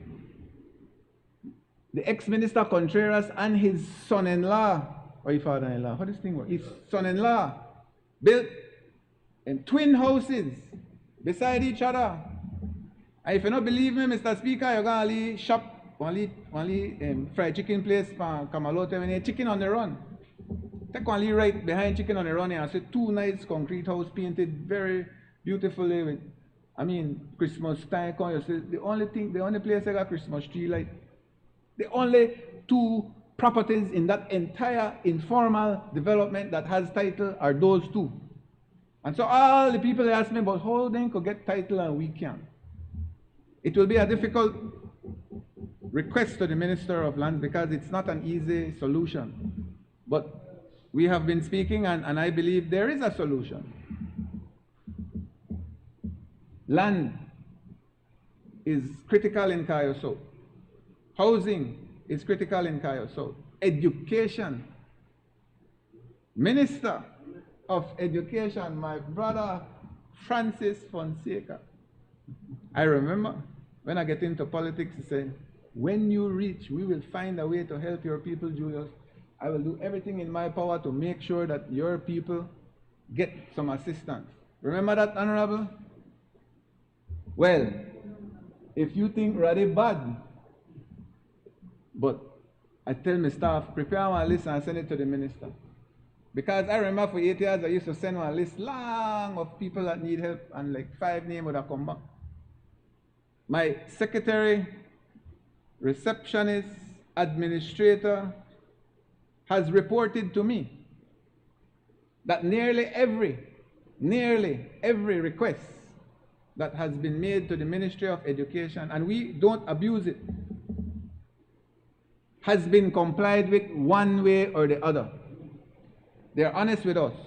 You could get it, you could get quarter, you could get 1/3, you could get 1/2, but you don't get it. And that Minister of Education, I know you understand, but I tell you in front of everybody, it changes the lives of people. So maybe we have to trade some house, maybe. I don't mind. God, Prime Minister, give me permission. In the days when you can't pay, you have to barter. And we have barter services so that our people can benefit. That's the idea. Going back to lands, I have had some serious conversation with the minister, and we will find a way to work together so that our ministries don't become turf-like.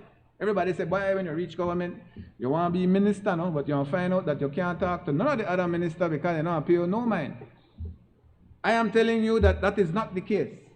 We have had personal conversations, we have had conversations in cabinet, and we are working as one. Give you our next example. Minister of Home Affairs. I can report back to the people of Belize that the files for the ex-Minister of Works have now gone through a rigorous process of investigation by the Ministry of Home Affairs, and that report has been sent back 2 times to the DPP. We are now awaiting a final decision of the DPP to be able to decide how to move it to another level. I must commend the Commissioner of Police, his investigators, the CEO in the ministry, and the minister for allowing the normal work of police investigation to be done. That gives me hope.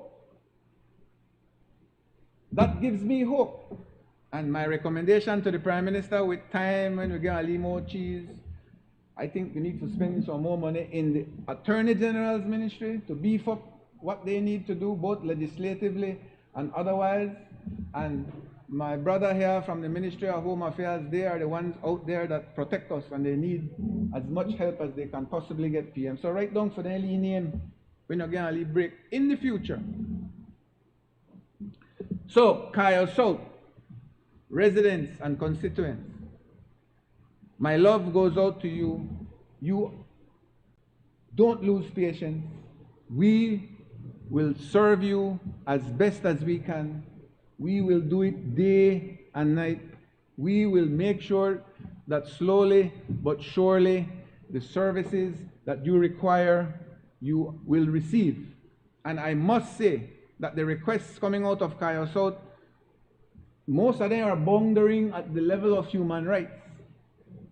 They're asking for the right to have water, human rights. The right to have shelter, human rights. And I would even want to put the right to be educated as a human right. That it is a human right. And so if the last one is the right to be employed.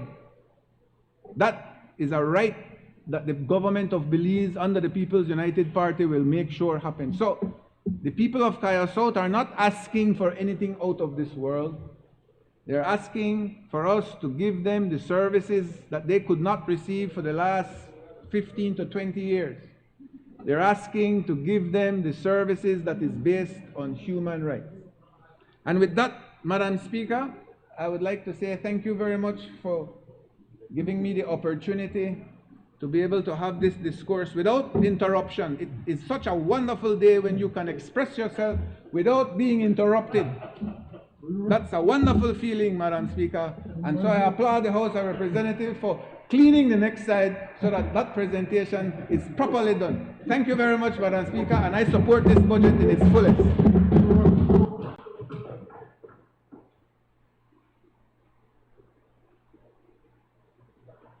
I recognize the honourable member for Pickstock. Good afternoon, Madam Speaker. Good afternoon, Belize. Good afternoon, colleagues. And good afternoon, the good people of Pickstock. Before I get started, I'd like to say Happy Earth Day. And I would like to implore on all people all across the world to continue to respect our world, our earth. We have been some of the great plunderers of the natural resources that God has given us. And I want to call upon everybody to respect, cherish, and love our earth.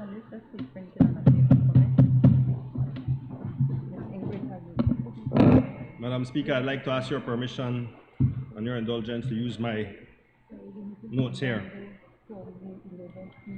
Madam Speaker, I rise on behalf of the good people of Pickstock to make my contribution to this very important process in our democracy. Today and tomorrow, we will ventilate the revenues and expenditures of our budget for the next year. And throughout this process, we will educate the Belizean people of what we will be spending the monies on for the next year or so. However, today, I not only stand here as the area representative for the Pickstock division, but I also stand here as a lead advocate for the very important tourism industry, an industry that produced approximately 40% of our country's GDP prior to the COVID pandemic. Madam Speaker, the tourism industry gives us the best opportunity to rebuild our economy in the shortest time and to provide some level of hope for the Belizean people and all who have invested here in our country. However, to appreciate where we are in Belize today, we must understand where tourism is globally. 2020 was the worst year in history for tourism. International tourism decreased by 75%, which is equivalent to approximately 1 billion fewer travelers. This massive decrease in travel led to $9 trillion in losses and more than 62 million jobs lost. Closer to home in Latin America and the Caribbean regions, there was a loss of 4.7 million jobs combined, and tourism contribution to GDP reduced to close to 50% of where it was before. This devastating assault from COVID on tourism has continued in 2021. Data coming out of the World Tourism Organization estimates that in January 2021, the world continued to see a reduction of 87% in tourism activity compared to pre-COVID numbers. Up to February of this year, 32% of countries were still closed to international travel and tourism. And with the new spikes in variants, many more are intermittently closing their borders. Belize faced a similar fate in 2020, with a reduction of 70% in tourist arrivals compared to 2019, with the effects multiplying due to the loss of thousands of jobs, foreign exchange, and income from the sector. But, Madam Speaker, despite these concerning numbers, we should not allow fear to consume our collective spirit. We must use this time to ensure that we invest in the areas which we are most weak and vulnerable. We must use this time to sharpen our skills, exhibit our creativity, and be innovative in our thinking and actions. We must use this time to unite as a nation and work towards one common goal, and that is rebuilding our economy where every Belizean man, woman, and child has an opportunity to lead a decent and respectful life. Madam Speaker, we must be bold in charting our economic recovery while proactively addressing our ongoing vulnerabilities created by years of mismanagement and incompetence, both hallmarks of the past UDP administration. Madam Speaker, I stand here to say that hope is no longer on the horizon, but hope is here now.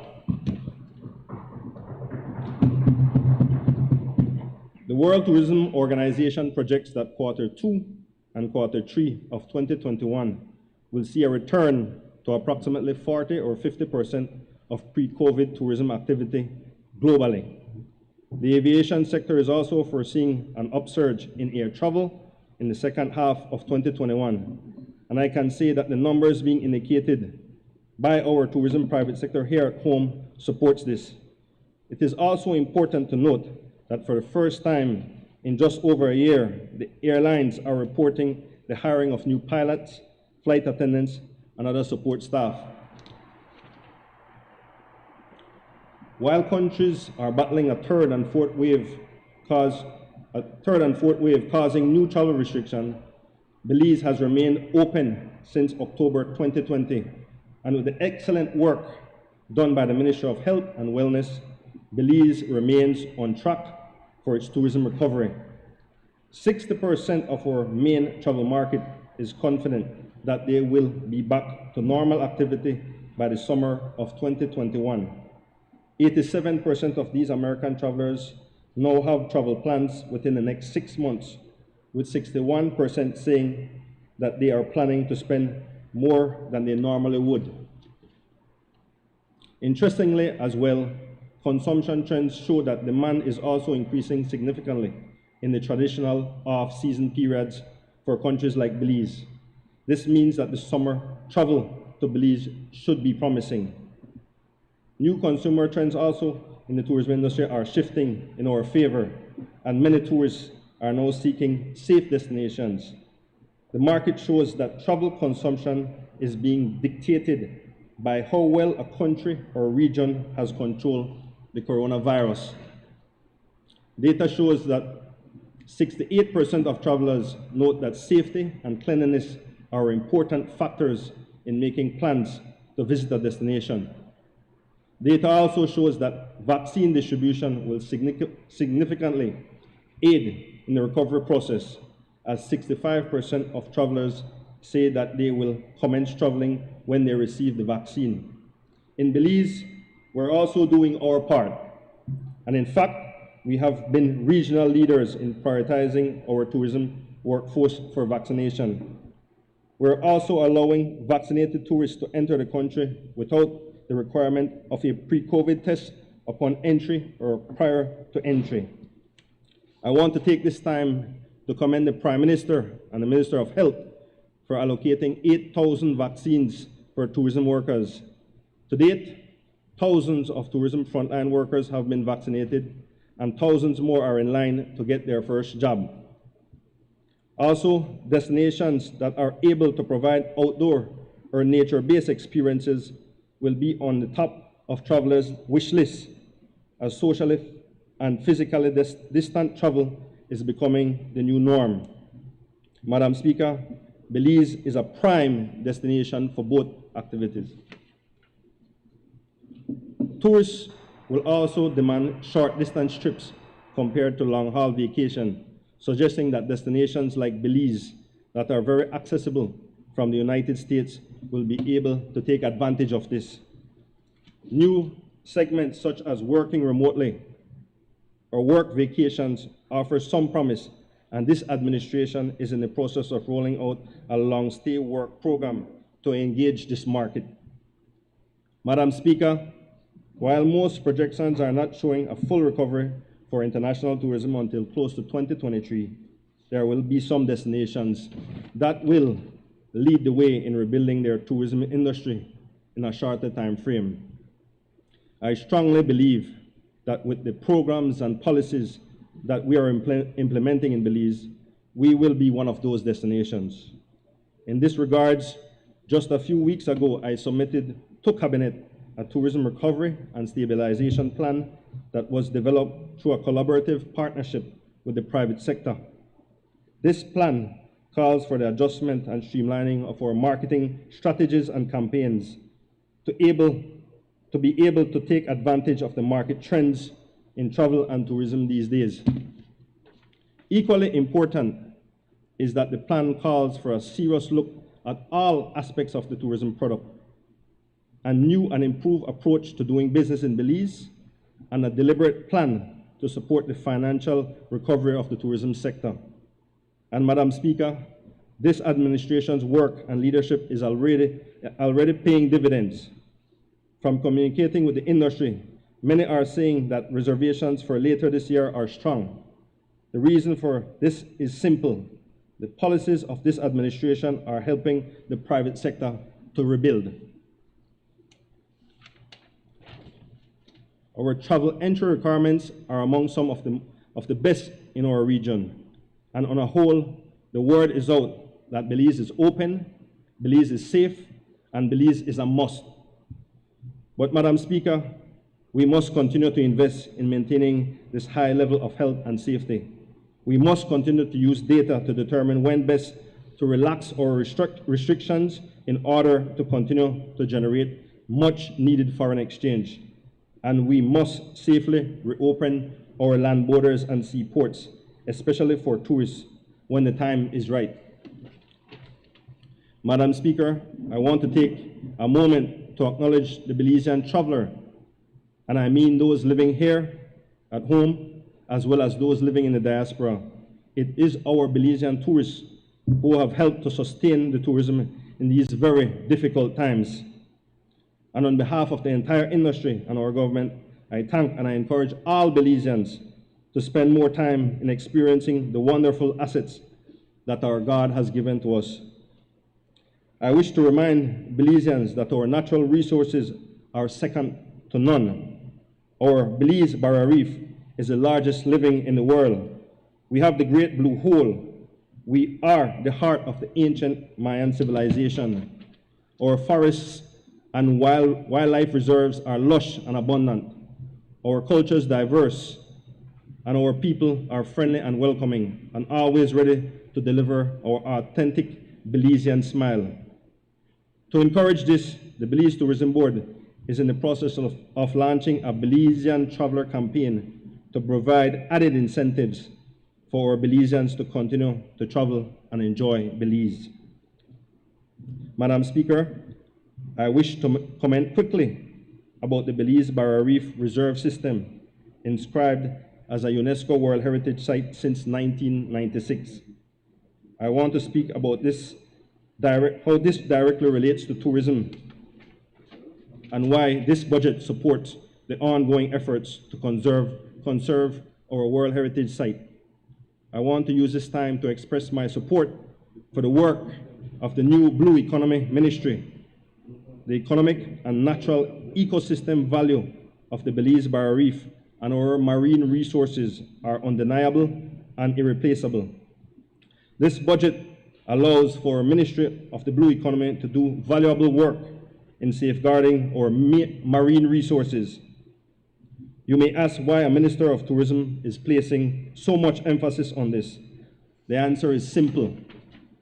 The Belize Barrier Reef is estimated to provide over $1 billion in coastal capital, whether it be tourism, fisheries, or protection, according to the World Wildlife Fund. The reef's contribution to tourism expenditure is estimated to close to $450 million. In 2019, according to the Visitor Expenditure and Motivation Survey, 60% of our tourists visited the Barrier Reef and nearby marine protected areas. The World Wildlife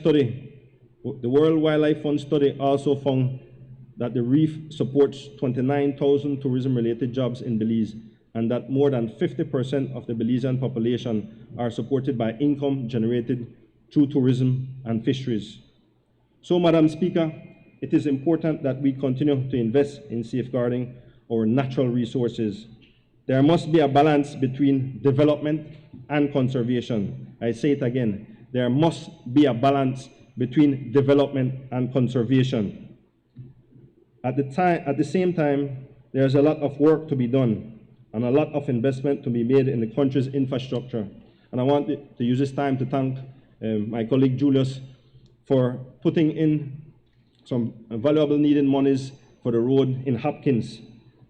For many years, the people in Hopkins have been complaining about the road not being completed, and it's finally being done. So I want to thank him, and I want to thank the private sector in that area.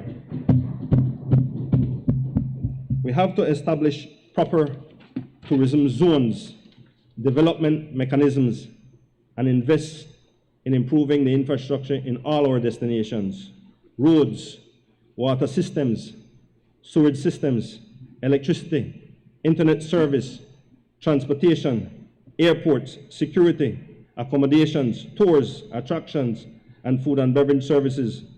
All of these sectors need development and improvement, and all of these sectors in some way are represented within this budget.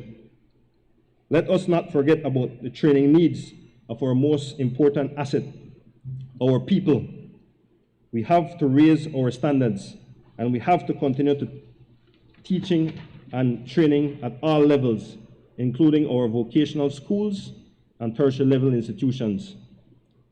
While I'm on the topic of our people, Madam Speaker, let me mention good governance. If we are to improve governance, we must take deliberate actions, and that includes outlining a strategy to rebuild our institutions.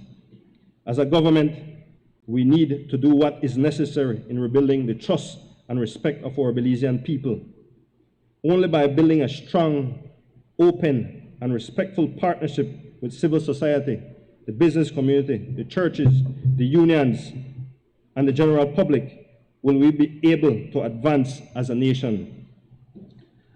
I know that our administration is serious about our manifesto promises, and we will demonstrate to the Belizean people that we are serious about good governance. I keep saying that we need to improve the ease of doing business in Belize, Madam Speaker. This is important if we are to attract the right types of investments. We have to improve our processes and reduce costs so that we can be more competitive in lucrative markets that show potential. In the case of seaports, Madam Speaker, while we have resumed operations for small crafts, which was so important for tourism, especially in the south, we are now ready to welcome cruise ships to our shores. The cruise sector was hardest hit in the industry, but the once uncertain future is now solidifying into a confirmed return of cruising to Belize.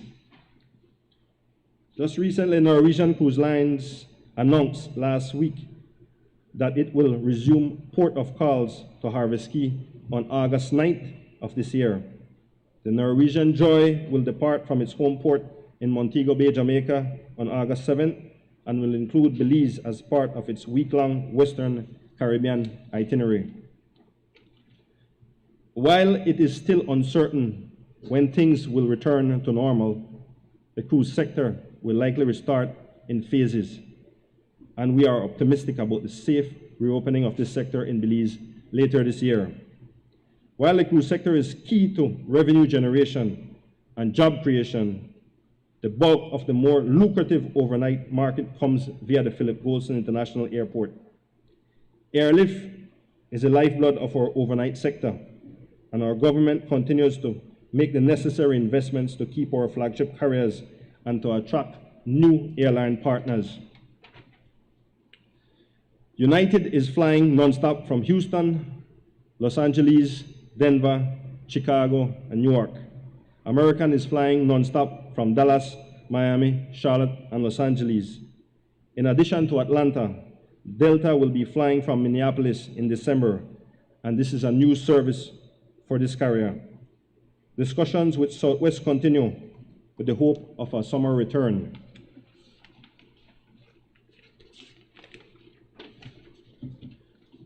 Copa will be resuming service in June with a larger aircraft.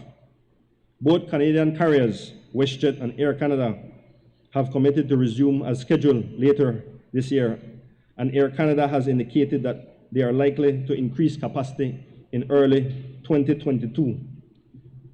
Discussions continue with North American and European carriers with a bold and aggressive approach to developing new routes for travel.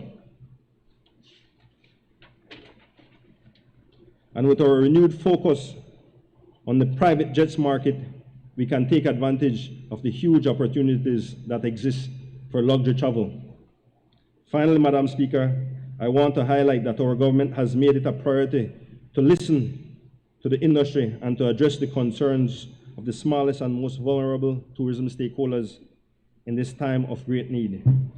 We continue to meet with hotels, tour operators, tour guides, NGOs, protected areas managers, and other stakeholders as we aim to meet common objectives. Even with limited resources, we are doing everything we can to assist businesses, including the expected rollout of a matching grants program. This program will be inclusive for micro, small, and medium enterprises. We are reaching out to our artists, musicians, food vendors, hairdressers, as we know that they too have been hard hit by the absence of tourism.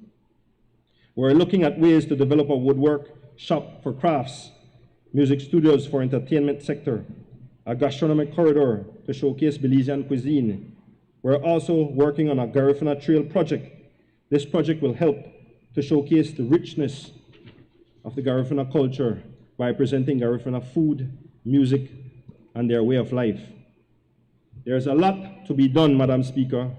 However, whatever measures we take must be thoughtful, insightful, and with the best intentions for the Belizean people at the core. All of our government ministries, together with our private sector partners, must continue to work together towards one common goal. And while economic recovery and our health are critical, we must not lose focus of the fact that we must reduce poverty. We have to educate our people, and we have to continue to build Belize responsibly. As I have consistently maintained, there is no room for mediocrity. There is no room for the simple politics. There is no room for third or second-rate services. we can be a first-rate destination. And with consumer trends shifting, we have the enabling environment for Belize to be a global leader in tourism.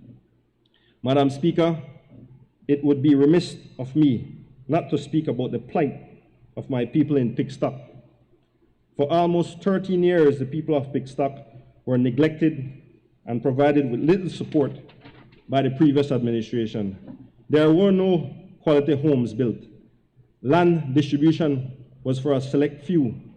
There were no parks or playground built other than the $35 million White Elephant Carl Civic Center, which, by the way, now costs the Belizean people $1 million a year to maintain. There were little quality jobs created for the people of Pickstock. Education assistance was marginal. Crime was constant, and many of our people lost their lives to gang violence. Even the former era representative in this same house stated that his administration had failed the people of Pickstock and the people of Southside Belize City. Madam Speaker, I want to assure the people of Pickstock that I'm working hard to ensure that they get the goods and services that will improve their quality of life. Madam Speaker, instead of investing in meaningful programs, the past administration squandered billions of borrowed money, drove the economy off of a cliff, and left us in a hole for dead.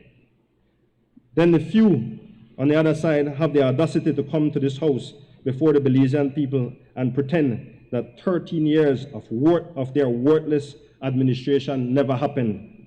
Madam Speaker, and people over there, they play, you know. This is a very important budget, Madam Speaker.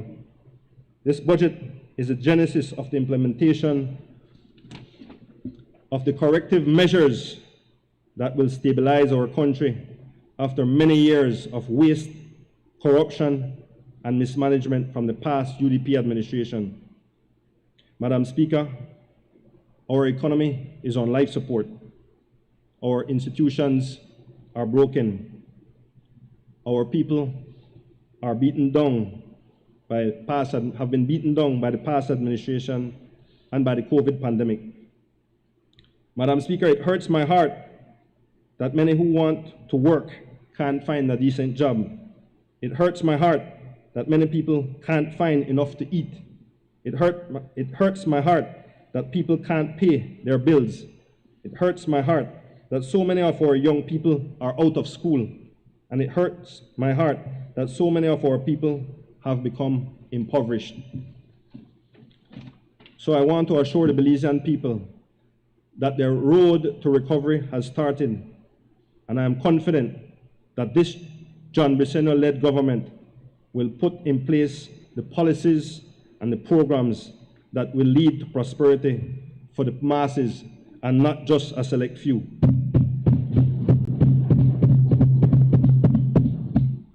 Madam Speaker, I want to assure the Belizean people that we will continue to be trailblazers.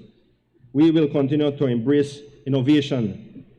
We will work hard every day to rebuild the health of this nation and to get the people back to work and to instill a sense of economic security back on the minds of our fellow Belizeans. Madam Speaker, I want to thank you for your time. God bless Belize and God bless our people. I thank you.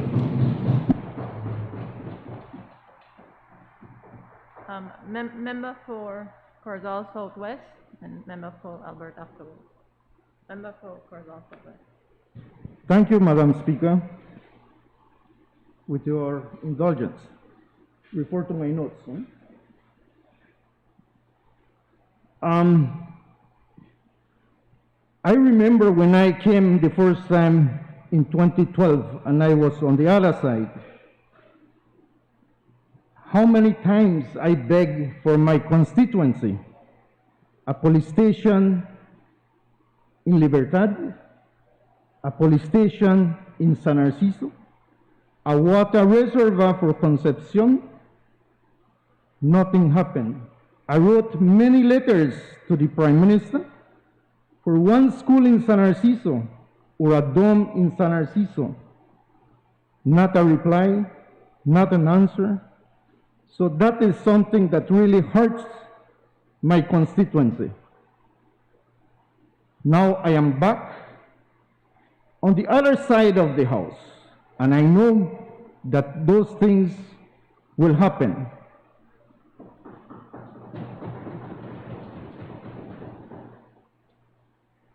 When I was coming here, a gentleman asked me for a question about the teachers and how we're going to solve the problems. It's easy. We have a prime minister that listens to the people, consult with the people, consult with the unions. A prime minister that goes all around this country, from towns to villages, and listen to the people, and we are serving the people. I can speak on my constituency. I give thanks to the Prime Minister, thanks to the member of Cayo South. This is the first time in my constituency for many years that the sugar roads are fixed. You know how much production Corozal Southwest or the branch of San Narciso produce? More than 60,000 tons, and those tons is revenue for this country.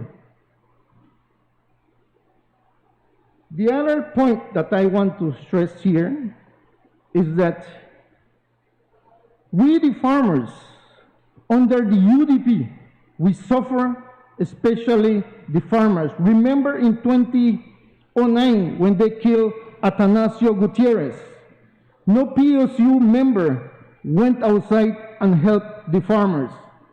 And we passed and we struggled many things as farmers. Nobody stood up with us. We fought, we passed that barrier, and we still are here to support this country because the sugarcane farmers deliver 1.2 million tons. That is $130 million in the GDP of this country. I want to give thanks to this government. Due to the pandemic, yes, we lost our jobs, but the free zone is open right now, giving more than 1,000 jobs right now, and the families are benefiting off of that. A part of that, we have to give thanks to my constituency to bring me back here and to fight for them, and I will fight as much as I can, as I did on that side, and I will do it on this side, because the ones that call the shots is the people. In San Victor, I want to give thanks to the Minister of NEMO. On Sunday, we had a very hard rain and winds. 10 houses, their roof was blown. The next day, the assistance was there. During the UDP, we never had that privilege. They never helped Corozal Southwest because they say we are PUPs. But now, thanks to the Minister of NEMO, that those families are getting their supplies. Madam Speaker, there's many things that we need.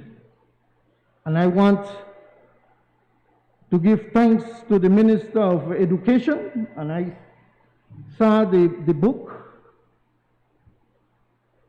We are having problems, yes, as how the leader mentioned, that 8 million on transportation, on buses for schools, and we cut it to 50%.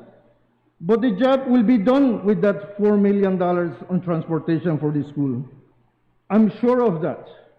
A part of that, I want to give thanks to my ministry, that we have been all over Belize.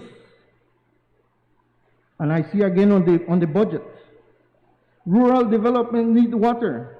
were putting water where they need it. Pachacan, the day before yesterday, I was there. Pachacan had problems for the past 5 days on water. I never saw the member of Corazon North helping, and that is his constituency.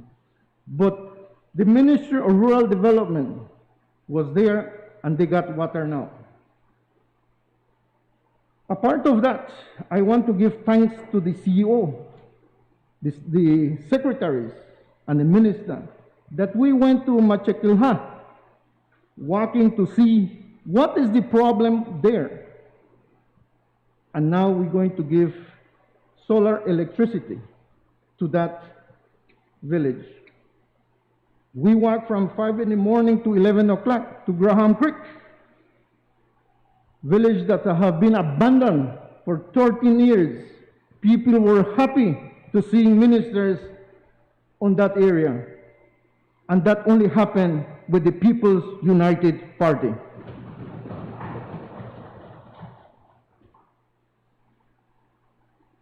There are many things that we need in Corozal Southwest,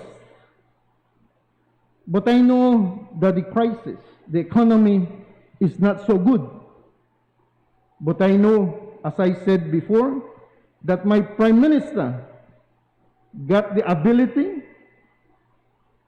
to bring on foot Belize and the economy. And I know our ministers and my colleagues are with all of us, all the Belizeans, working together to make sure Belize come back on the economy. And we heard the Minister of Tourism.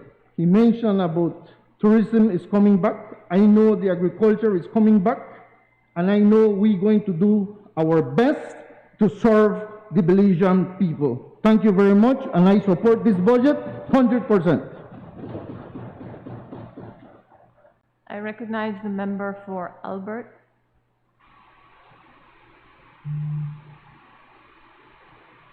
May I seek your leave, Madam Speaker,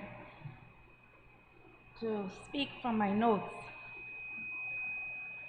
I rise, Madam Speaker, to make my contribution on the government's estimates of revenue and expenditure for the fiscal year 2021-2022. I do so, Madam Speaker, on behalf of the good people of the Albert constituency, whom I'm very privileged to represent in this House, and to whom I owe a duty of care, respect, and the very highest consideration. Let me first acknowledge that indeed we are living in a difficult moment of time, not only here at home, but the world over. Madam Speaker, when the draft estimates of revenue and expenditure for the fiscal year 2020-2021 was presented to this House in March of 2020, none of us could anticipate the devastating blow this global pandemic would have inflicted on the socio-economic well-being of our citizens. None of us fully appreciated the severe negative impact it would have on our national economy, both as a result of a sharp contraction in revenue inflows and significant rise in public sector expenditure. This extraneous shock came on the heels of a severe drought the year before that affected projected export earnings from the agriculture sector. Given the implications of the COVID-19 pandemic on our very survival, the UDP administration convened a joint COVID-19 task force, co-chaired, Madam Speaker, as you will recall, by the Right Honorable Prime Minister of Belize and the Leader of the Opposition to look critically at the unfolding situation in the interest of safeguarding lives and protecting livelihoods. As a side note, Madam Speaker, this was for me the greatest show of bipartisanship I have personally experienced in Belize's modern-day political history. Short-lived as it were, a valiant attempt to put our country over political expediency. I wish to thank, Madam Speaker, both our former Prime Minister and the current Prime Minister for deciding to work in tandem for the interests of Belize. Madam Speaker, no one could have predicted that our tourism sector would see a 72% decline in visitor arrivals almost instantly. This star sector, Madam Speaker, to which successive administrations have hitched our golden wagon.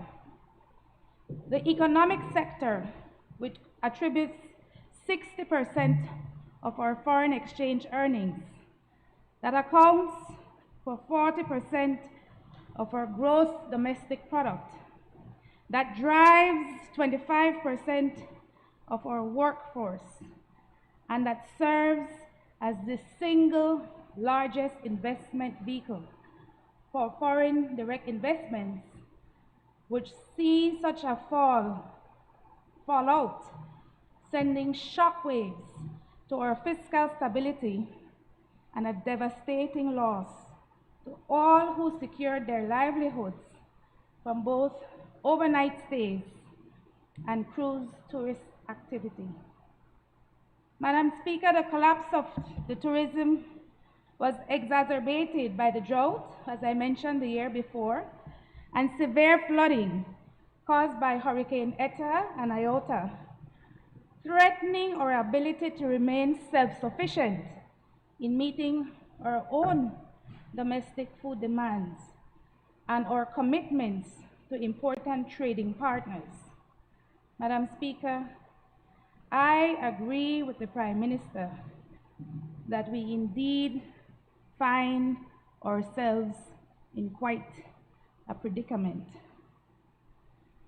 Let me also acknowledge, Madam Speaker, that those of us on this side of the House cannot absolve ourselves where it relates to the fiscal challenges that we are currently experiencing. We will not be disingenuous to the Belizean people. But let me also hasten to say that neither can the current administration, my colleagues who sit on that side of the House, what we have experienced in the past 2 years was outside of anyone's direct control. Tourism and agriculture, Madam Speaker, as we all know, were both hard hit, and they're both the mainstays of our Belizean economy. Madam Speaker, in listening to the Prime Minister's budget presentation 2 weeks ago, there were no less than 19 mentions of the United Democratic Party in what I can only describe, to be kind, as a feeble attempt to point all fingers at the former administration. It is a feeble attempt, Madam Speaker, because if we are to get down to the crux of the matter, then the Prime Minister, and if the Prime Minister would be forthright with the Belizean people, then he would have to concede that successive PUP administrations are equally culpable. Madam Speaker, I will not go as far back as the 1989-1993 government, which was known best as the era of bloated contracts. Madam Speaker, the Honorable Prime Minister would recall that in previous PUP administrations, public assets were swindled and sold to the highest bidder. Funds that were gifted to the people of Belize to support a national housing program were misappropriated and redirected to assist friends and cronies in private venture schemes that brought little or no direct benefit to the Belizean people. Mortgage securitization fiasco and bond borrowing was used to finance ill-conceived projects such as Mahogany Heights, the sewing bead factory in Telco and Galleria Maya, and ultimately raided the public purse. The most egregious of all, Madam Speaker, the cardinal sin in my book was the fleecing of Social Security contributions collected on the backs of the working class and invested on projects that were under-collateralized, showing blatant disregard for the future well-being of our Belizean citizens. It is important to know, Madam Speaker, that most of these investments were unrecoverable, bringing little or no benefit to the public good. Madam Speaker, that is just the tip of the iceberg. In his budget presentation, the Honorable Prime Minister referred to the super bond almost dismissively. I quote, the so-called super bond. Madam Speaker, how does he want the people of Belize to forget the PUP administrations from 1998 to 2008, who took deliberate steps to go to private financial lenders on Wall Street to borrow money at the highest available interest rates, in excess of 10%, because they could no longer borrow from the multilateral lending institutions that were lending at concessionary interest rates of 1 to 3%. They could not access loans from the multilateral partners, such as the Caribbean Development Bank, the World Bank, the IDB. Debt payments, Madam Speaker, in that 1998-2008 period amounted to over $2 billion, that's with a B, dollars, including the super bond exchange transaction. And he has the audacity, Madam Speaker, to talk about maxing out the credit card. The question, Madam Speaker, is what exactly do we have to show for this so-called super bond that has had to be restructured 3, now going on 4 times, in an effort to maintain Belize's sovereign integrity with bondholders? Madam Speaker, this is the true definition of kettle, the cost pot. Madam Speaker, it is indeed a fact that under the United Democratic Party's administration, we borrowed money from our multilateral and bilateral partners, the CDB, the IDB, the World Bank, Venezuela, Taiwan, and the Kuwaiti Fund, as well as from domestic sources, to finance what can only be described as a very ambitious program in both public infrastructure and socio-economic initiatives. It is undisputable that these development projects have been transformative. If we look at the funding support we receive from the Petro-Caribe Fund, Madam Speaker, I can detail a list of 21 major infrastructure projects amounting to $93 million in 7 districts that were all completed.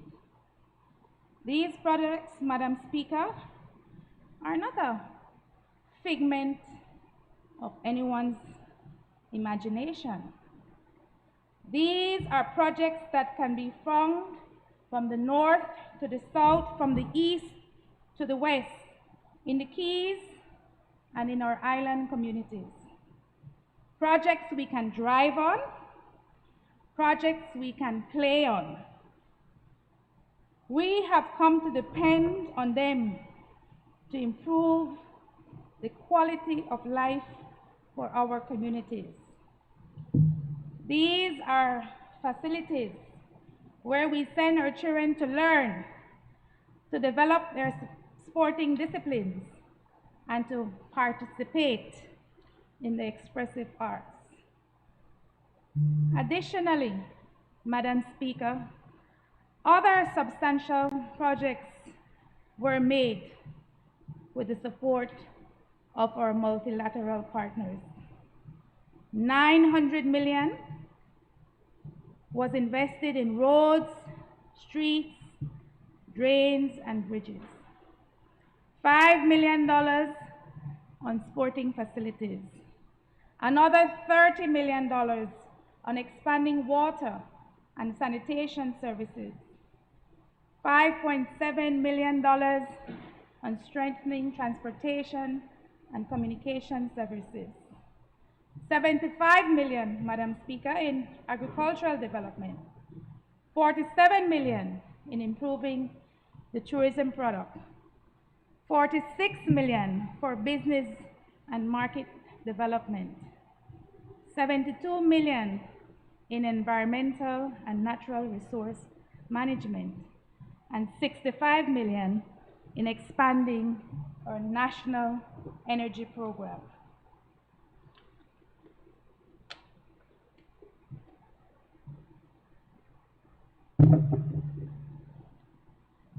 Madam Speaker, at the advent of COVID, the UDP had no other choice but to take immediate steps to arrest any kind of human suffering and to provide the necessary social safety nets for those who were most affected by the pandemic.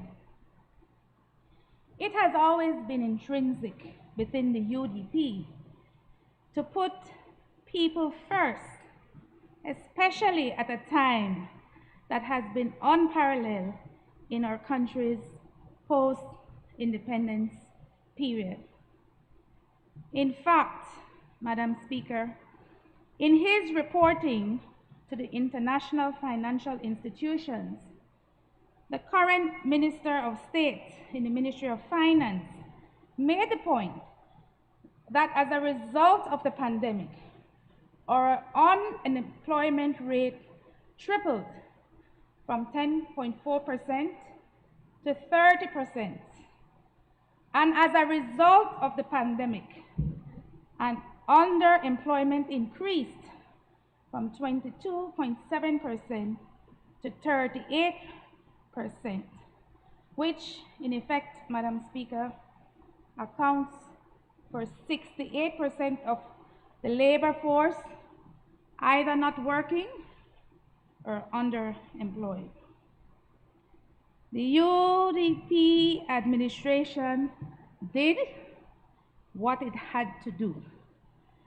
In its initial response to the pandemic, credit relief for local businesses hardest hit was negotiated with the commercial banks with the support of the Central Bank of Belize to ease cash flow so that our business entities could keep their operations afloat and their staff employed. Madam Speaker, additionally, $75 million was distributed to families in 2 phases of the unemployment relief program. In the first phase of the unemployment relief program, a total of 81,000 applications were received, and of that amount, 45,000 were approved and processed. In this first phase, 45% of the approved applicants had recently been laid off, 27% were self-employed persons who had lost their livelihoods, and 31% applied as long-term unemployed persons, accounting for a total paid out sum of $34.5 million. In phase 2, Madam Speaker, a total of 67,666 applications were received, and 42,890 of these applications were approved, representing a sum of $38.6 million. The Unemployment Relief Program, phases 1 and 2, accounted for a total financial commitment of $73.1 million, putting cash directly in the hands of Belizeans. Madam Speaker, we did not stop there. The regular food pantry program that had enrolled 4,000 families, representing 12,000 individuals in the districts of Belize, Cayo, Sand Creek, and Toledo, for a nominal fee of $12, was upgraded and provided free to those who were already enrolled in the program at a cost of $9 million. Another $20 million was secured from the OPEC fund for the COVID relief food assistance program, serving another 150,000 individuals countrywide on a 2-week rotation for a period of 3 consecutive months, or a total of 6 pantry bags. These initiatives created jobs and engaged some 200 shop owners countrywide in the food distribution program. The Boost program, Madam Speaker, funded by the World Bank, was also expanded to include more recipients, or an additional $26 million in support to the most vulnerable. The MSME COVID relief program, Madam Speaker, provided another $15 million in staff loans via the National Bank to 240 local establishments in the priority sectors of tourism, light manufacturing, transportation and logistics, agriculture, agro-processing, commercial free zones, food production, and the creative and cultural industries. Attached to this MSME COVID relief program was a grant facility of $3 million shared amongst 1,200 budding entrepreneurs so that talented Belizeans could keep their dreams alive and their heads above water, Madam Speaker, in the short to medium term. Additionally, Madam Speaker, humanitarian relief for flood victims were made available through NEMO, and the Ministry of Agriculture successfully negotiated a reallocation of $16 million from the Climate Resilient Infrastructure Project funded by the World Bank to provide seed capital for small farmers, primarily in rural communities, to alleviate the socioeconomic impact to 8,700 agricultural households due to the climate conditions. Much has been said, Madam Speaker, about the UDP's administration's decision to borrow $1 million a day from the central bank to address the salary commitments for our public officers, our teachers, our police officers, our judicial officers, and healthcare providers. Madam Speaker, the PM and his cabinet would want the Belizean people to believe that our borrowing, whether from our multilaterals or domestic, borrowing because of COVID, was for reckless spending, but the absolute opposite is true. Madam Speaker, monies secured were to take care of the needs of those who continue to serve as the lifeline of this country. They are the collectors of our revenues. They are the educators of our future generations. They are the protectors of law and order, Madam Speaker. They keep the peace and they safeguard our public safety. They are the defenders of our national sovereignty. They are the guardians of our public health. They are our first responders in times of a national emergency. At all times, under any circumstances, they must be ready to respond to the needs of this nation. Madam Speaker, let me make it categorically clear. In good conscience, I cannot support a budget that seeks to take away from those we depend on every single day to keep this country going. How can we take away even a portion, Madam Speaker, of their own abilities to take care of their families, to educate their own children, to support the well-being of their own communities? In times like these, Madam Speaker, our citizens need to have some spending power, or we run the risk of the economy coming to a complete standstill. We can't see ourselves moving closer to the edge of a cliff and not do anything to stop that movement. Quite frankly, that would be suicide. Those of us on this side of the House, Mr. Speaker, support the Joint Union Negotiating Committee in their cry for the government to look critically for alternative measures to achieve these economic targets to meet the requirements of yet another attempt at restructuring this quote-unquote so-called super bond.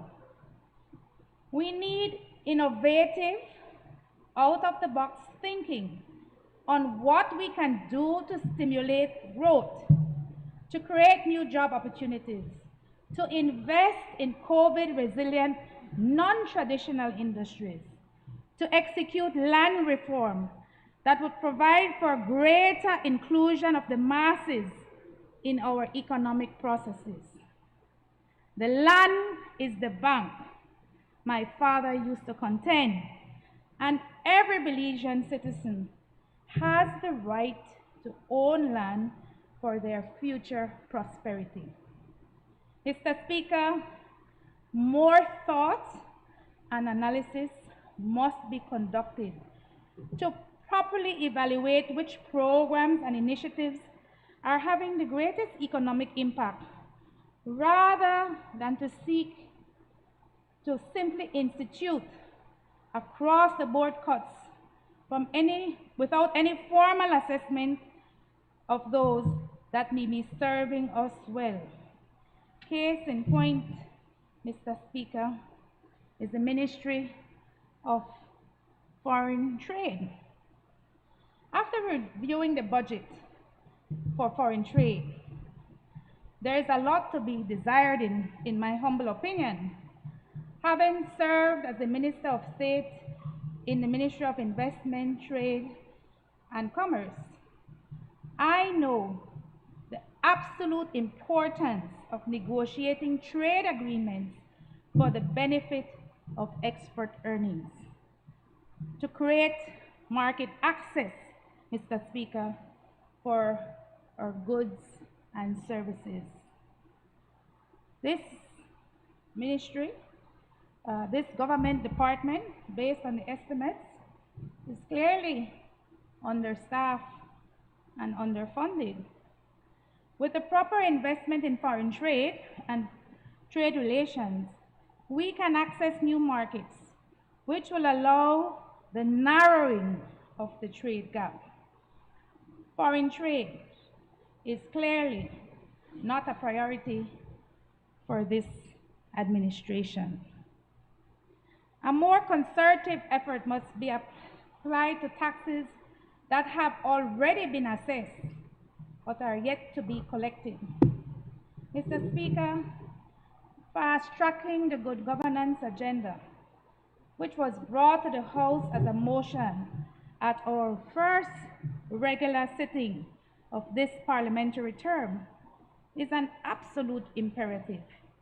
It can be done, and it has been done in jurisdictions right here in this region.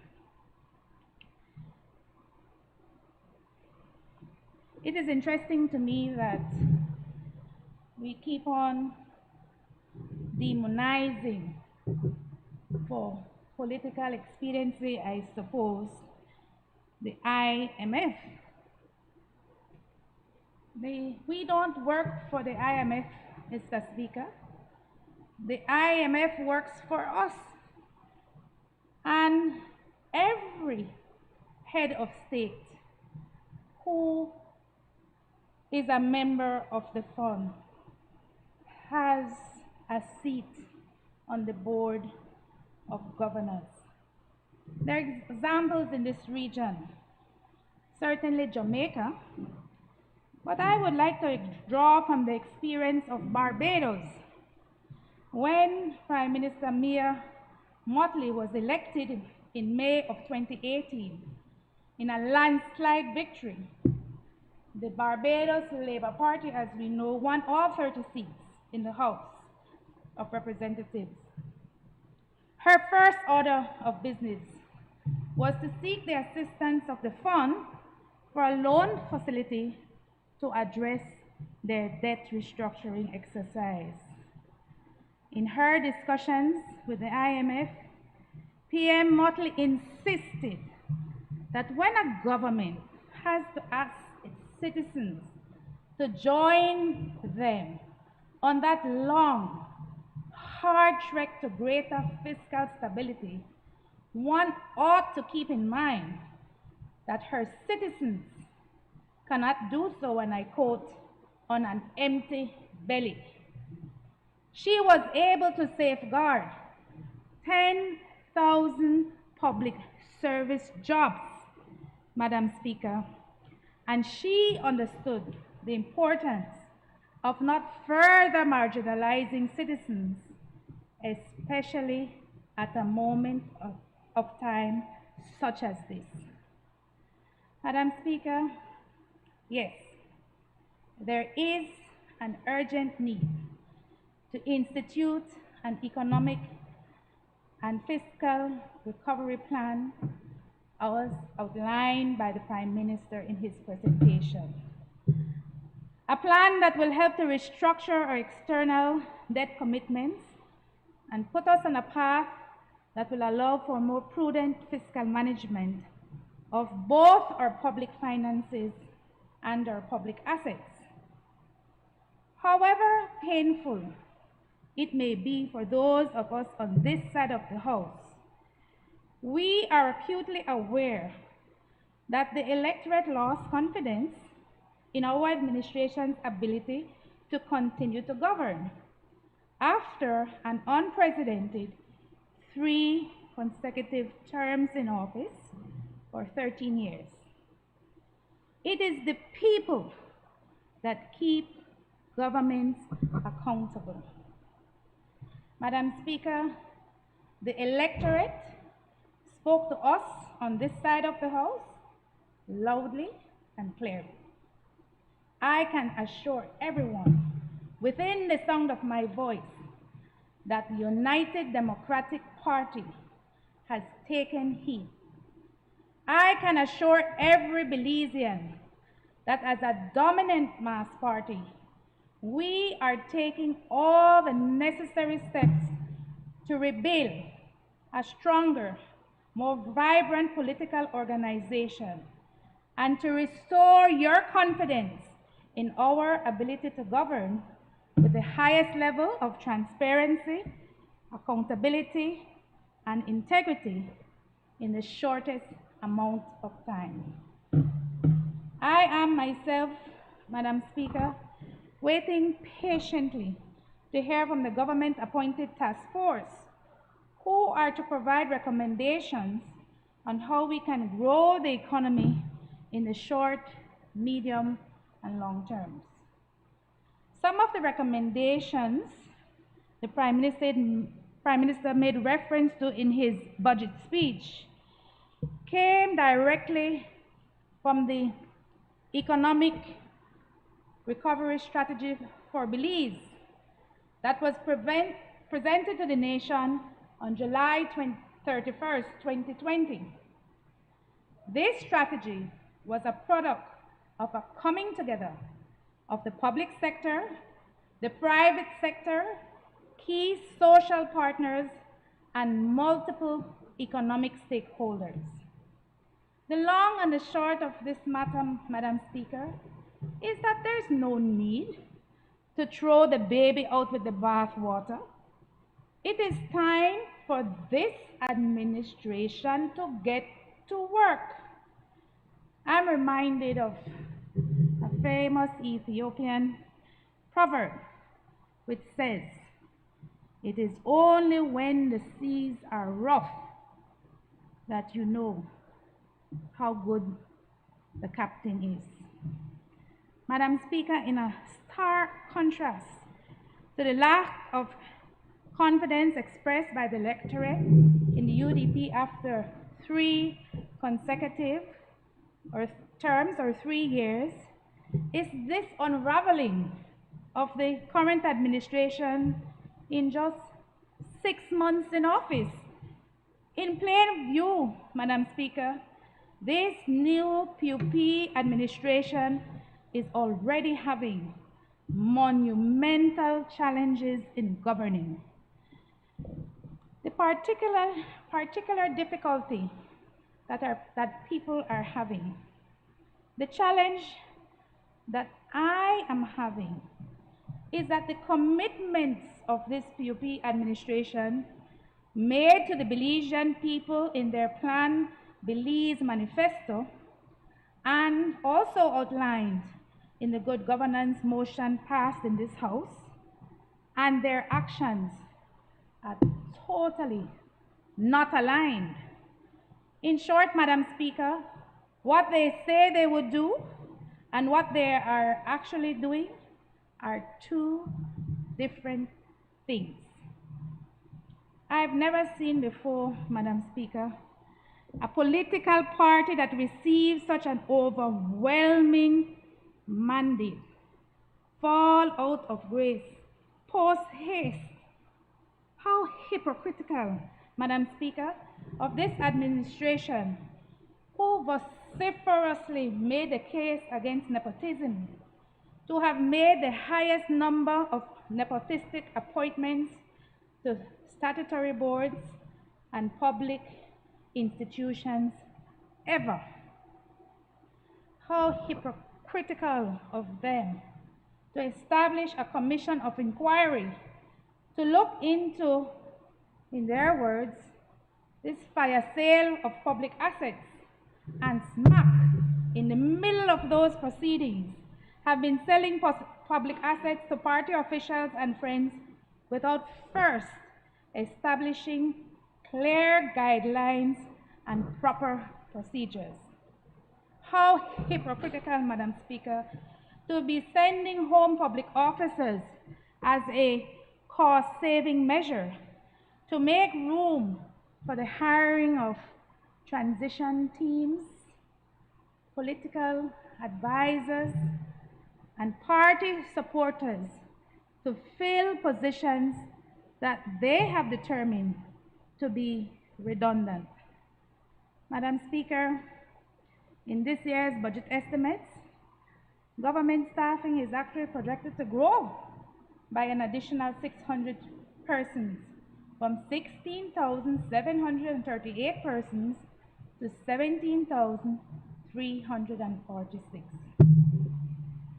How hypocritical, Madam Speaker, to be proposing salary adjustments and increment freezes of public officers to the tune of $8 million, while finding fiscal space within the consolidated fund to do other major infrastructure projects. In opposition, Madam Speaker, they made the case at every opportunity that people can't eat streets. And here we are now, Madam Speaker, where this administration is prepared to spend more on physical infrastructure than to invest in people. We tried to warn the Belizean people to beware of wolves in sheep clothing. Madam Speaker, jump high, jump low. This is the same old PUP. It is as though, Madam Speaker, they feel that they have a free pass to do as they please and not remain accountable to the people. As my friends behind the zinc fence always maintain, power belongs to the people. Madam Speaker, this administration got the job they asked for. They sold a heck of a narrative. They got the job they asked for from the Belizean people. They can no longer keep making up excuses on why they cannot deliver on these commitments to the people. Madam Speaker, the member from Pickstock has asserted the tourism industry is where we can harvest the low-lying fruit in the economic recovery process. Recognizing this, the Plan Belize Manifesto, a commitment was made to fast-track $30 million stimulus package for the tourism sector and to immediately establish a $10 million COVID fund in addition to the $50 million credit facility to support other priority sectors. Yet in the budget estimates for the Ministry of Tourism and Diaspora Affairs, the current expenditure for the ministry has almost doubled, yet there is no allocation of this $10 million for the COVID relief fund or the $30 million for the tourism stimulus fund or the additional $50 million for other sectors.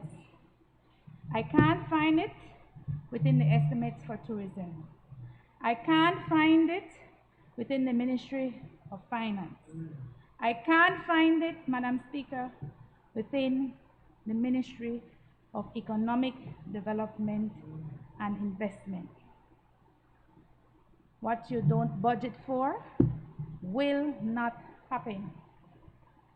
In the Plan Belize Manifesto, the administration agreed to provide incentives for employers to re-employ former employees, to introduce innovative measures to attract foreign currency, and to establish a broad-based COVID-19 Economic Commission to drive the economic rebound and fast-track investment opportunities.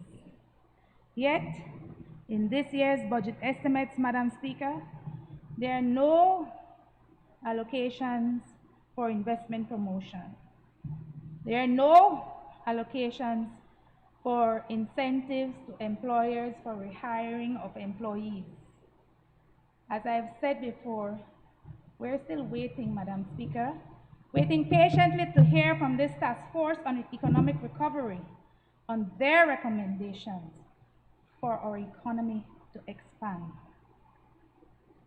In July of last year, the United Democratic Party did present a strategy that outlined specific recommendations to support business recovery, to create a business climate for growth, to improve on government efficiencies, to strengthen our productive sectors, and to engineer structural reforms for economic growth. Just let us do it. In the Plan Belize Manifesto, this administration also promised to reduce business tax on businesses engaged in the export of goods and services, to provide land tax credit for farmers for land under cultivation or for use for livestock, to eliminate environmental tax on input for products manufactured in Belize, to abolish the contract tax and establish an export development fund in support of the Belize productive sector. While in opposition, this administration was vigorous in advocating for more tangible support for the productive sector. Yet, Madam Speaker, in this year's draft estimates of revenue and expenditure, there has been no adjustment to our tax regime, and there is no provision for the establishment of the Export Development Fund. We can't remain silent on the escalating cost of fuel, Madam Speaker. The last time I counted, it was 14 increases in the last 6 months. Increases in fuel have a direct bearing on the private sector, on the productive sector, and a direct bearing on the competitiveness of Belizean goods and services. Madam Speaker, Belindo, a well-known operative of the People's United Party, expressed in a recent television interview that people not vote for hard time. No matter what homegrown approach may be designed to institute fiscal prudence, it cannot be at the expense and well-being of our people. During the election campaign, Madam Speaker, the then leader of the opposition knew quite well what the situation was as it related to the national economic outlook. It was no secret. The Right Honorable Prime Minister Barrow kept the nation informed on the fiscal challenges we were facing every step of the way. Yet, that did not stop the PUP hopefuls from making broad and sweeping promises to the people, knowing fully well they would not be able to deliver. What a tangle web we weave, Madam Speaker, when the intention is to deceive. Let the rest of the country. Like the good people of Albert, we were promised that minimum wage would be increased to $5 an hour, that education would be free from preschool to sixth form, that wages for teachers and public officers will increase by 20%, that the new administration would stimulate the economy to generate 50,000 new jobs. In my calculation, Madam Speaker, that's 10,000 jobs every year. That the non-political booths and pantry programs would expand. That 10,000 low-income houses would be built, and a revolutionary rent-to-own housing program would be rolled out. That first-time home owners would have access to a housing lot, and those who were interested in farming would receive access to a 1-acre plot. The rollout of NHI system countrywide to over 400,000 Belizeans. Madam Speaker, I can attest that the pro-people assistance programs designed and implemented by the UDP administration was well received by the members of my constituency. For many, it was a lifeline to social inclusion and the more equitable distribution of wealth for improving living conditions. Access to jobs, access to education, access to affordable housing and housing repair programs, access to land, access to social assistance programs, access to health care. These are the top 6 asks of the people in Albert. It's been said, Madam Speaker, that a national budget is an expression of a country's priorities. A country is nothing without the people who labor each day in this work of nation building. I'm sure that my colleague, the member from Belize Rural Central, will agree that austerity measures cannot and should not apply to the basic needs required for human development.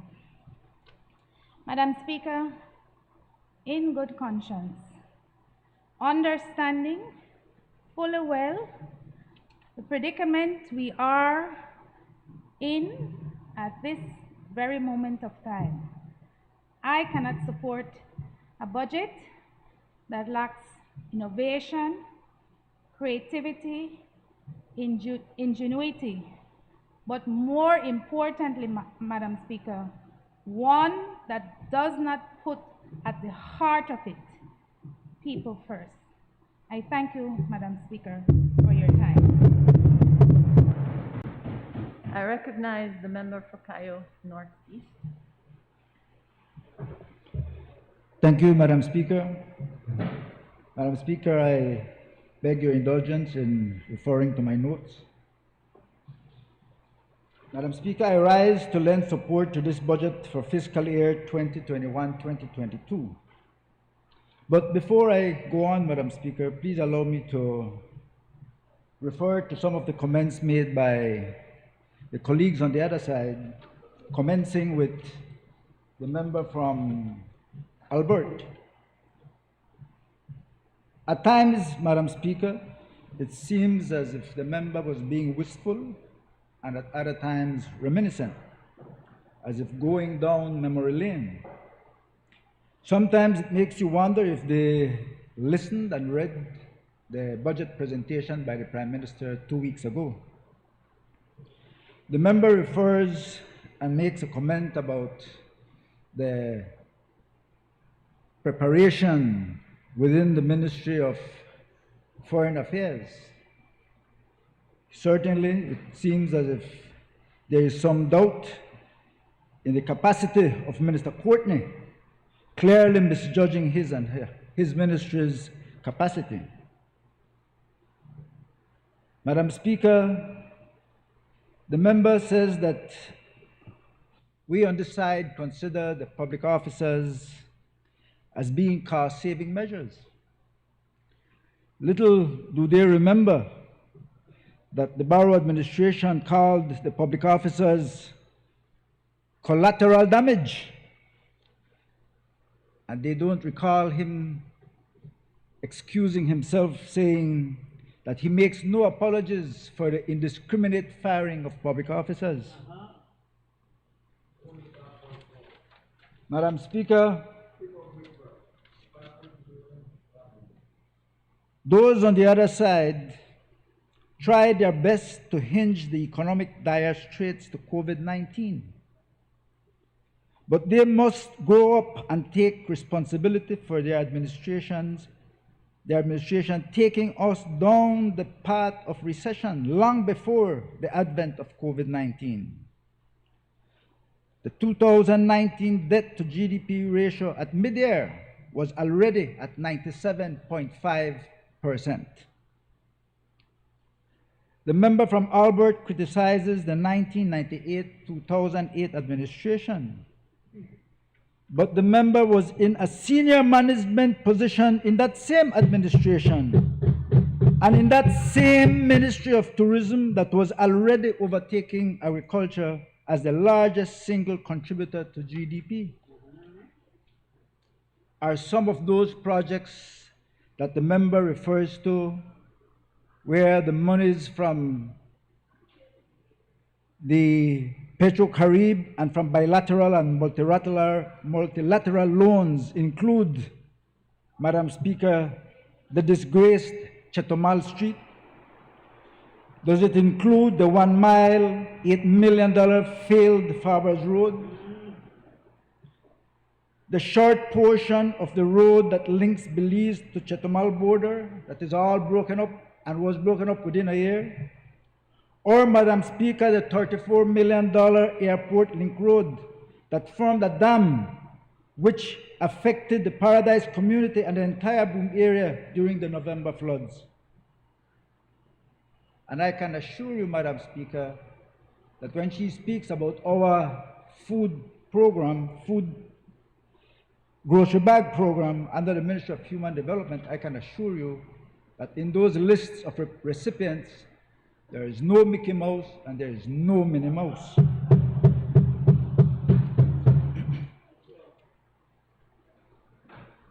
Madam Speaker, this budget that carries the theme, today's sacrifice, tomorrow's triumph, is well crafted with the input of public and private sector, the NGOs and civil society. Indeed, Madam Speaker, this budget could well have been our solidarity budget, as in no time else can we stick together as Belizeans to have faced tremendous challenges and continue to face adversity as a result of COVID-19 and a lingering recession occasioned by the maladministration of the former UDP government. Indeed, the effects of COVID on our economic, medical, social, and financial fronts have been devastating. And so perhaps another theme to this budget could have been a resilience budget. Our livelihoods and our economy have been disrupted for a while, but the sacrifices we all have to do for our health, the well-being of our people, the education of our children, the growth of our economy makes this budget even a unity budget.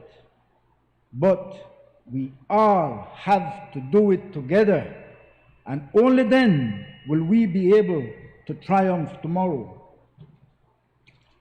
Madam Speaker, I have great respect for those good teachers who do their best to teach our children. I respect the public officers who are the front line of our government offices, the departments and units. Many of them supported us, and they knew back in 2020 of the dire situation of our economy. They knew who was and were to blame, and they voted them out. I asked the teachers and other unions to bear with us. Let us sacrifice together.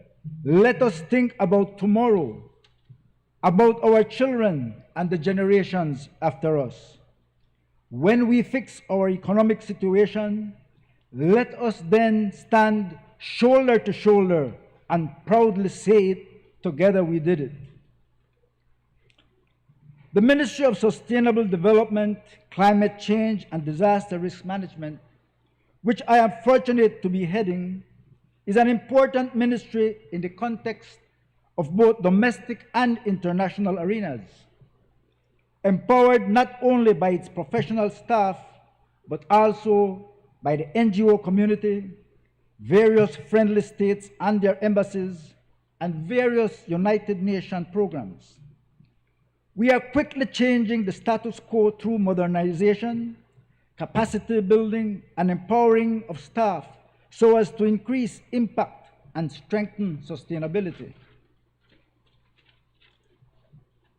Madam Speaker, as the world today celebrates World Earth Day, President Biden today hosts a World Leaders Climate Summit.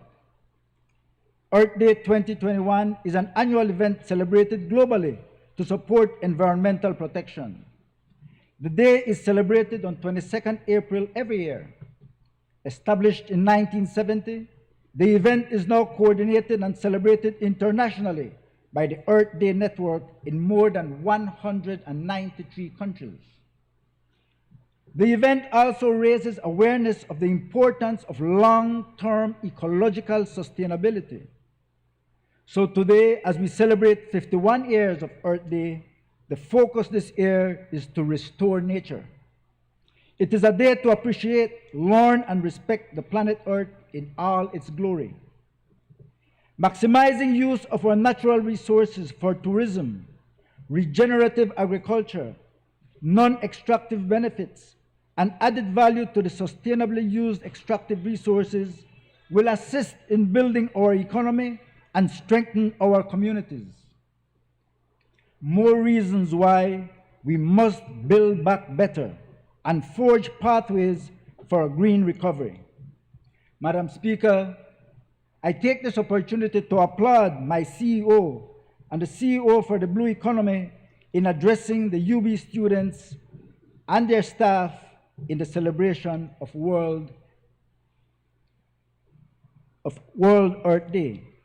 Madam Speaker, only 5 months under the leadership of the Honorable Prime Minister John Briceño, this administration has been true to its mantra of social justice, inclusivity, transformation, and sustainable development.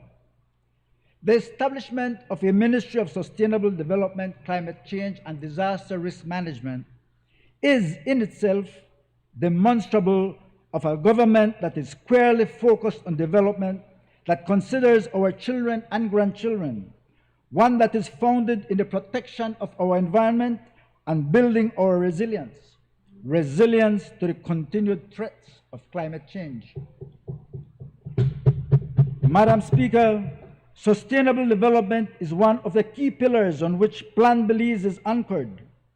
Its long-term precautionary and subsidiary approaches mean social and economic prosperity for Belize that is underpinned by strong institutions and environmental protection. Upon taking office, we have aligned Plan Belize to the global SDG targets and indicators to ensure that we continue to meet our international commitments. The failed implementation of the Growth and Sustainable Strategy is testament to the seriousness of sustainable development in the UDP administration. Immediately, we have begun the groundwork to assess Belize's performance towards the Sustainable Development Goals and strengthen the institutional framework for the implementation of these goals. We will be working with our multilateral partners to strengthen the governance framework for sustainable development and to achieve national and international sustainable development commitments. Madam Speaker, the existential threats being faced by small island states such as Belize as a result of the impacts of climate change are well known. The existence and well-being of our people are increasingly imperiled by increased loss of land from sea level rise, flooding, ecosystem degradation, and freshwater stress, tropical storms of increased intensity, and extreme water level events that may double as we near mid-century. We already face major hurricanes, flooding, sea level rise, coastal erosion, coral bleaching, and droughts, with impacts likely to intensify given expected increases in climate volatility and sea temperature.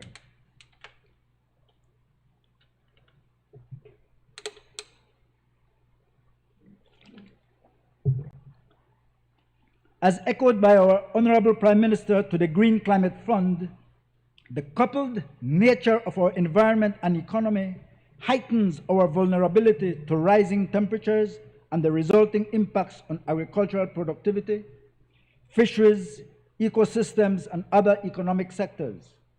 Without action, these impacts can lead to serious social and economic consequences for the country. Our government, Madam Speaker, has committed $12 million to climate vulnerability reduction initiatives. Our government will continue to implement the reduction of emissions from deforestation and degradation RED+ Readiness Project that will build critical baseline information for Belize's forest and land use change over time and position Belize to partake of economic benefits as a result of our conservation and forest protection schemes. We have continued to strengthen the National Climate Change Office to improve important products such as the nationally determined contributions and the low emissions development strategy for Belize. As I speak, the stakeholders for the NDC are in a validation workshop to assess the updated NDCs. The updated NDCs are our commitments to the United Nations Framework Convention on Climate Change in mitigation measures for the further reduction in emission of GHGs from agriculture, transport, energy, fossil fuels, and other sources as compared to our commitments in 2016. Recognizing the importance of biodiversity management, our government immediately endorsed and supported the establishment and institutionalization of a National Biodiversity Office.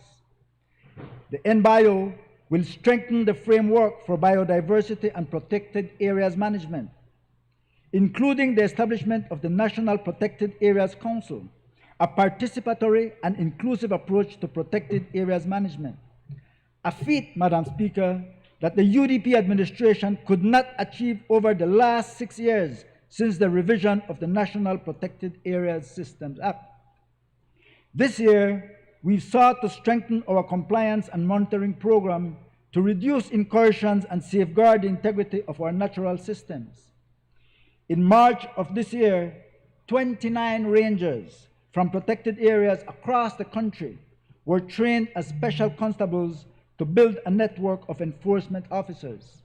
And to this, Madam Speaker, I wish to thank the police for their assistance in this training.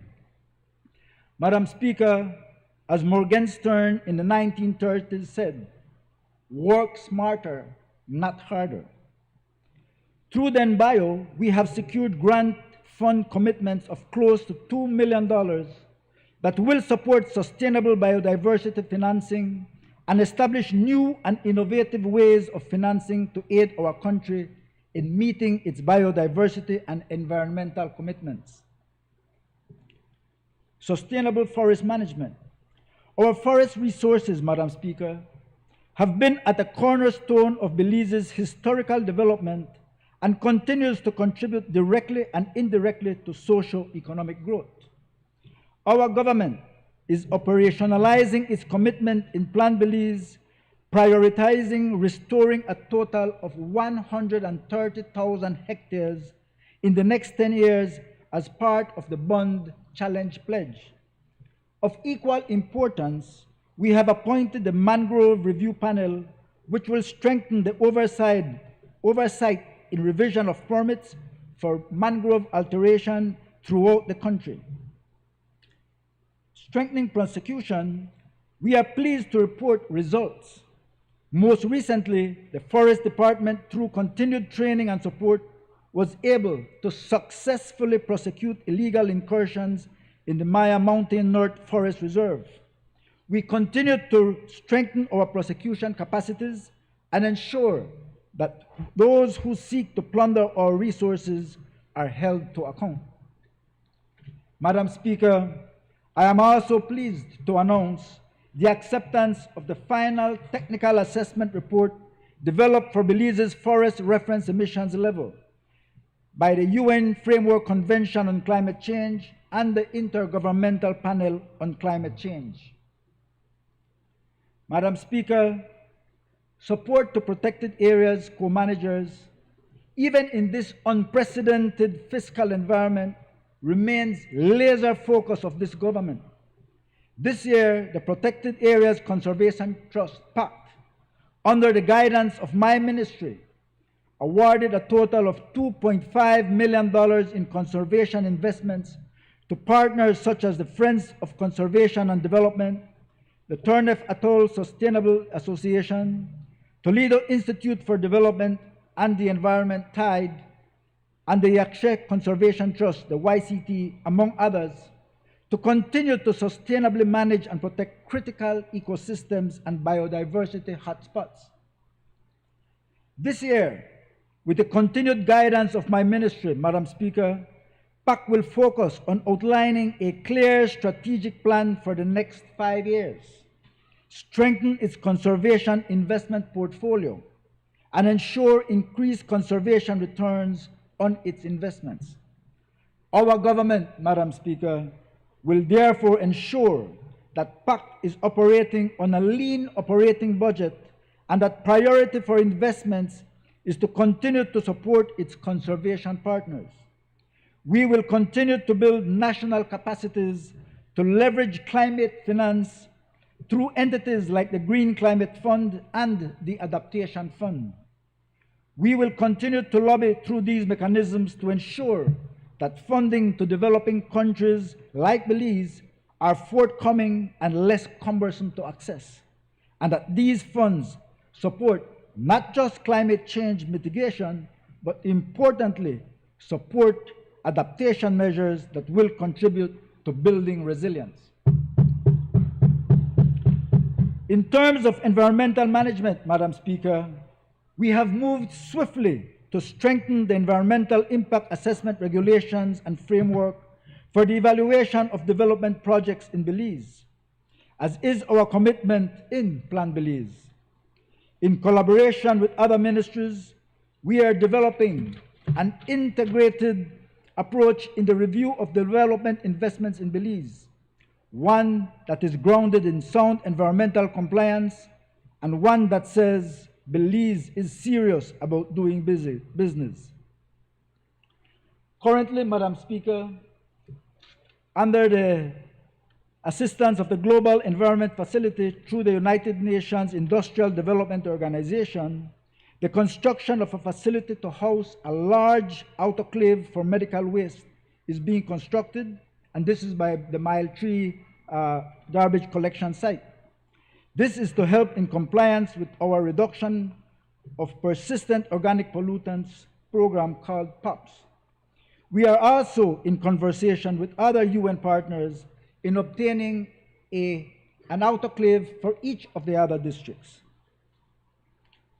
Madam Speaker, we assisted in disaster risk management as if to test our resolve. We were greeted by 2 hurricanes and unprecedented floods at the start of our administration. This PUP administration and my ministry delivered. We proved that we are ready and capable. Our administration immediately mobilized committing $5 million to the relief efforts. Through the National Emergency Management Organization, we supported more than 12,000 Belizeans in every single constituency that was affected. Madam Speaker, we assisted close to 2,300 households affected by the floods occasioned by Hurricane Eta and Iota with food assistance, and almost 690 households with agricultural assistance, and almost 500 families with replacing at least one household appliance. Tangible, real, impactful results, Madam Speaker. Furthermore, this government, in its short 5 months in office, repaired almost 250 homes, more than the Ministry of Housing ever did during its 13 years of the UDP administration. And, Madam Speaker, we did it across the board.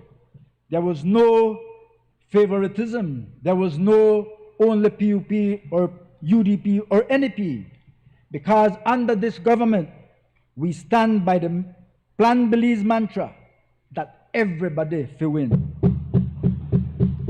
But we are not stopping there, Madam Speaker. We are not just waiting for the next event. Since taking office, led by NEMO, we have commissioned and produced the first ever in-house multi-agency comprehensive hazard and vulnerability mapping assessment to strengthen disaster management in the short, medium, and long term. This assessment will identify the most vulnerable communities in the most vulnerable regions of the country, which require mitigation measures to reduce the impact of hydrological and meteorological disasters. And this, Madam Speaker, was done by our professional staff without spending $1 single on any foreign consultant.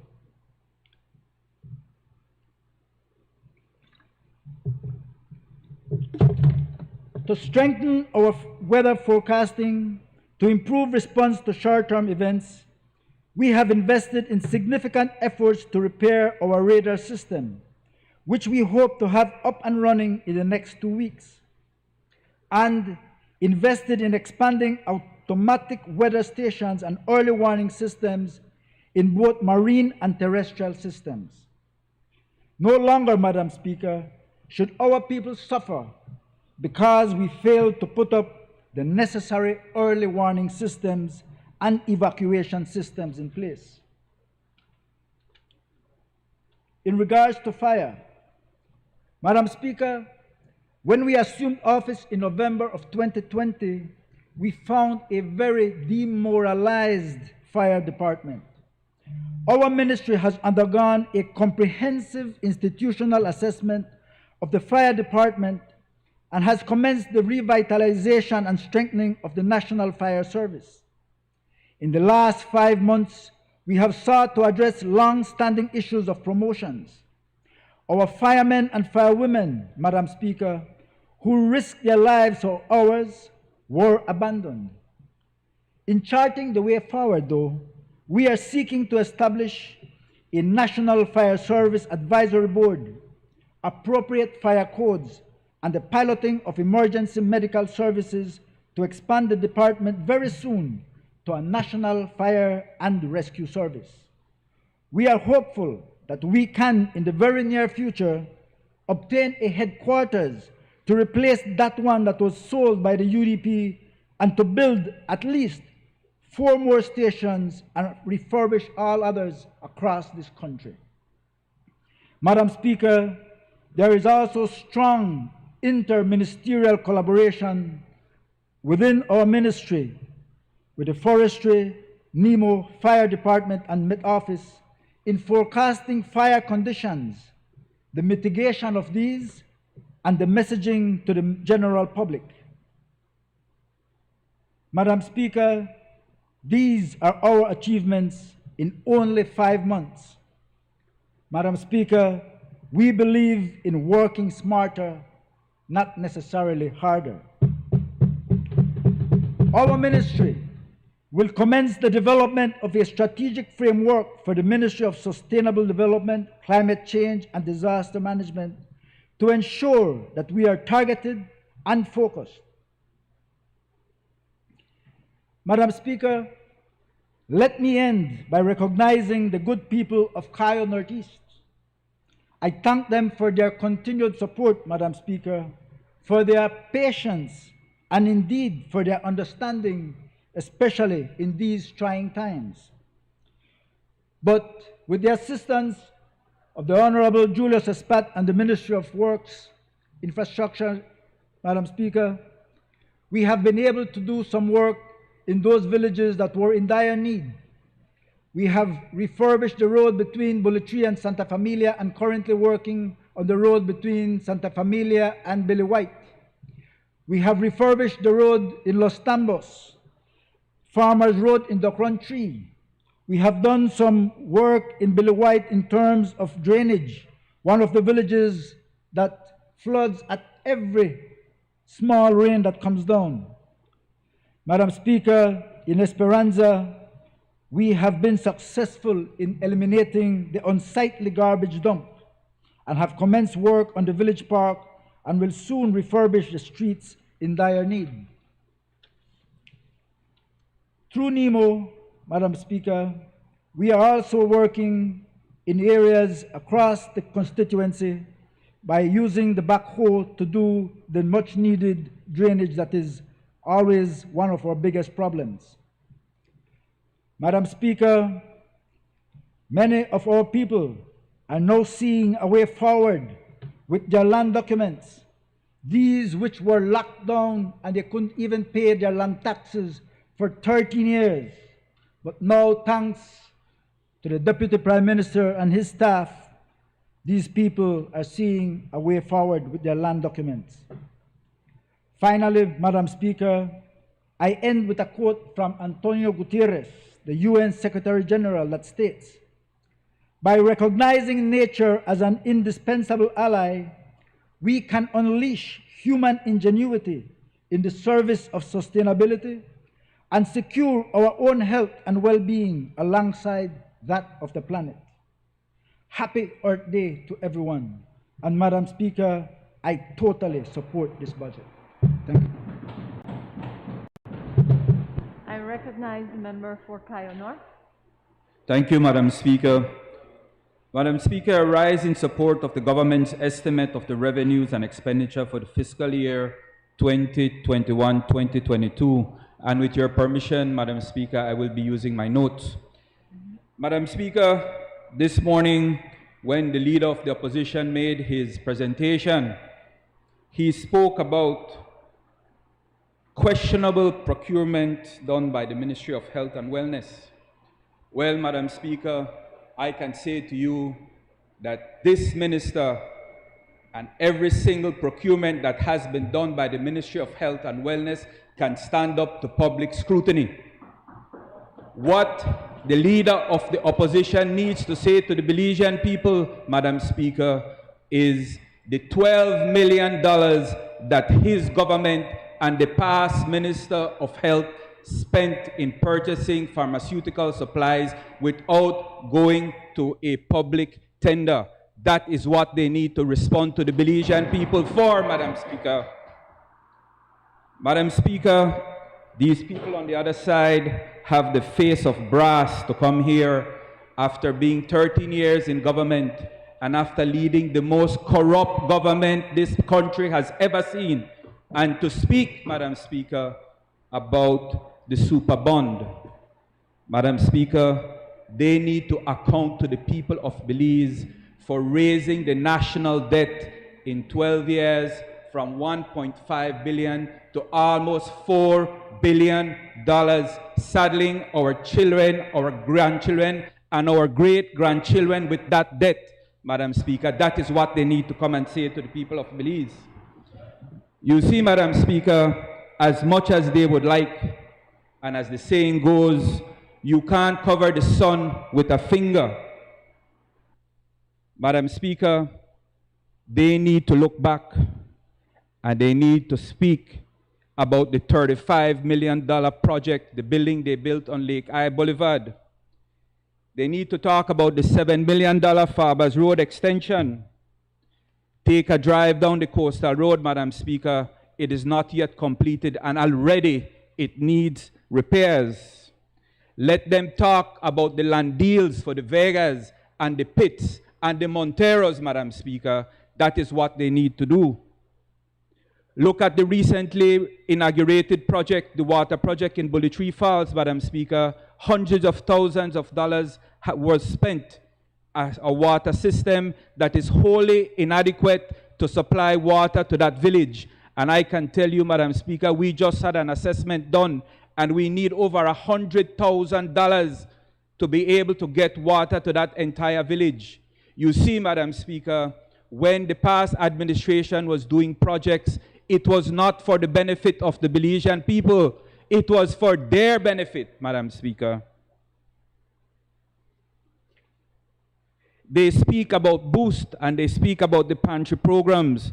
Madam Speaker, I remember well how people used to get on the radios and on the shows, talk shows, and complain how it was their cronies, the UDP cronies, who were benefiting from the Boost and the pantry, when the people who needed it the most could not get it, Madam Speaker. Today, we are here. Today, we see these protests on our streets because of them, because of their mismanagement of the finances of this country. Under their leadership, Madam Speaker, over 60,000 Belizeans lost their jobs under their leadership. They talk about $10 billion that they made available to help small business return. Madam Speaker, that is a joke. This government, under this budget, Madam Speaker, this Prime Minister is the one who's interested in rebuilding this country. And I can say, Madam Speaker, that through the Central Bank of Belize, we are going to be making $50 million available, Madam Speaker, for lending to help our small and medium enterprises to regain their livelihoods, Madam Speaker. The UDP cannot forget, and as much as they want, Madam Speaker, they now talk about every Belizean deserve a piece of land. Well, they had 13 years in government, and thousands of Belizeans could not get a piece of land. But their cronies and their operatives over 13 years got 13 lots. You see, Madam Speaker, they want to put their head in the sand and forget what damage they did to this country over the last 13 years. But they must be reminded day in and day out of the damage they have done to this country.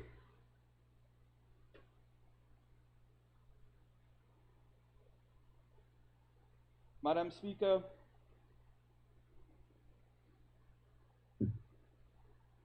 this administration is very cognizant of the fact that without a healthy population and that without a strong and efficient healthcare system, there can be no economic recovery. It has not escaped us, Madam Speaker, the severity of the challenges that comes as part of this package. This Prime Minister understands this. He gets it.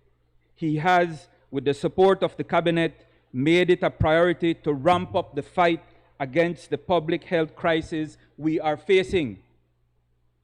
Although we have made great strides over the past 5 months, we were left with the residue of the past administration, which had no concrete plan to combat this pandemic and to safeguard the health of our citizens.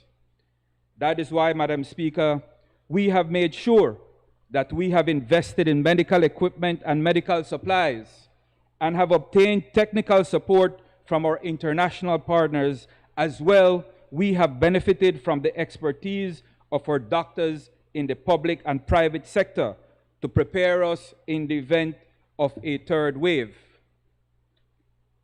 When I assumed responsibility for the Ministry of Health and Wellness 5 short months ago, there were no funds, no cost center, no budget for the war against the pandemic, despite the fact that the previous administration had been warned of the human and financial catastrophe that was lurking if action had not been taken.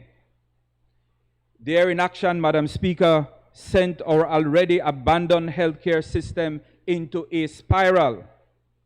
Our healthcare workers were overwhelmed, overworked, and overlooked by the previous administration.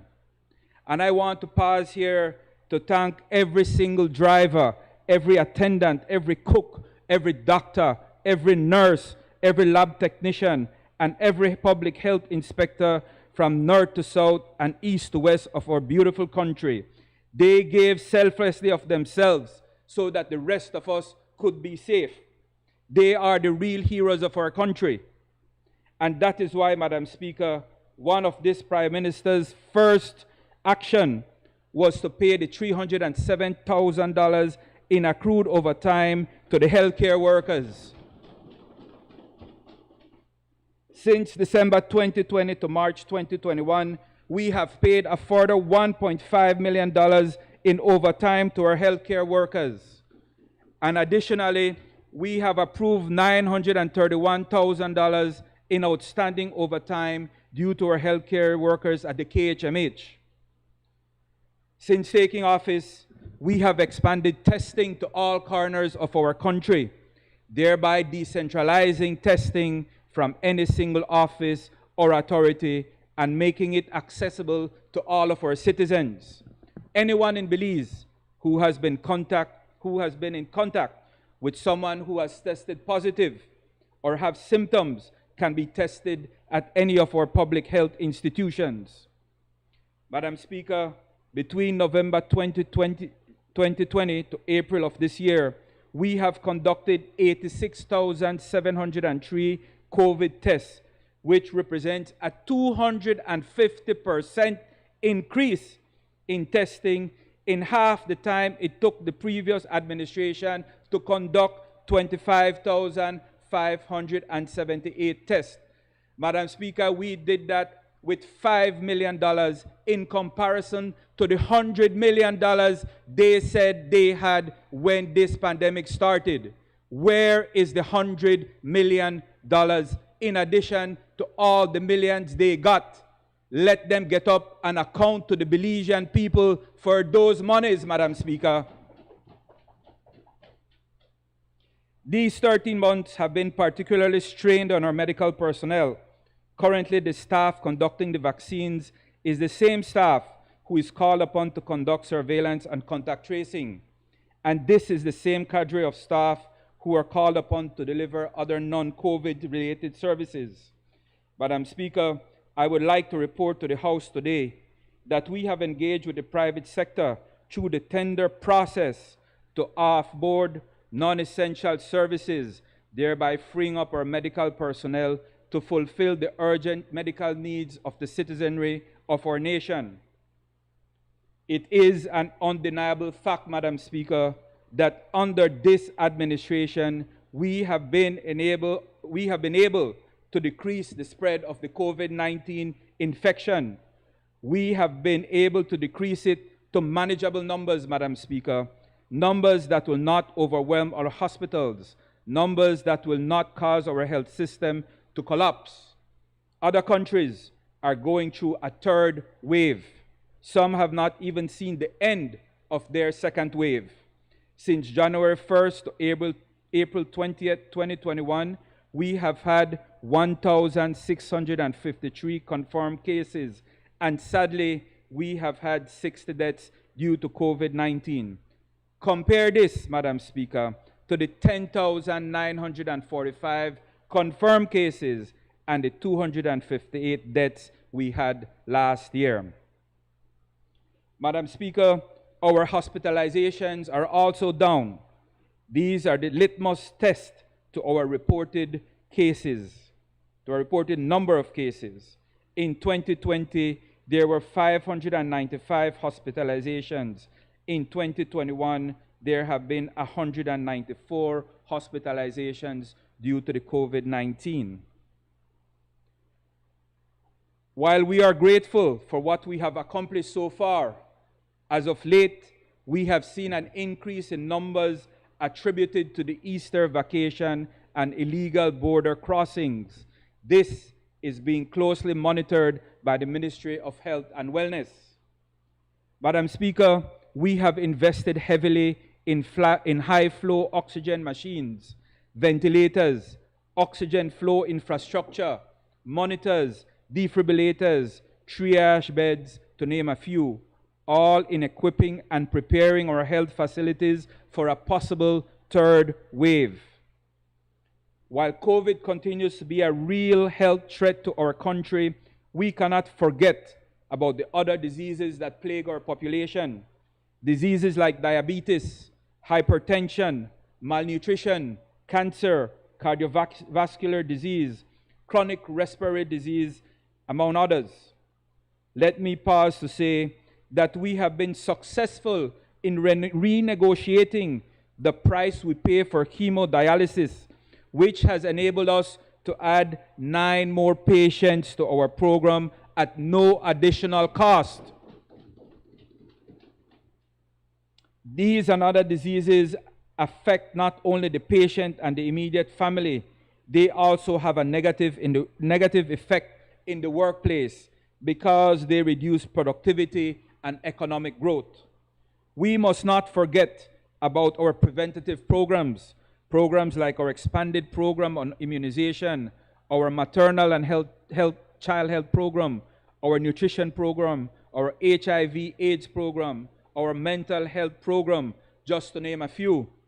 These services need to be continued. Our citizens are depending on us to deliver. I say this here, Madam Speaker, because I want the population to know that we are serious about the health of our nation, and we will do everything that is humanly possible to preserve that. Madam Speaker, on my recent tour of the Carl Huchner Memorial Hospital, I was able to get a first-hand view of the wonderful work that is being conducted in the oncology department, the advances in radiology services, the NICU and PICU units, and the plethora of additional services which demonstrates the potential our tertiary healthcare facility has. And we are committed to developing all these services for the good of our people. Madam Speaker, the number of new COVID-19 cases have been consistently on a downward trend. This is a testament to the hard work that all our people have done inside and outside of our health facilities. An astonishing 85% of our healthcare workers have been vaccinated. 50% of our teachers, 50% of the most vulnerable, those being 60 years and over, have been vaccinated. Our COVID-19 vaccination program is well underway, Madam Speaker, and while we are heading in the right direction, we continue to explore and source additional vaccinations to ensure that our people will be safe. Madam Speaker, our vaccination program is at phase 3, and I hereby extend an invitation to everyone who fall within phases 1, 2, and 3 to attend any of our vaccination sites to be vaccinated. To facilitate this process, the Ministry of Health and Wellness has launched an online vaccination appointment program that can be accessed through the Ministry of Health and Wellness website.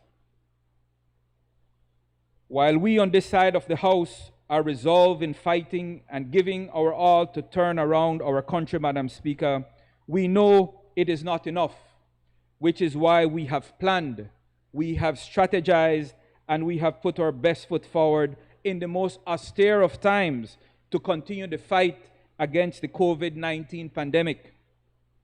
At the Ministry of Health and Wellness and at our public health facilities, we're able to put in place the necessary policies and plans. It is not lost upon us that this pandemic is driven by human behavior. If our people do not adhere to the public health measures mandated by the Ministry of Health and Wellness, we will not be able to permanently curtail the number of new infections. Unlike the previous administration, this government's first priority has been to focus on saving lives. Saving lives will continue to be the first priority of this government under the leadership of the Honorable Prime Minister, the Honorable John Briceño. The previous administration lacked the foresight and wisdom, Madam Speaker. They had no clue as to how to battle effectively with the COVID-19. This government has made sure that there is an effective plan and has prioritized the implementation of this plan, deploying the right personnel and all resources we can find to win this war. This budget continues to engage in a similar fashion and allocate funds specifically for this war, because it is a war, Madam Speaker, a war against one of the worst pandemics we have ever seen, perhaps only similar in severity to the UDP pandemic that lasted for 12 years. Madam Speaker, Belize, little Belize under this administration is doing a stellar job in combating the COVID-19 pandemic. Our country, our government is doing much better than what many of the most advanced economies of the world are doing. And certainly, we have done a far superior job than the UDP administration. There is no comparison. I want to say here, Madam Speaker, that we intend to make sure that our country is never caught off guard again with respect to any new emerging or re-emerging disease or any public health emergency for that matter. That is why we intend to make sure that there are always funds available for any public health threats. Let us all do our part in helping us to jumpstart this economy. A healthy population leads to a healthy economy. This government, your PUP government, this Prime Minister places healthy lives and livelihoods first. On a personal note, Madam Speaker, I want to thank the entire staff at the Ministry of Health and Wellness for their patience and support during this transition period, which has had challenges in balancing efficiency with public sector policies. Madam Speaker, we have had no shortage, I should say, of those who are UDP operatives who have tried to undermine the work that we do. We are undeterred, Madam Speaker. I also want to take this opportunity to thank the good people of Kayonert for placing their trust in me and for giving me the opportunity to serve them. I know they are anxious to obtain jobs, housing, education, healthcare, etc. I have heard their cries and I will not let them down. The work in Kayonert has commenced. We have, with the assistance of the Ministry of Infrastructure and Housing, rehabilitated roads in a new area in Bulitri. We have restored the rail on the bridge to make it safer to cross the bridge on foot. Shortly, we will be installing lights to make it safer to cross at night. Additionally, Madam Speaker, it gives me pleasure to announce that next week we shall be inaugurating the Bulitri Clinic, where villagers will be able to access medical attention. We have, with the help of the Ministry of Infrastructure and Housing, commenced the construction of the link between Collins Boulevard and Santiago Juan layout. Madam Speaker, we have also assisted Mary Open Doors so that they can secure a refuge for battered women and children. We are committed and we shall continue to deliver for the people of Kayonert. Madam Speaker, I remain encouraged that at the end of the day, our common goal is to create a better Belize for everyone. Thank you, Madam Speaker. I recognize the member for Belize Rural North. Madam Speaker, I rise today to lend my full support on behalf of the people of Belize Rural North to the Appropriation Bill 2021-2022. With your indulgence, Madam Speaker, I would like to refer to my prepared notes. Madam Speaker, on November 11, 2020, while I anticipated a victory for the People's United Party in Belize Rural North, I was blown away by the overwhelming support from the voters of my constituency. The 670 vote difference the people-powered movement gave me over the United Democratic Party Edmond Castro was the largest margin of victory ever recorded in this division. Since it was formed in 1961, when Fred Hunter defeated Arthur Wade of the Christian Democratic Party by some 383 votes. I repeat, Madam Speaker, the largest margin of victory by a PUP ever. While I refuse to gloat over such a decisive mandate, I must use this forum to first thank God for His love, blessing, and guidance. I also wish to thank my family, especially my wife and children, for their love and support. Next, I must thank the hard-working and industrious people of Belize Rural North for believing in me.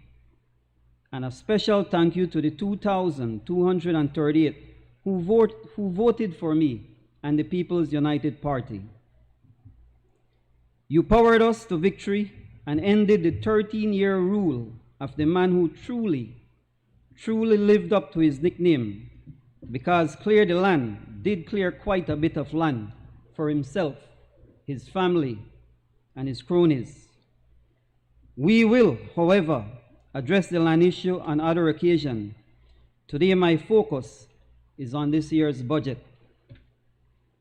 Madam Speaker, budget after budget, the UDP treated the people of Belize Rural North with a level of disrespect and disdain.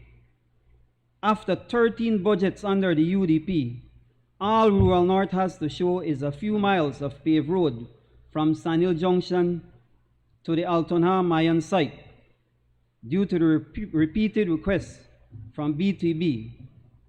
13 budgets later, BRN saw expansion to Gardenia and a portion of Biscayne Village.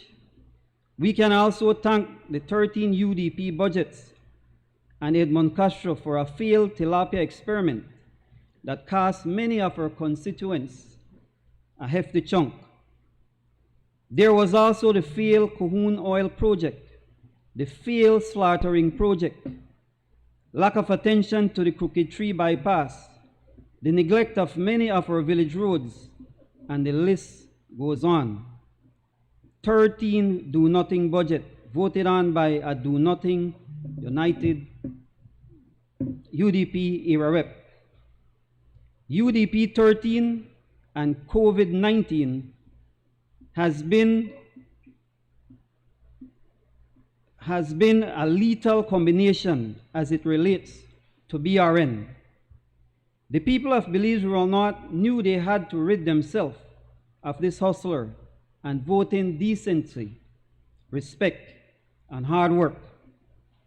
Madam Speaker, we are not delusional on this side of the House. We are fully conscious of the reality that all the demands from our constituents cannot be satisfied by this budget. This budget is about a shared sacrifice. Funds may be limited due to the UDP exploits and corruption, and yes, the effect of the ongoing pandemic, but this PUP government will do our best to begin the aggressive implementation of Plan Belize. I promise the people of Belize Rural North that while I cannot give them everything they ask for, and God knows I wish I could, that I would work hard each day and do all in my power to better their lives. Madam Speaker, in a little over 5 months after being elected, I have assisted over 50 students with their school fees and school supplies at all levels of their educational pursuits. thanks to the Ministry of Education.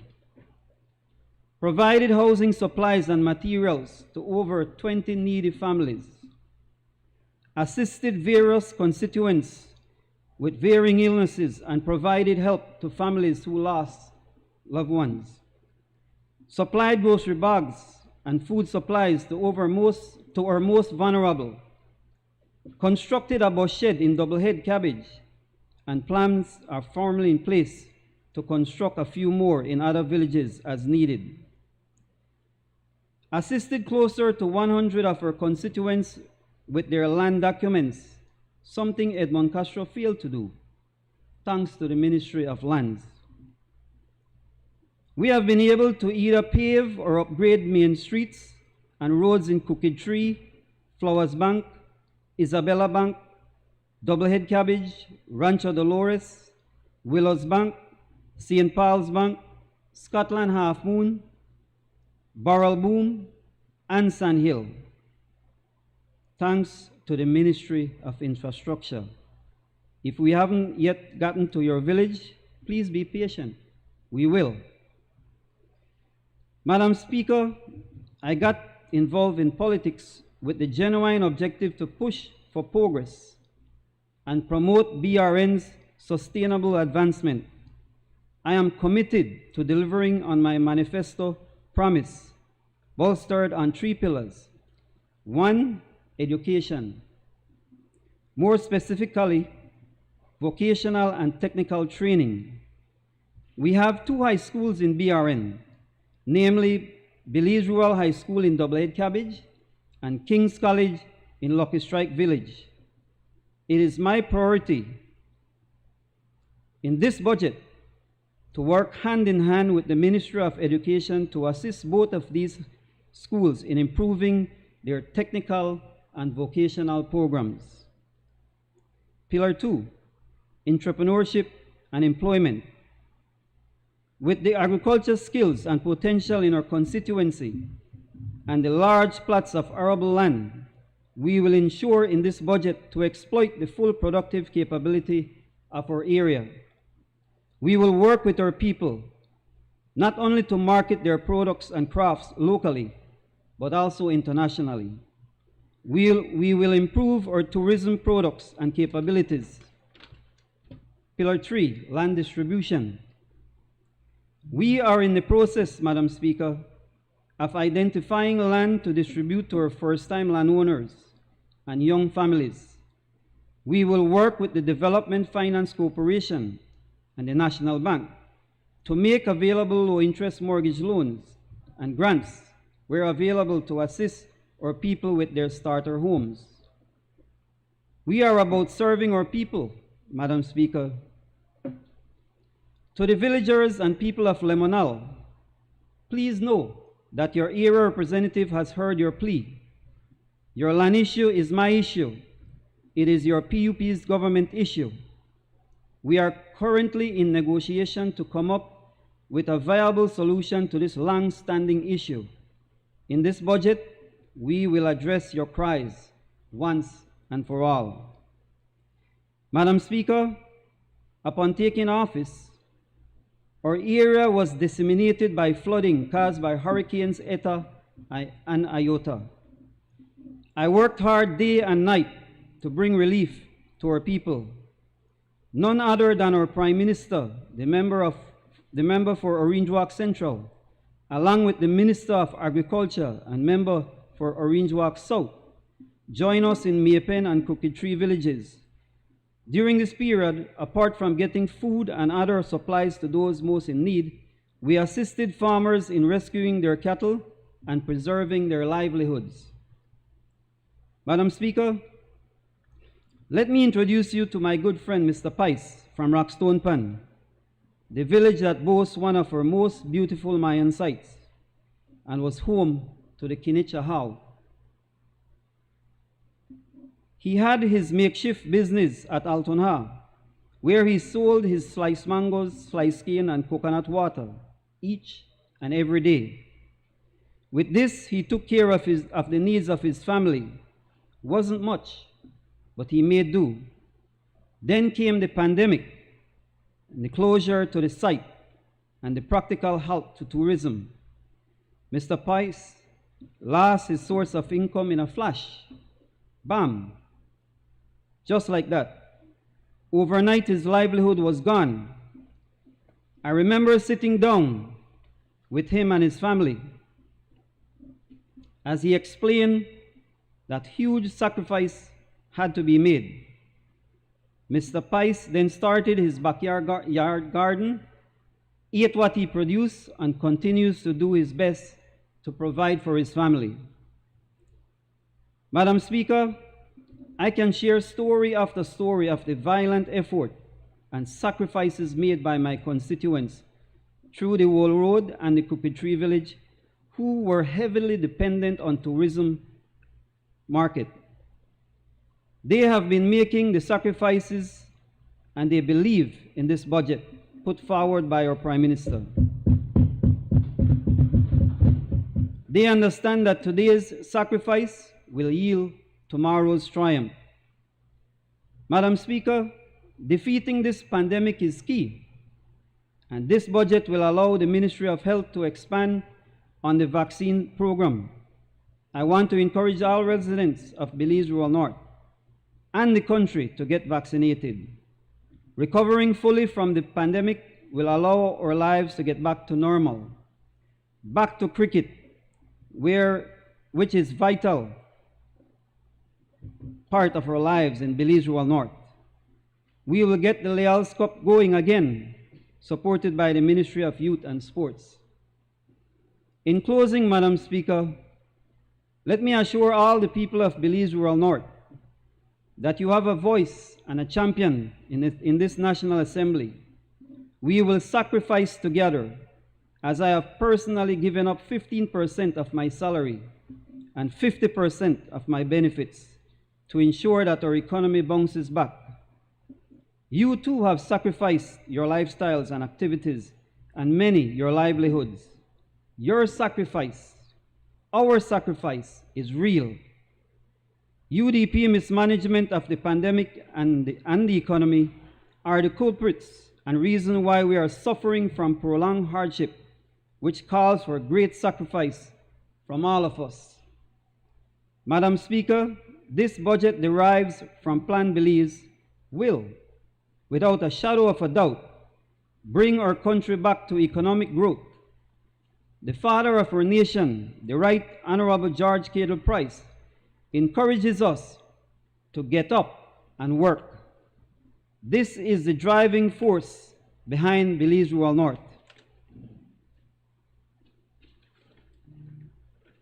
This is what every man, woman, and child is trained to do.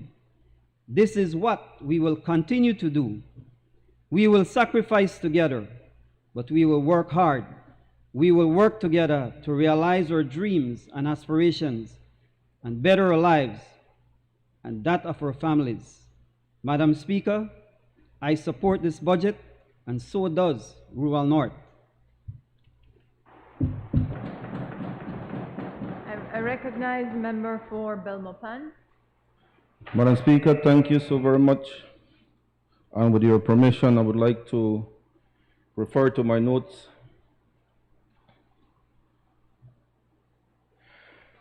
I rise to make my contribution to the debate on the General Revenue Appropriation 2021-2020 Bill 2021. And as I was listening this morning to the leader of the opposition, there are many things that I could not agree with. But there was one thing that I can agree with, and that is that the homegrown recovery plan that this government is putting forward is a good plan. And he acceded to that and mentioned in his speech that it is a good plan. I would like to start by saying that it's an honor, a privilege, and I'm humbled to be here representing the city of Belmopan and the constituency Belmopan. I would also like to salute the good people of Belmopan, who in March also elected a PUP city council. And I want to congratulate Mayor Sharon Palacio, the only female mayor in the country. Congratulations. We are where we are because of the mismanagement of the previous administration. We can blame COVID to some extent. But if the member of Albert said that the Prime Minister mentioned 19 times that the UDP was the cause, I will mention it one more time, 20. The UDP's mismanagement contributed to where we are right now. We are the 6th highest government debt in the world. We can argue if the 5th or the 6th. We are the 5th steepest fall in our economy for 2020. These are facts. We owe, as a citizen of this country, $10,000. This is that every single Belizean. That is what we owe right now. And 3 out of every 10 Belizean right now is out of a job. These are hard and trying times. But we are fortunate to have a government under the leadership of the Honorable Johnny Briceño, who knows and understands and who wants to ensure that we do the right thing from the beginning. We don't want to continue borrow and borrow and borrow and borrow and borrow without any end. We want to ensure that from the beginning we put policies in place so that we do not have to continue borrowing and borrowing and borrowing. In this budget, capital investments are included. $7 million for national security improvements. And you know what we found out when we took over the Ministry of National Security? A demoralized security force. Infrastructure that is falling apart. Basic necessities that a soldier needs to do his job are lacking. Boots. We need good boots for our soldiers to patrol the border. It hurts. When I visited a patrol and they were in rubber boots. This is what we found. 13 years of neglect. Visiting the Coast Guard and finding out that their vessels were out of the water because they don't have any engines. Or finding out from the Commander, Belize Defense Force, that the BDF currently does not have enough weapons, does not have enough supplies, does not have enough ammunition. That the last time that we did an annual exercise was some 15, 20 years ago. This is the reality of what we have found. And we need to correct it. We will be embarking on a nationwide tour of all our facilities, BDF, Coast Guard, to ensure that the morale of our troops are restored, to ensure that they can do the job that they have been trained to do. We know that this is not enough. We know that we need more, but we have the commitment of a government that knows that our job is important. And together, we will ensure that we restore the pride of the Belize Defense Force and Coast Guard to where it was before. The Minister of Infrastructure and Housing mentioned that there are $5.5 million for low-income housing. And I'm very sure that Belmopan will get its share.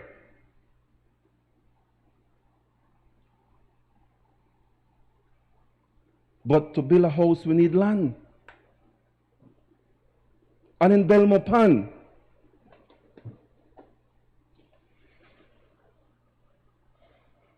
the previous Belmopan City Council was on a land selling spree.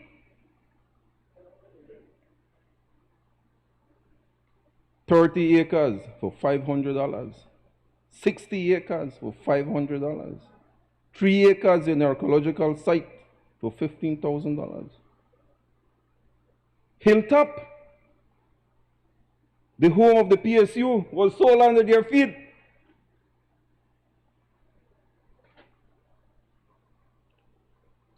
Almond Boulevard, we can have a boulevard in Belmopan because they sold half of the boulevard. 10 parcels were taken off from Almond Boulevard. Philip Golson Boulevard now turns to Philip Golson Street because half is missing. 28 parcels were sold. And if the city council was in such a crunch that they needed money, selling or trading for works done to the Belmopan City Council was not the way to go.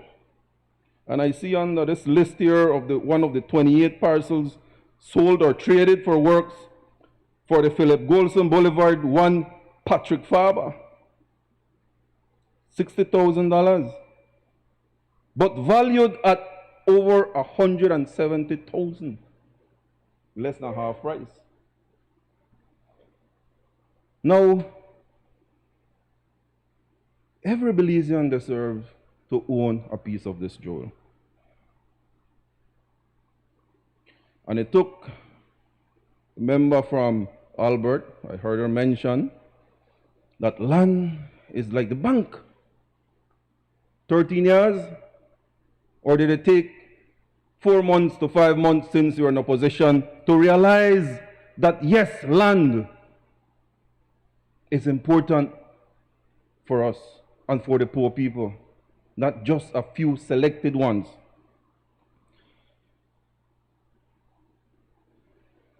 This budget, Madam Speaker, has over $100 million in spending to alleviate poverty and improve the quality of life of our citizens.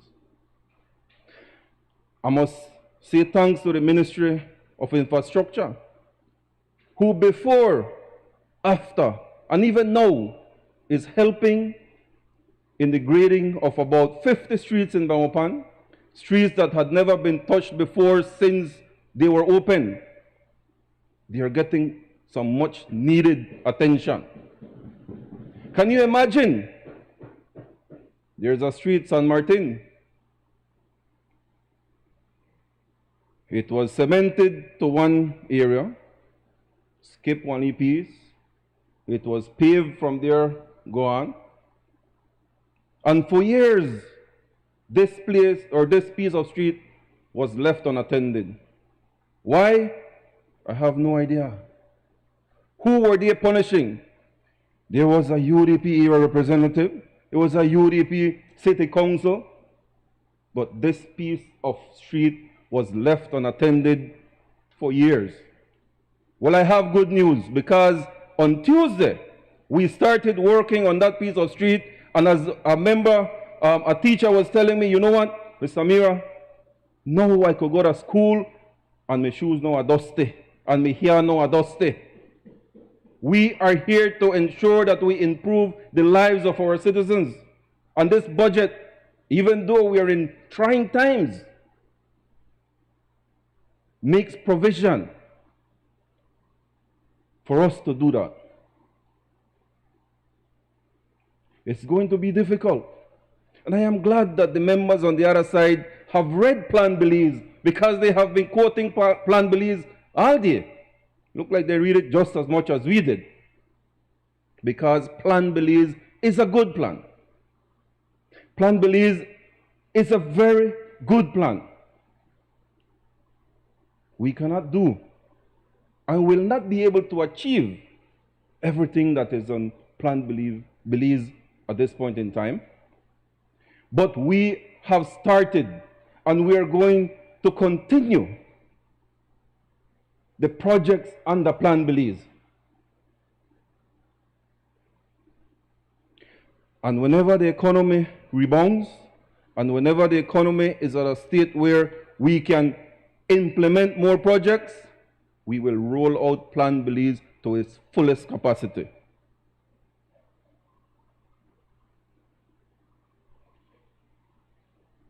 We know we're living in challenging times, but at this point in time, I'd like to also thank the Minister of Education, who has been supportive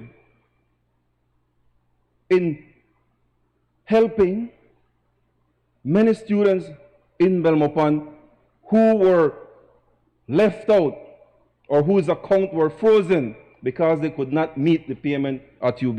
And for that I am very grateful, because education is the key. Education has me where I am today.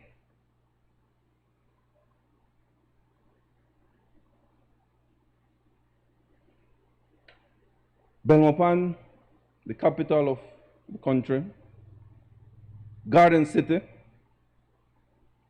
was for the last 15 years to 18 years under a leadership that cared nothing about the improvement of our city. And we can see now that we have gone into City Hall, how we stand. Loans that were made, bonds that were floated, monies cannot be accounted for.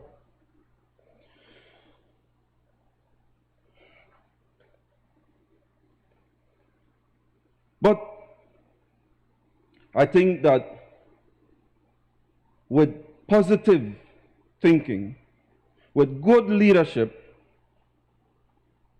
we will be able to bounce back and once more bring Belmopan the garden city that we envision it to be, and it was once.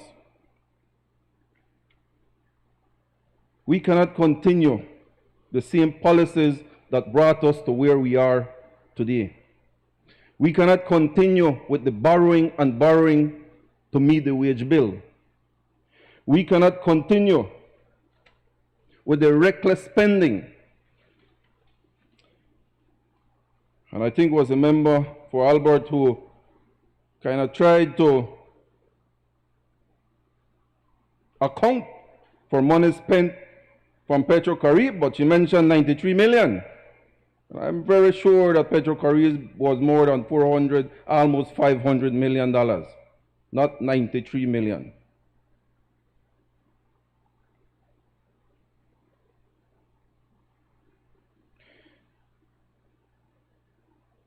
We are where we are because of the mismanagement that occurred in the previous administration. We cannot forget, and we will not forget, the mismanagement that occurred, the corruption that occurred. But I would like to thank this government, who has a plan, who has worked and who has invested energy and who has invested time in coming up with a reasonable recovery plan that is going to work for us, that is going to work for the rest of Belizean people, who will bring us out of this hole that we inherited as a government. We look forward to better days. We look forward to the return of tourism to our country. We look forward to the day when our plan will restore the confidence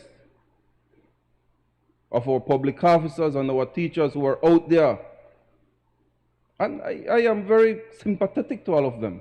Nobody wants to get their salaries cut. It's the last thing that we want to do. But we need a plan to recover so that in the future we will be able to not only get that 10%, but more. Where in the future we can give them the raise that we have in Plan Belize. But we need to fix things now. We cannot wait, and we will not continue to borrow and borrow. Madam Speaker, in closing, this budget, while in difficult times, demonstrates the government's willingness to fix things, to fix the economy, to ensure that in the future we are not just kicking the can down the road, but fixing it now so that my children, your children, our children, and grandchildren don't have the burden that we have right now. Thank you very much. I support this budget. I recognize the member for Toledo West. Thank you very much, Madam Speaker. Madam Speaker, I rise to give my full support to the appropriation bill that is before us in this honorable House today. Madam Speaker, I want to start off by thanking the residents, the constituents of Toledo West for this privilege and opportunity that I have to represent them in this honorable House. Madam Speaker, without their support, I definitely would not be here.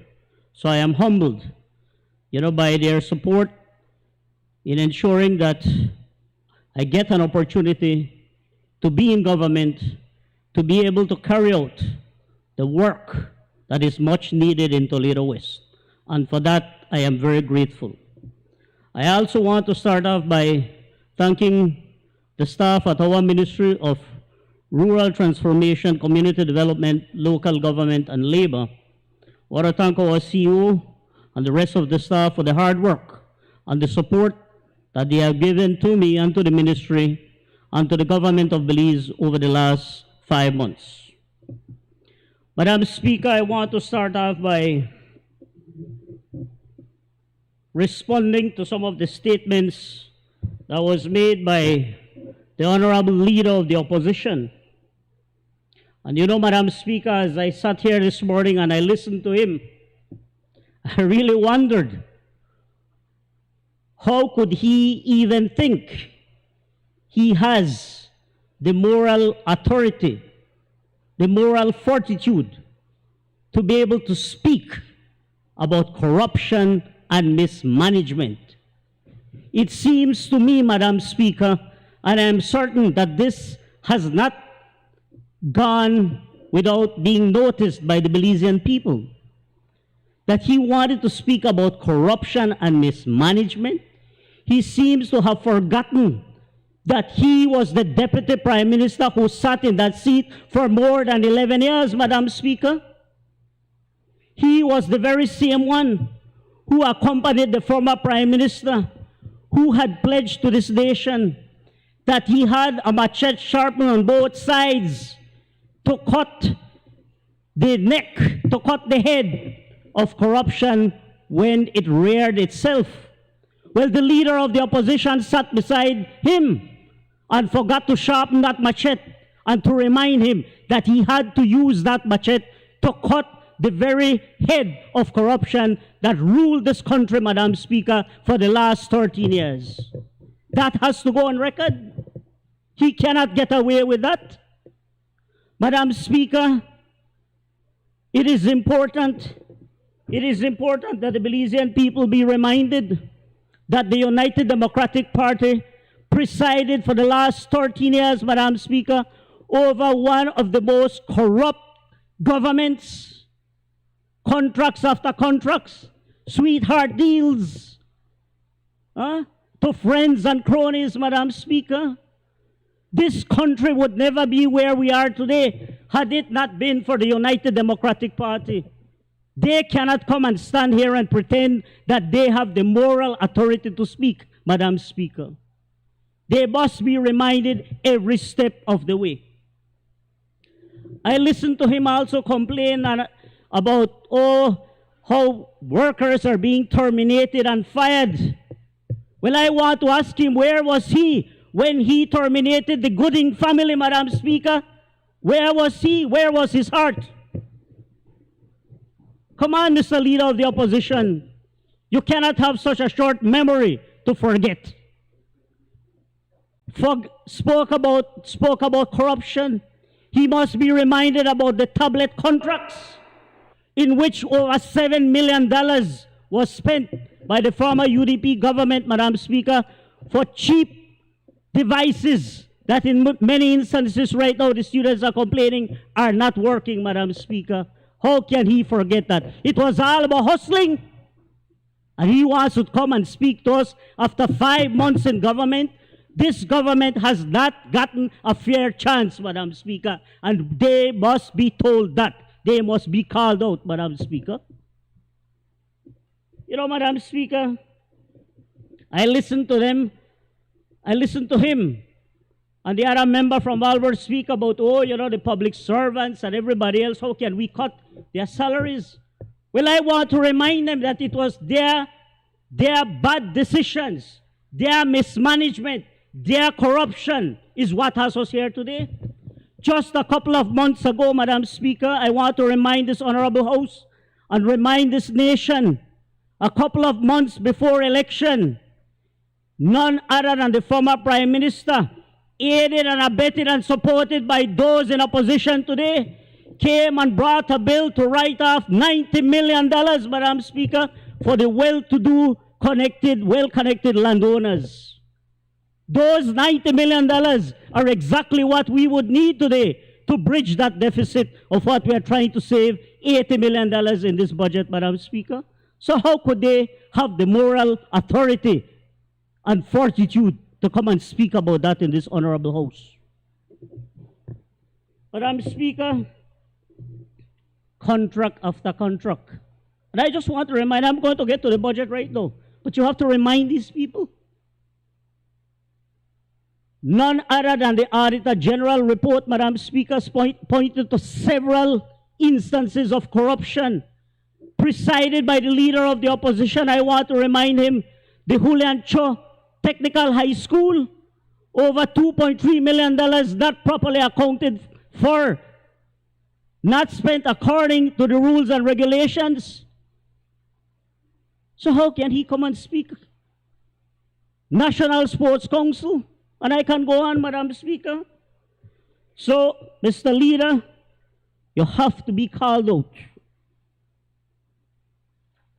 Then I also want to remind the member from Albert, spoke about, oh, we should be doing this and be doing that to help the people. Madam, member from Albert, you were a part of that government.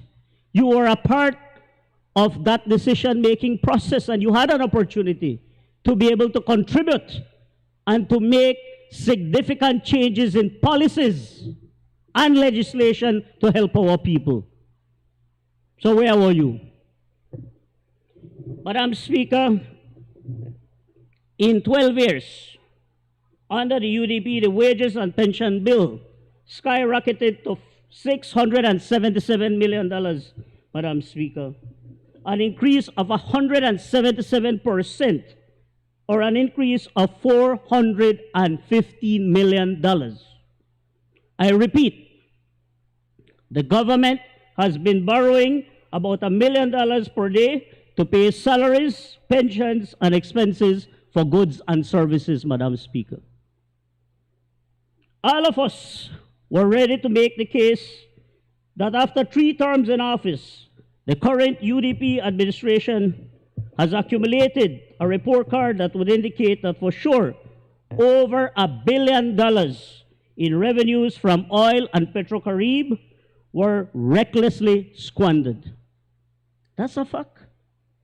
From PBIL and parties, Madam Speaker, to high overpriced roads and other infrastructure, that is how over $1 billion were spent. Did the rural areas benefit? Absolutely not, Madam Speaker.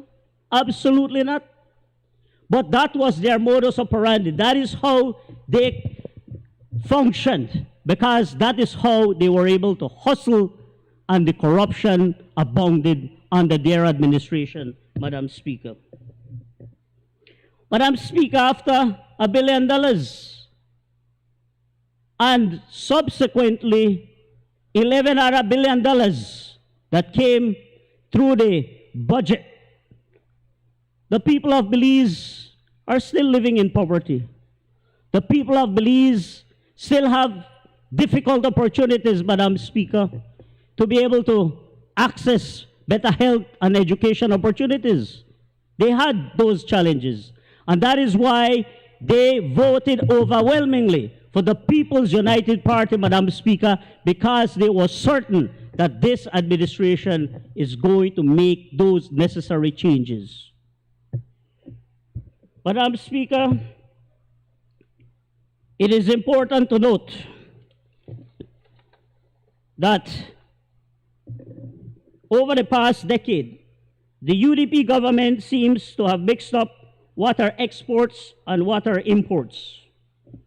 Belize's merchandise trade deficit has more than doubled since 2011, rising from 527 million in 2011 to a peak of $1.2 billion trade deficit in 2019. In short, Madam Speaker, and to the serious detriment of our country, the UDP has implemented an import promotion strategy rather than an export promotion strategy. This is going to change under the People's United Party government, Madam Speaker. And I am proud, and I want to congratulate the honorable member from Orange Rock South, who is the Minister for Agriculture, because we have seen that in 5 short months, he has made an effort, a great effort, at promoting agriculture, at supporting our local producers, and ensuring that we are going to grow this economy, and that we are going to export, and we are going to reduce that trade imbalance, Madam Speaker. That is what this new government is doing. Madam Speaker, I repeat, the government has been borrowing about $1 million per day to pay salaries, pensions, and expenses of goods and services. All of us, Madam Speaker, are ready to make the case that the current administration has a very difficult task ahead of us. But, Madam Speaker, the PUP has never wavered. The PUP has a history of working for its people, Madam Speaker. And I am proud to say that as the minister responsible for rural development, we are going to put emphasis, Madam Speaker, with the support of the Prime Minister and the Cabinet and this government, we are going to put the necessary focus, the necessary resources, strategies, Madam Speaker, to ensure that the rural area is given the necessary attention that it needs. Madam Speaker, we know that we have been facing a very serious health crisis, not an easy one. And I can say, Madam Speaker, that in November, after the general election, when we saw those numbers rise, everybody became very concerned. But we rose to the challenge as a government, Madam Speaker, under the leadership of our Prime Minister and our Minister of Health. And I am proud to congratulate our Minister and all our frontline workers, Madam Speaker, everybody who put their hands to the wheel and ensured that today our numbers have gone down significantly. And with the vaccine being present now, Madam Speaker, I want to encourage all Belizeans to take the vaccine.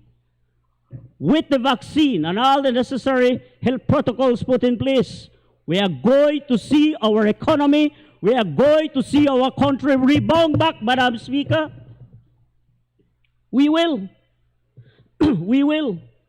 And I also join, just like the Prime Minister and the rest of my colleagues, We take no pleasure, Madam Speaker, in having to say to our teachers and our frontline workers and our public servants that we need their support, that we have to cut salaries by 10%, that we have to, carry out the increment freeze. We take no pleasure in doing that. But it is about making a decision.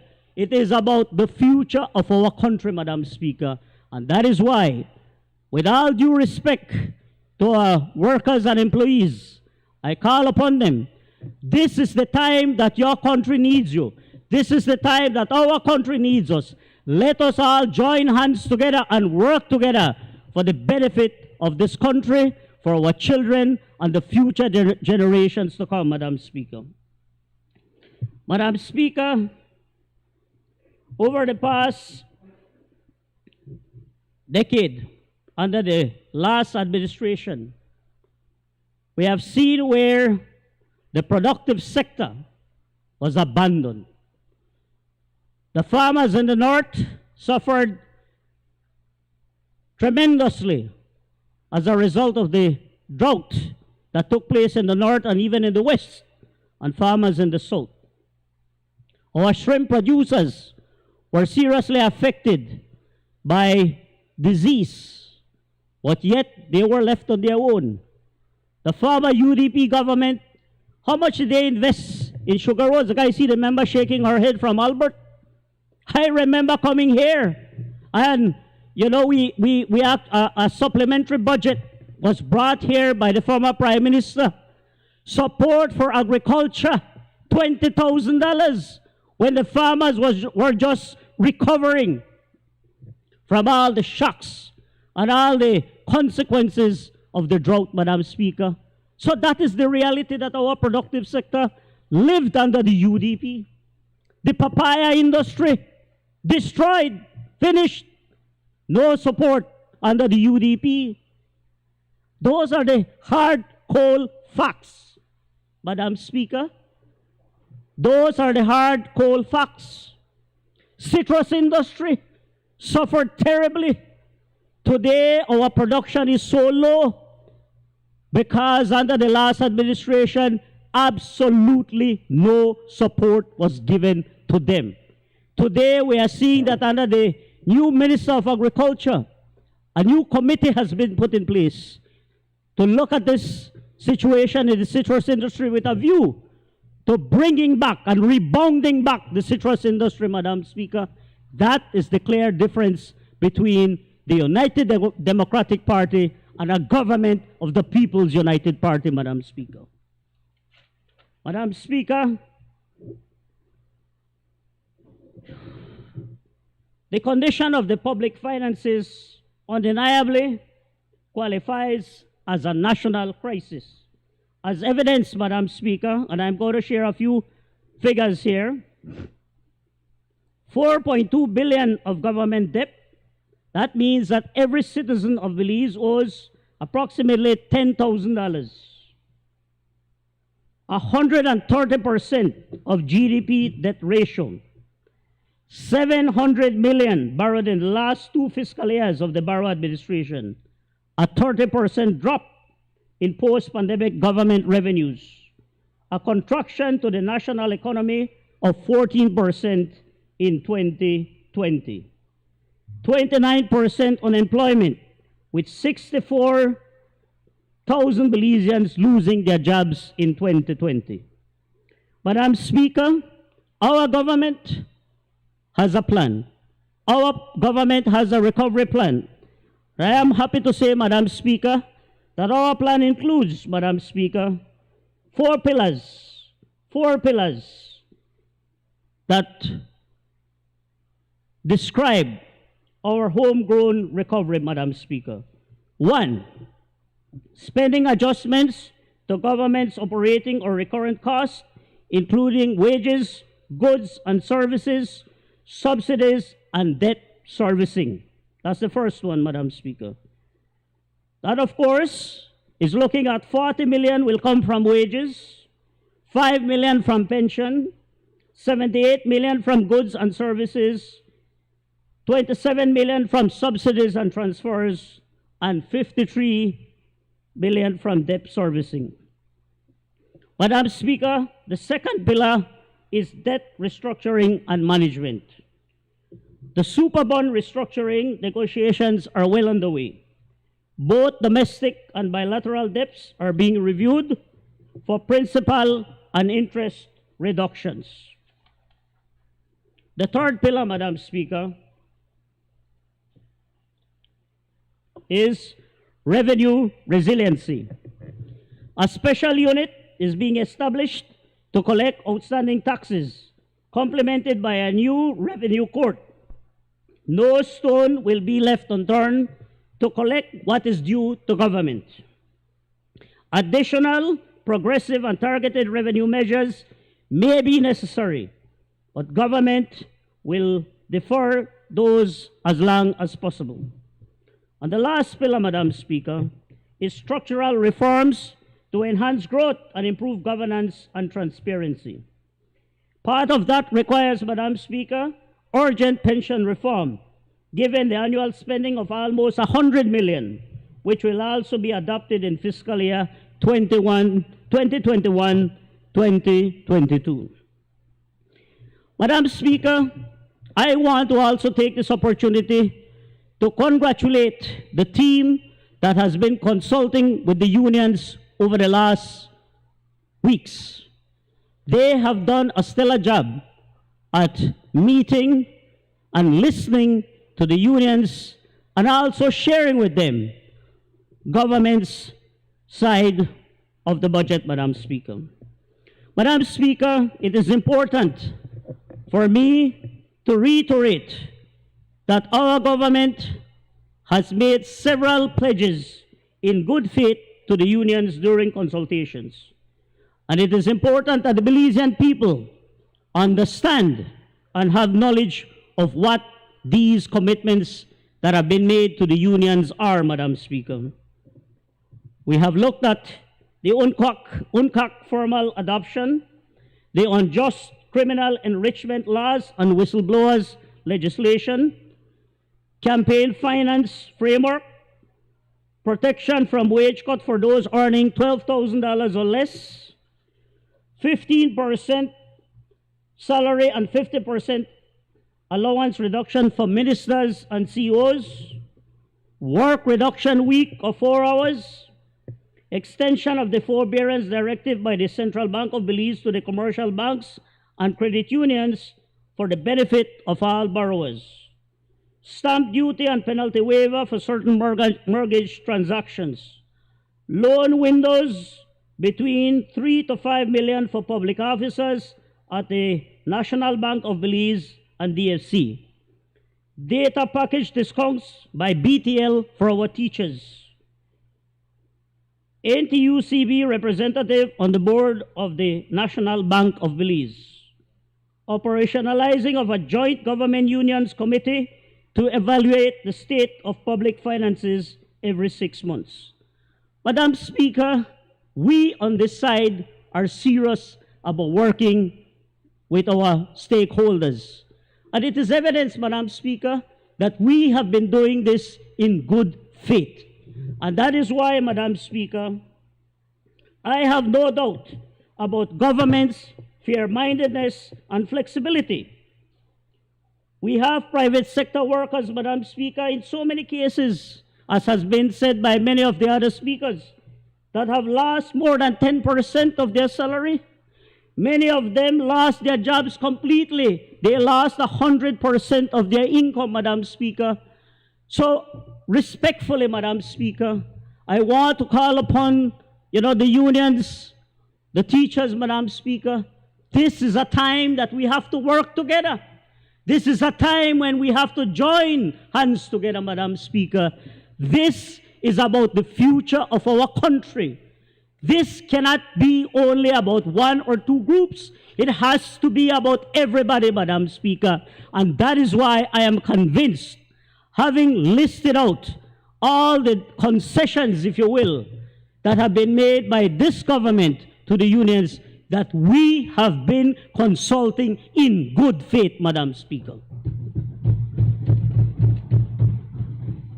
Madam Speaker,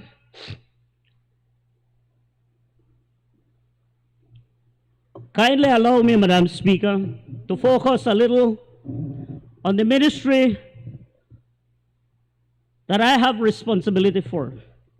I want to start off by acknowledging and thanking the Prime Minister for having the confidence in me to lead this very important ministry, Madam Speaker. The Ministry of Rural Transformation, Community Development, Labor and Local Government. I want to start off, Madam Speaker, by putting on the record that under the United Democratic Party, for 12 long years, the rural area across this country was abandoned, Madam Speaker. That is a fact. Madam Speaker, that is why in the last 5 months that we came into government, we have seen this government spend resources and energies, resources that are limited, in putting attention to the rural area and even the urban areas. And I want to go on record to thank my colleague, the Honorable Minister of Infrastructure, the member for Cryo South, for all his support and hard work in ensuring that the rural area gets the much needed attention, Madam Speaker. Our farmers' roads, our roads leading to the villages, the streets in our communities, bridges and public infrastructure, Madam Speaker, public utilities, all those were abandoned, Madam Speaker, I spent the last 8 years in opposition asking the UDP to please help us with the Santa Cruz San Jose bypass. None other than the Prime Minister, the former Prime Minister, Mr. Dean Barrow, got up in this house and promised me in March of 2017. He said Monday they are going to start working on it, Madam Speaker. Well, I can say, Madam Speaker, that 3.5 years passed and he did not lift up a finger to fix that, Madam Speaker. But I am proud to say that in just 4 months under the People's United Party, a new bridge has been constructed for the San Jose Santa Cruz bypass, Madam Speaker. That is the difference. That is the difference between a UDP government that is only about hustling and corruption and a People's United Party government that works for the people, Madam Speaker. We have a long history. We have a very proud history, Madam Speaker. From the very beginning when this party was founded, the Right Honorable George Price, the father of the nation, always placed emphasis on the rural area, ensuring that the poor people always had a fair opportunity, Madam Speaker. That's what this party represents. So I want to say to those naysayers and those bleeding hearts who want to crucify us in just 4 months, be patient. Be patient, because we will deliver to this country. We will deliver. We will deliver. Madam Speaker,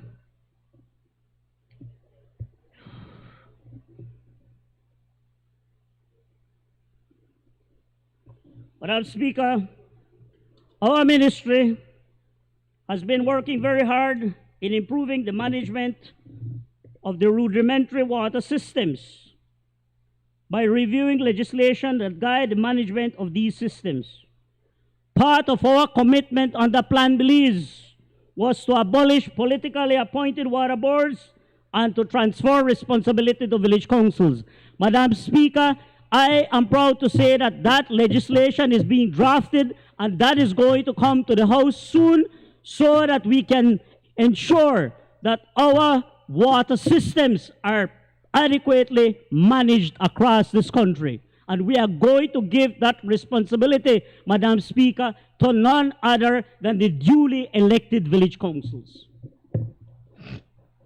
Madam Speaker, over the last 5 months, I've had the opportunity, and not that I did not know prior to this, but I've had the opportunity to visit several rural communities. And what we have found out is that there have been serious cases, Madam Speaker, of abdication of duties by several water boards.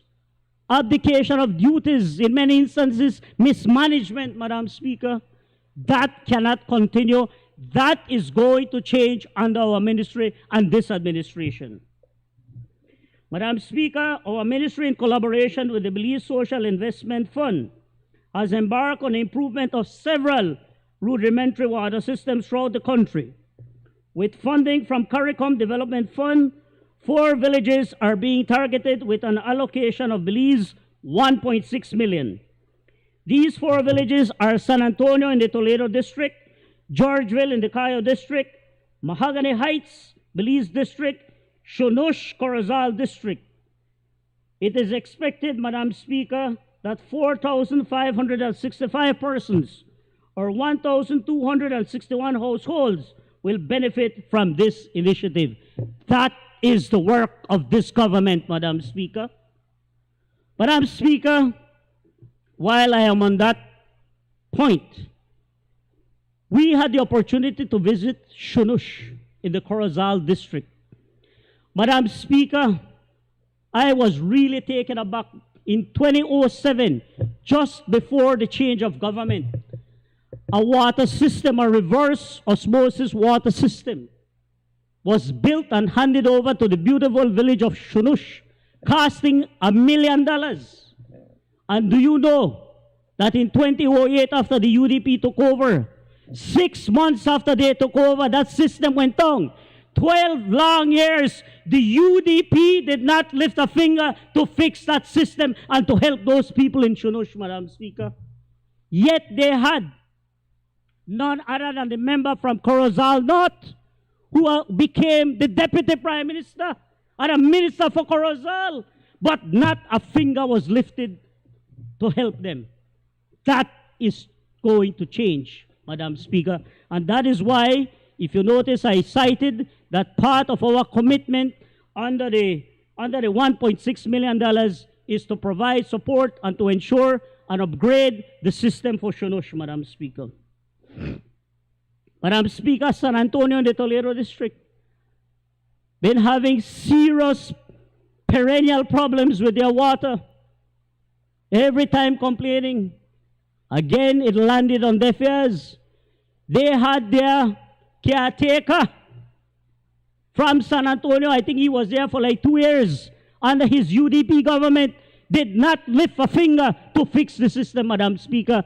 But I'm proud to say to San Antonio that after 5 months in government, we have drilled 5 wells, Madam Speaker. 4 wells were dry, but the 5th one has water, and we are going to fix the water system for San Antonio. That is our commitment. Madam Speaker, over 394 households stand to benefit from this project.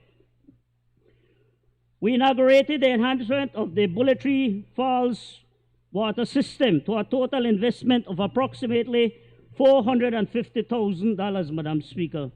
The improved water supply included the installation of a filtration system, increased water storage capacity by 110,000 liters, and the installation of a solar power system to reduce the reliance on BL power. And yes, member from Cayo North, I totally agree with you. This project was not properly designed by the last administration to ensure that all the households in Bullet Tree would be able to have access to clean, potable water. But we are going to work together, my brother, to ensure that we fix that problem. Madam Speaker, continuing the work, 2 hand pumps were installed for 237 residents of Medina Bank. This should complement the existing small water system already existing in the village, and we have committed to Medina Bank to support them also because they are in need to get a bigger pump to ensure that it can supply their village. We have supported water boards in repairs and maintenance to Silver Creek, Santa Marta, San Roman, Silgrass, Rockstone Pond, and Lucky Strike. We assisted Midway with a 10,000-liter water tank and materials for the construction of the tank structure. We have also supported our local farmers in agriculture. The ministry drilled a well for the Toledo Cacao Growers Association, Madam Speaker. This new water supply will support their seedling, nursery, museum, and packaging facility. This is what we are doing. We are supporting the productive sector. That's what we are doing. We mean business, Madam Speaker. We mean business. I am constantly reminded that we must be unrelentless in our effort to ensure that we transform and that we make the lives of our people better. And that's what we are going to do, Madam Speaker. Madam Speaker, we donated over $6,000 worth of PVC pipes and fittings to the Pueblo Viejo Water Board for water expansion. We have other villages that we have already secured funding for Blue Creek, Silver Creek, and a few other villages, Madam Speaker, that we are going to support as well. We have signed a contract for the repairs and maintenance to the Sarteneja reverse osmosis water system that was abandoned under the last government. The repairs to this system is expected to be completed by the end of May 2021. And I just want to emphasize, Madam Speaker, again, I want to thank the Prime Minister because this is a significant investment of over $92,000 being allocated to Sarteneja to repair their system that again was abandoned by the UDP.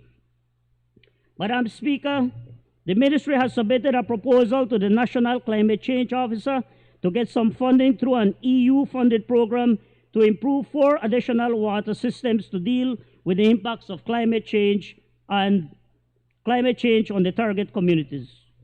The ministry continues to support local government organizations in order for them to be able to be functional. We have provided financial support to the District Association of Village Councils and the National Association of Village Councils. The ministry and Plenty Belize, with support from UNDP and through the GEF Small Grants Program, are working on the installation of solar power to 2 of the most remote communities of the country, Madam Speaker, Machakilha and Graham Creek. With the support of the Ministry of Infrastructure and Development, we have started the completion of the road to the remote villages of Machakilha, something that the last government could not do in the last 13 years. We will be working and doing in our first 6 months in office, Madam Speaker. I am also happy to say, Madam Speaker, that we have partnered with Plenty Belize, in supporting the village of Machakilha. I'm very grateful, to Plenty, and that's why we are partnering with them. Every single household in Machakilha will have access to a bathroom, to a toilet, Madam Speaker. That is what we are working on to improve, the health and sanitation of our communities. Madam Speaker, we are working with the Ministry of Energy, with the support of the European Union, to provide electrical energy to the unserved villages of Belize. The solar project for Indian Creek, Golden Stream, and Medina Bank has commenced. We will be ensuring that our people get connected, Madam Speaker. There is also another solar project for Corazon Creek Village and the Corazon Creek Technical High School that has also commenced. The ministry, in collaboration with the Ministry of Infrastructure and Housing, are working on farm roads throughout the country, Madam Speaker. In my constituency in Toledo West, we have worked on the farmers' roads in San Pedro, Colombia, Silver Creek, San Miguel, Big Falls, Emery Grove, Laguna, and San Marcos, and completed, as I said earlier, the San Jose Link Road Bridge, Madam Speaker. We are working, Madam Speaker, in 5 short months. The naysayers and the detractors and the bleeding hearts would want us and the Belizean people to think otherwise. But we are focused. Madam Speaker, local government. We have done the appointment of boards and committees, the appointment of over 10 new liquor licensing boards across the country for the calendar year 2021. the appointment of new board for Reconstruction and Development Corporation, RECONDEV, for 1 year effective December 2020. Declarations, we have done property valuation rates for the fiscal year 2022-2023, refuse and garbage collection rates for fiscal year 2021-2022. Budgets, we have reviewed the budgets that have been submitted by the municipalities, and we have forwarded those to the Ministry of Finance for the fiscal year 2021-2022 as well. Municipal budgets have been approved by the Ministry of Finance and expenditure warrants submitted to municipal councils. Orientation and training. All new municipal councils have been trained on their roles and functions consistent with the provisions of the various pieces of municipal legislation and relevant regulations. All liquor license boards and support agencies, including the police, fire, and public health, have been trained on their roles and functions as they relate to the Liquor Licensing Act. Support to town councils and city councils. We continue to support and provide guidance to the new town and city councils administration on building capacity, human resource management, and technological advancement. We continue to advance town boundaries, the expansion project. We are advancing trade licensing reform, advancing liquor licensing reform, advancing discussions on the amalgamation of the various pieces of municipal legislation, advancing other development initiatives for municipal authorities, including parking meters and zoning regulations, Madam Speaker. We have provided support to the new executive of the Belize Mayors Association. We are collaborating with the association on matters to support reform and legislative advancements for municipalities. Sustainable and Child-Friendly Municipalities Initiative. We are collaborating with UNICEF, the National Committee for Families and Children, the Department of Youth Services, the Belize Mayors Association, and town and city councils to revitalize the Sustainable and Child-Friendly Municipalities Initiative after a year of dormancy as a result of the impact of COVID-19. Madam Speaker, we are in the process of finalizing rolling out the work plan to support the Sustainable and Child-Friendly Municipalities Initiative in all the municipalities. Innovations. Madam Speaker, we are advancing the collaboration with CITO and the Department of Transport and other agencies, including town and city councils, to support of the Belize Motor Vehicle Registration and Licensing System.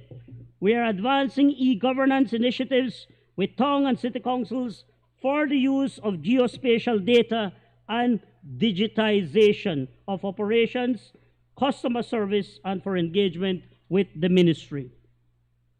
Projects.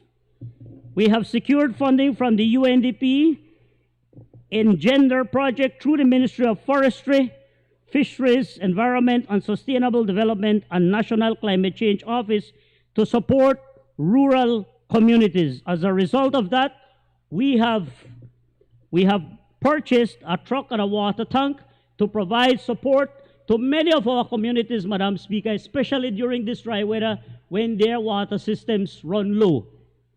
We have also been able to develop a geo-enabled database management system for rural water management and administration, including the use of data input device for monitoring and providing support to rural water systems. International and regional collaboration. We have engaged with the Commonwealth Local Government Forum, CLGF, for support to the local government and local governance in Belize and the region. We have engaged with the CLGF Caribbean for the implementation of the project titled Regional Capacity Building on Municipal Finances through support from the Caribbean Development Bank and the World Bank Institute, aimed at building capacity within the ministry and town and city councils in advancement of municipal finance management. our Labor Department, Madam Speaker. And bear with me because this is quite a big ministry. Madam Speaker, our ministry in Labor, our ministry has overseen the process and signature of a collective bargaining agreement between the Belize Electricity Limited and the Belize Communication Workers Union. In January, we launched the temporary employment system and we have processed 758 applications to date. This month, April, we launched the department's employment services system to make it easier for job seekers and job providers to connect more efficiently. We are in the process of developing a child labor policy for Belize. Similarly, Madam Speaker, we are in the process of ratifying 43 outstanding international labor standards adopted by the International Labor Conference that should have been done years ago, Madam Speaker. We will finally get it done. I was amazed. Some of these things are outstanding, Madam Speaker, from early 2000, but we will get these things done. We have prepared and are about to submit reports to the ILO for conventions already ratified by Belize. The past government was so delinquent in these matters that the ILO had to send us a notice, Madam Speaker. We will get these reports done. We have reconstituted several statutory committees, including the National Child Labor Committee, our Labor Advisory Board, our tripartite body, and the Labor Tribunal.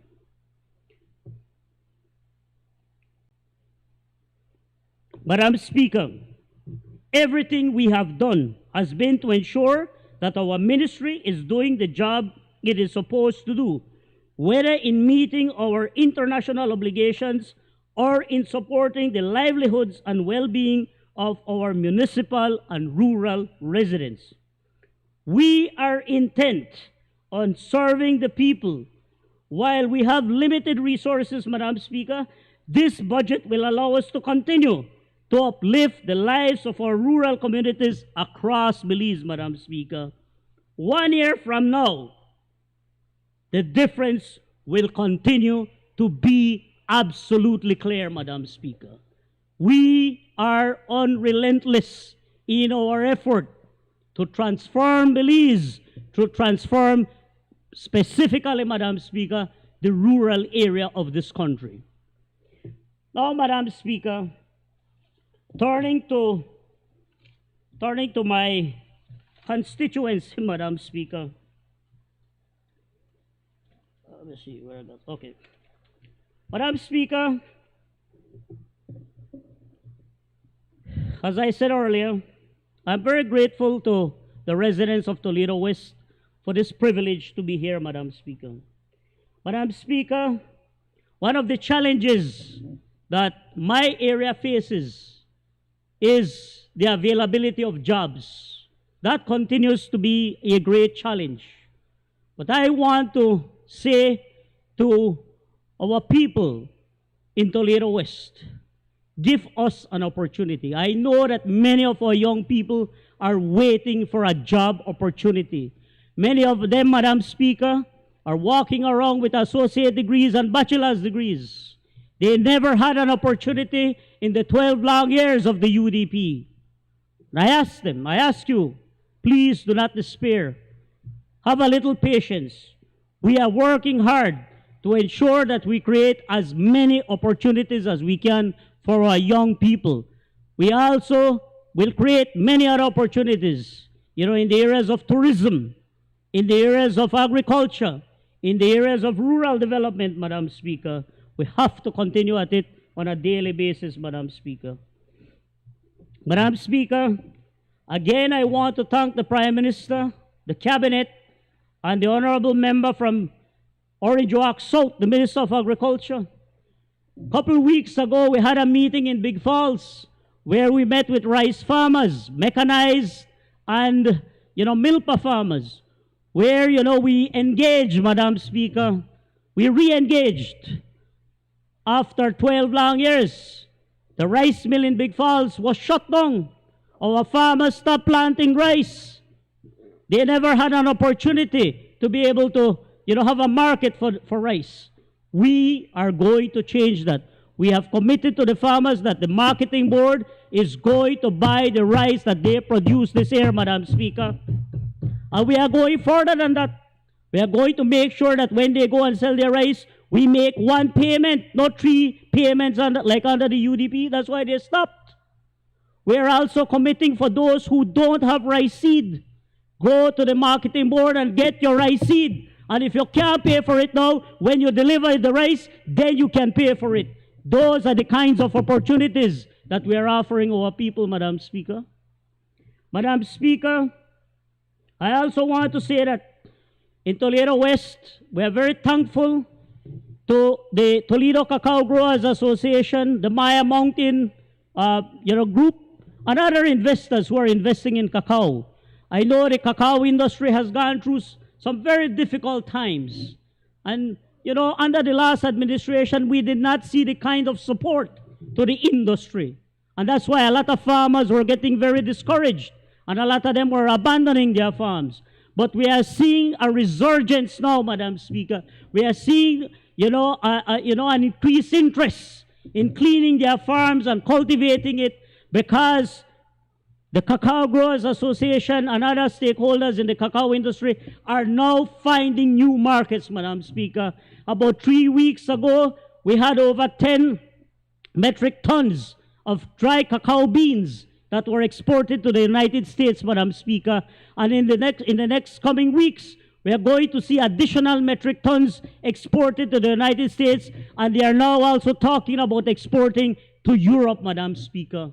We are seeing where the cacao growers are now, processing and having nibs, exported instead of just the raw cocoa beans, Madam Speaker, adding additional value to the product of our farmers.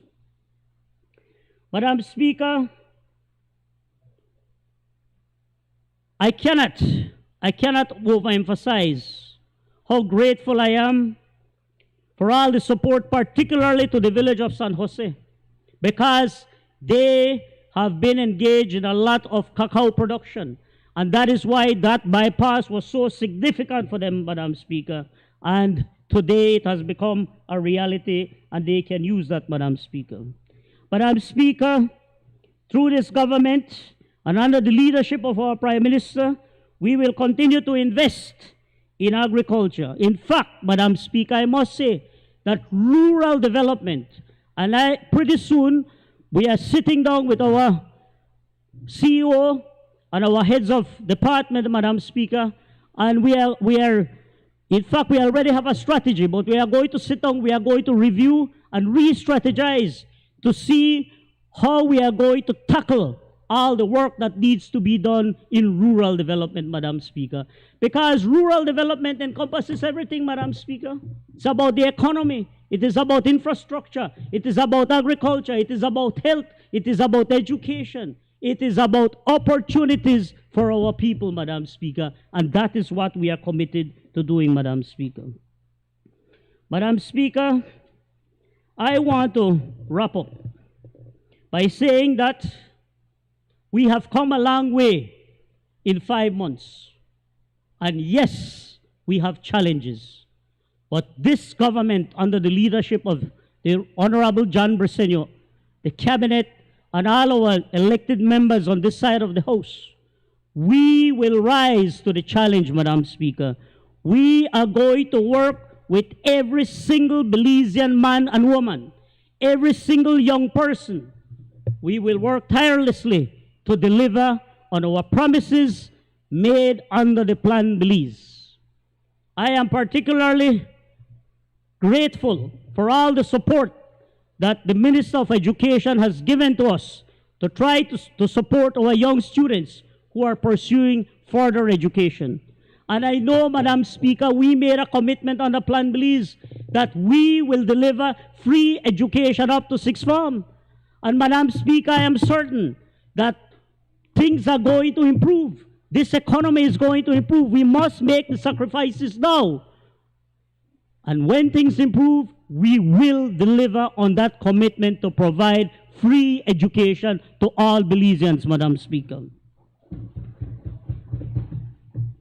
Madam Speaker, finally, we are committed, Madam Speaker, to looking at exploring other investment opportunities. We are looking at the possibility, Madam Speaker, yes, in agriculture, but we also want to look at other initiatives. We're looking at how we can attract investors to come to the Toledo district and set up a ready call center. We have many of our young people who would be able to benefit from such initiatives and investment. So, Madam Speaker, in closing, I must say that I fully support this budget. I call upon all Belizeans, let us join hands together, let us work together, let us build this country, and Madam Speaker, with God's help, we will rebound, Madam Speaker. I thank you for this great opportunity. I recognize the member for Kyle West.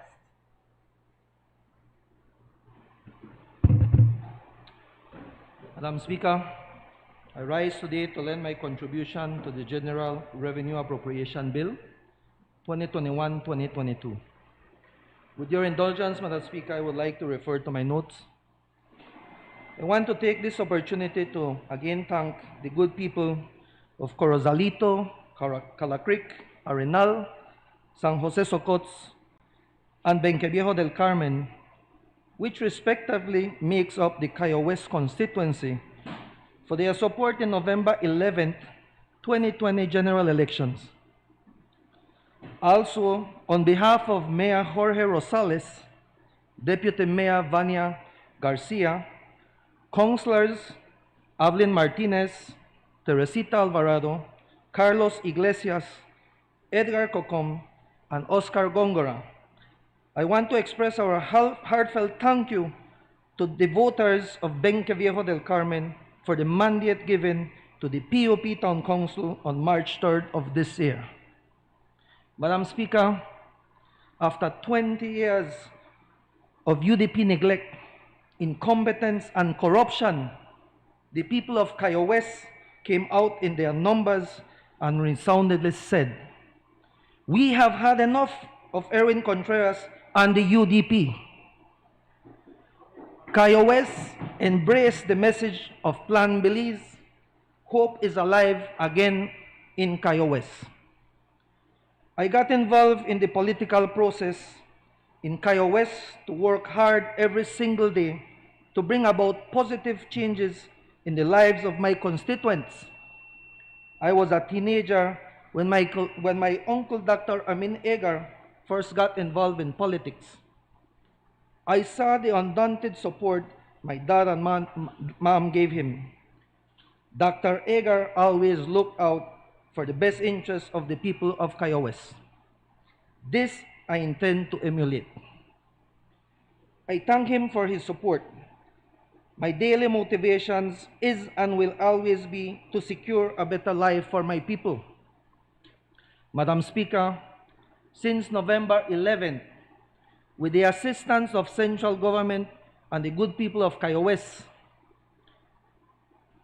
I have rehabilitated roads long neglected in Calacreek, San Jose Socots, Benqueviejo, and we are currently upgrading the Arenal Road. I have given roofing material to the neediest throughout the division, many of whom were gravely affected by the heavy rains we experienced in the latter part of last year and the earlier years this year. I have implemented tutoring classes for the students who appears to be falling behind due to the school closure.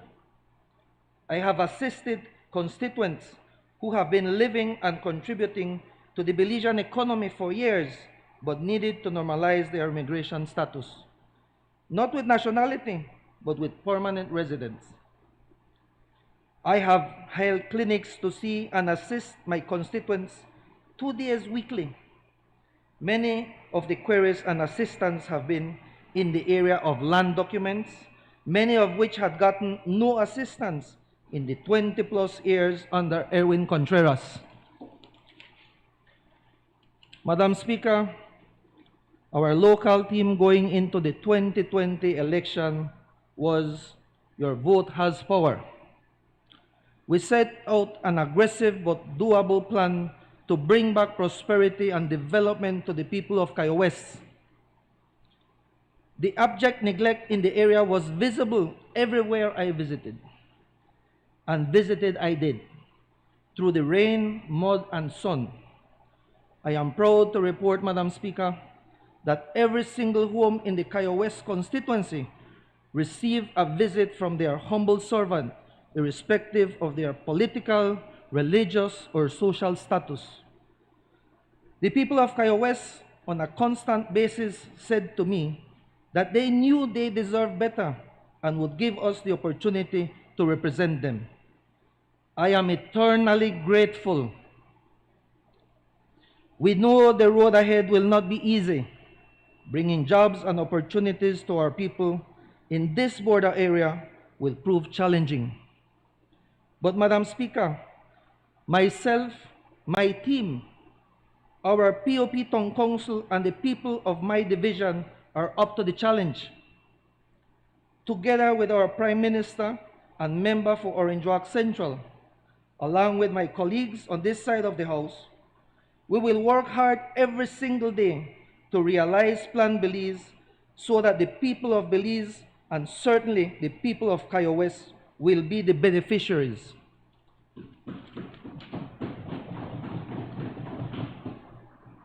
For this fiscal year 2021-2022, while austerity measures are in place, that will not deter this government and this area representative from delivering on our manifesto promise. Madam Speaker, in this new budget, the people of Cayo West under my leadership will see their basic needs addressed.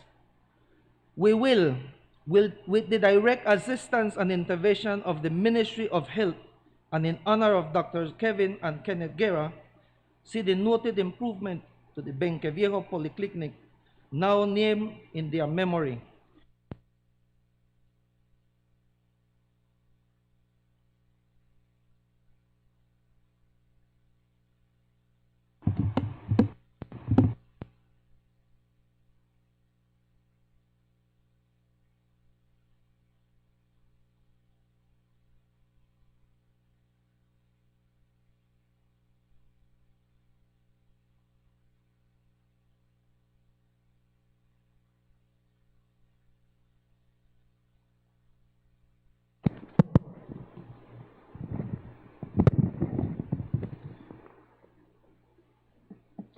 We will make strides in providing the people of Cayo West with a 24-hour medical emergency services, an ambulance, and our expecting mothers will see the re-establishment of the maternity ward.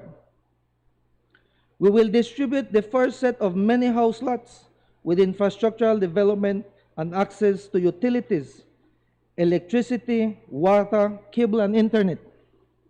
It is also our intent, working hand in hand with the Ministry of Infrastructure and Housing in collaboration with some specific financial institution to make available housing loans at competitive interest rates or grants, whichever comes first. We will work in close partnership with the Ministry of Tourism to enhance and develop the tourism product in Cayo West. It is our intent, Madam Speaker, to establish a tourism cultural center in San Jose Socots, which will generate hundreds of jobs. This is intended to showcase our culture, food, and ethnicity. We will develop an industrial area and create incentives to attract foreign companies from Central America to bridge their export into the Caribbean. This will generate revenue and more jobs for the people in our constituency. Couple this with the anticipated establishment of a flea market in Benqueviejo, similar to the market system in America where people can sell their products. We will fast-track these plans from paper to implementation as we have begun the conversations with the relevant ministries. Madam Speaker, in his budget presentation on Friday, April 9th, our Prime Minister was frank and painfully honest with the current state of Belize's economy. I applaud his honesty, and even though the truth and our reality is far worse than any of us anticipated, we will not flounder.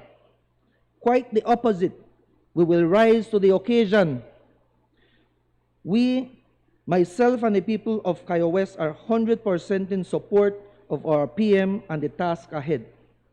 Yes, made for giants, but we were elected to fix our floundering economy, and fix it we will.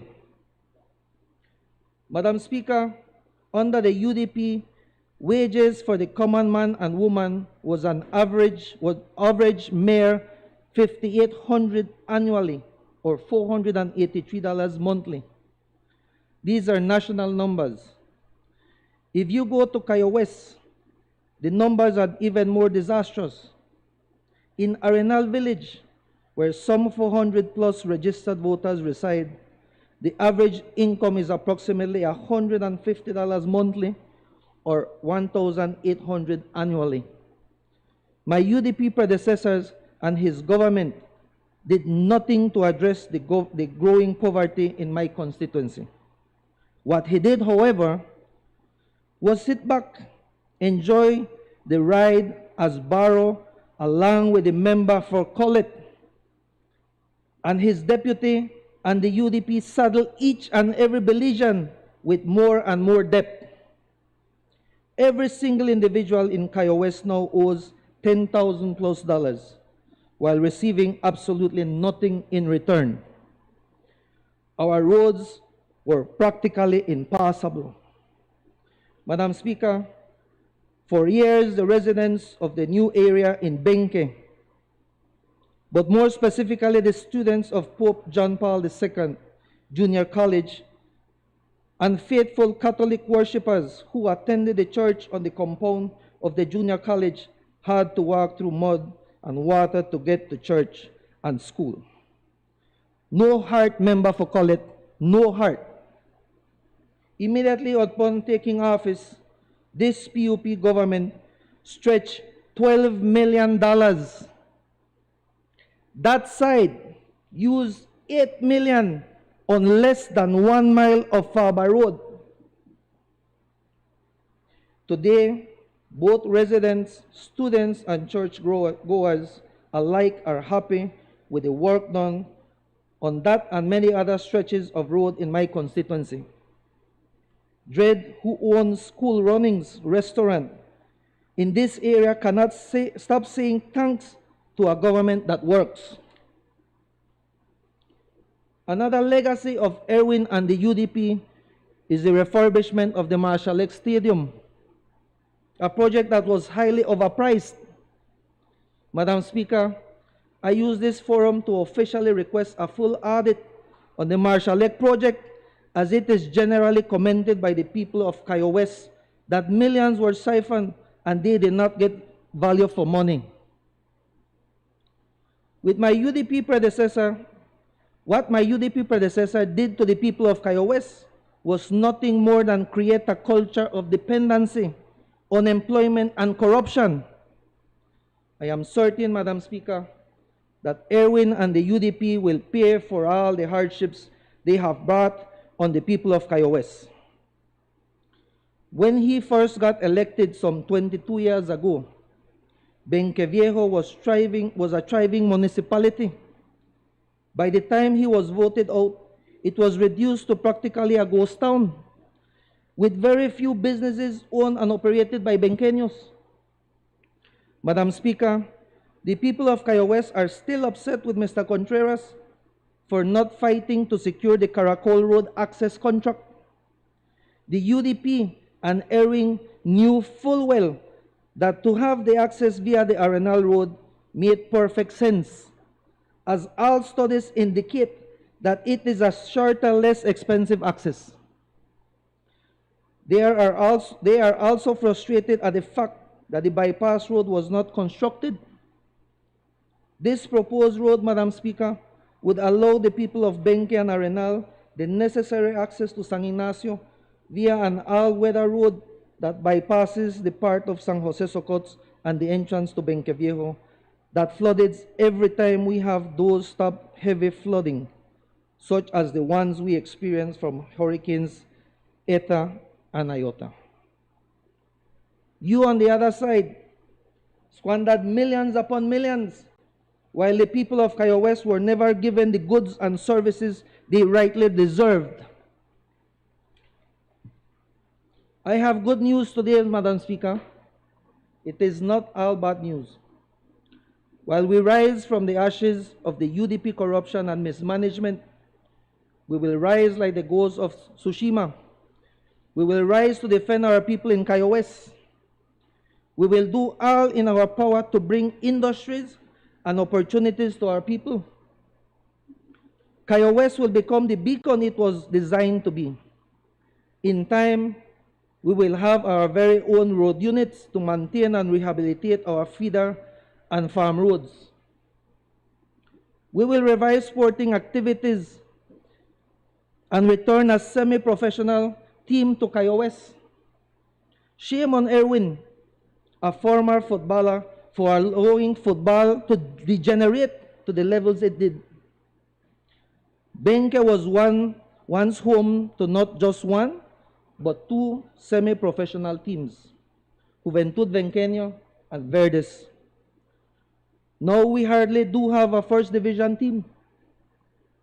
Under my stewardship, our young players will once more be featured, and we will return Cayo West to those glory days. Madam Speaker, we know the process to recovering will be a challenging one.